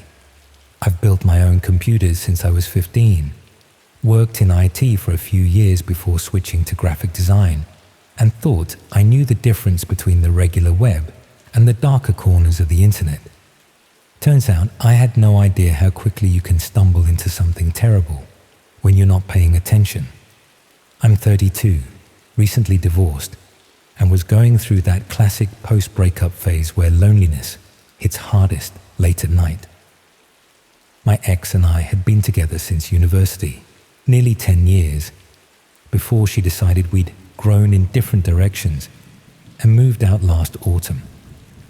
After the split, I threw myself into freelance design work during the day, but the evenings stretched endlessly in my too-quiet flat in Bristol. I'd never really dated as an adult, having met my ex in a philosophy seminar when I was 21, and the whole online dating scene felt overwhelming. One Friday night in February, after a couple of beers and a particularly depressing attempt at cooking for one, I found myself browsing dating sites, not the mainstream apps everyone uses, but increasingly obscure ones I discovered through Reddit threads and tech forums. I told myself I was just researching the user experience as a designer, but really, I was lonely and curious about how people connected online now. Around 1 a.m., after falling down a rabbit hole of increasingly dubious dating platforms, I clicked a link that promised unfiltered video connections with no corporate censorship. The site looked professionally designed but had an edgy aesthetic, dark background, red accents, minimalist interface. It required no sign-up, just an agreement to terms of service I admittedly didn't read, and access to my webcam, which I allowed without much thought. In my slightly buzzed state, the lack of registration seemed convenient rather than suspicious. The site's landing page displayed thumbnails of what appeared to be webcam feeds, mostly women in dimly lit bedrooms, some wearing lingerie, others in casual clothes. It resembled any number of cam sites that exist in that grey area between dating and adult content. I remember thinking it was probably one of those pay-to-chat services and was about to close the tab when a notification popped up. User Diamond Girl 92 has invited you to a private room. The thumbnail showed a woman with dark hair, face partially obscured by shadows, but smiling in what looked like a bedroom. Something about the spontaneous invitation appealed to my ego. The idea that someone had chosen to connect with me specifically. I clicked accept without hesitation. The video feed that opened was grainy and underlit, showing a woman sitting on what appeared to be a bed with dark sheets. The room behind her was sparsely decorated, just some plain walls and what looked like a closed door. She waved at the camera and typed something in a chat box that appeared beside the video. "Hi there, thanks for joining. Can you hear me?" I typed back that I could, and she explained her microphone was broken, so she'd communicate by text, while I could use my microphone if I wanted. This seemed reasonable enough. Plenty of legitimate users have technical issues. She asked basic getting-to-know-you questions. My name, I gave a fake one. Where I was from, I just said UK.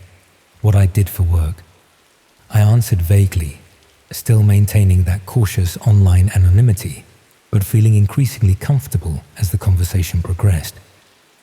After about 15 minutes of this seemingly innocent chat, her messages took a flirtatious turn. She suggested we could have some fun and asked if I'd like to see more of her. Again, this seemed like the typical progression on sites like this, usually leading to requests for payment or registration. I was curious how the scam would play out, so I went along with it, typing that I was interested. What happened next was the first real warning sign, though I didn't recognize it as such at the time. Instead of the expected request for payment, she asked me to verify I wasn't a cop or scammer by clicking a verification link. The link opened what appeared to be a standard verification page asking for my IP to be checked against a database of known law enforcement IPs. This should have immediately set off alarm bells. No legitimate site would need such verification, but my judgment was impaired by alcohol and the late hour. I clicked the link without thinking, and a loading bar appeared, supposedly scanning my connection. After a moment, a green checkmark appeared, with verification successful, and I was returned to the chat. Looking back, I realized this was almost certainly installing some kind of tracking software or malware on my system, though I didn't know it then. The woman seemed pleased with the verification and began to undress slowly. The video quality remained poor, which she apologized for via text, explaining she had bandwidth issues. As she removed her top, I noticed something odd, what looked like faint marks or bruises on her shoulders and arms.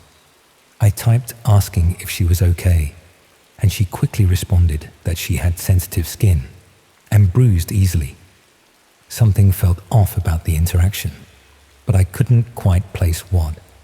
The video occasionally stuttered or froze, and sometimes her movements didn't quite sync with her responses in the chat.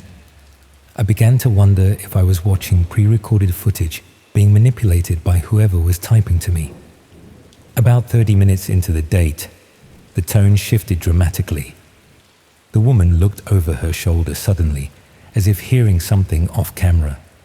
Her expression changed from flirtatious to what appeared to be genuine fear. The chat box pinged with a new message. Special request show about to begin. Premium viewers are bidding.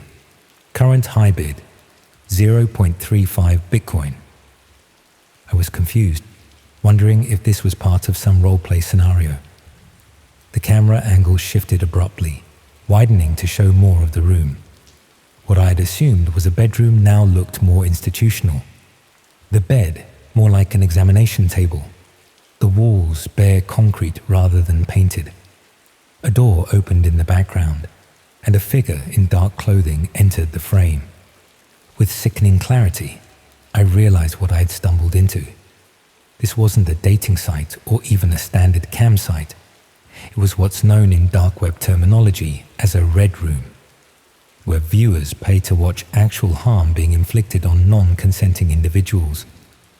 The verification I had completed wasn't checking if I was law enforcement. It was validating my connection to a dark web stream, likely through a series of proxies I hadn't noticed. I frantically tried to close the browser, but it wouldn't respond. New messages appeared in rapid succession in the chat box. Usernames I didn't recognize, placing bids alongside horrific requests. The woman on screen was now clearly terrified, no longer maintaining any pretense of a consensual performance. When I tried to force quit the browser, a new window popped up with text that chilled me to the bone. Your IP has been logged. Your webcam is active. Disconnection will be interpreted as hostile intent. Payment of 2.0 Bitcoin required for secure disconnection. I realized with horror that my own webcam light was on, had been this entire time, and whoever was running this stream could see me, had been watching me watch them. The verification process had likely given them access to my system, possibly recording everything. In a panic, I physically unplugged my laptop from the wall, not even bothering with a proper shutdown. I sat in my dark living room, heart pounding, wondering if what I'd seen was really happening, if someone was really being hurt while people watched and paid for the privilege, if I had just witnessed the beginning of something unspeakable. After a few minutes of absolute terror, I plugged the laptop back in and booted up in safe mode, running every security and antivirus program I had. They detected multiple intrusions, keyloggers, remote access tools, webcam hijacking software. I wiped the hard drive completely and reinstalled the operating system, then spent the rest of the night researching what had happened, using an old tablet connected to my neighbor's Wi-Fi rather than my own network. What I discovered was truly terrifying. The site I had accessed was likely a front end for a dark web operation, designed to appear as a normal dating site on the surface web, but actually serving as a gateway to illegal live streams. The verification process had routed my connection through Tor nodes without my knowledge, connecting me to a hidden service while simultaneously compromising my system security. I spent the next week in a state of constant anxiety, jumping at every notification on my phone, every knock at the door. I changed all my passwords, got a new IP address, even considered moving flats. I debated going to the police but feared implicating myself in something I'd accidentally accessed. What if they didn't believe I had stumbled into it unknowingly? What if the malware had downloaded illegal content to my now wiped hard drive? 3 weeks after the incident, I received an email to an account connected to my real name, an account I hadn't used during the interaction on the site. The message contained only a still image from my webcam showing my face as I watched the stream, my expression changing from interest to horror as I realized what was happening. Below the image was a Bitcoin wallet address and the words, "For your privacy." I never paid, never responded.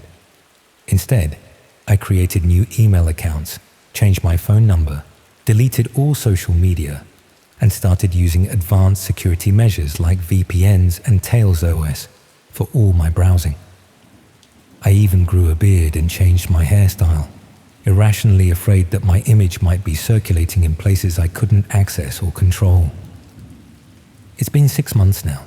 Sometimes I convince myself it wasn't real, that it was an elaborate scam designed to extort money through fear rather than an actual crime being committed. But late at night, when I can't sleep, I remember the woman's expression changing from performed seduction to genuine terror, and I know what I saw was real. The most disturbing part isn't the extortion attempt or even the violation of my privacy. It's the knowledge that these hidden corners of the internet exist where people pay to watch actual suffering, and how terrifyingly easy it was for me, a relatively knowledgeable internet user, to stumble into one without even realizing where I was. The line between the everyday internet and its darkest depths is thinner than most people realize, and sometimes all it takes is a single careless click to cross it.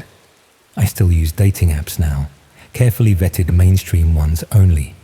But every time I see a webcam icon or a verification request, my heart races, and I remember that night.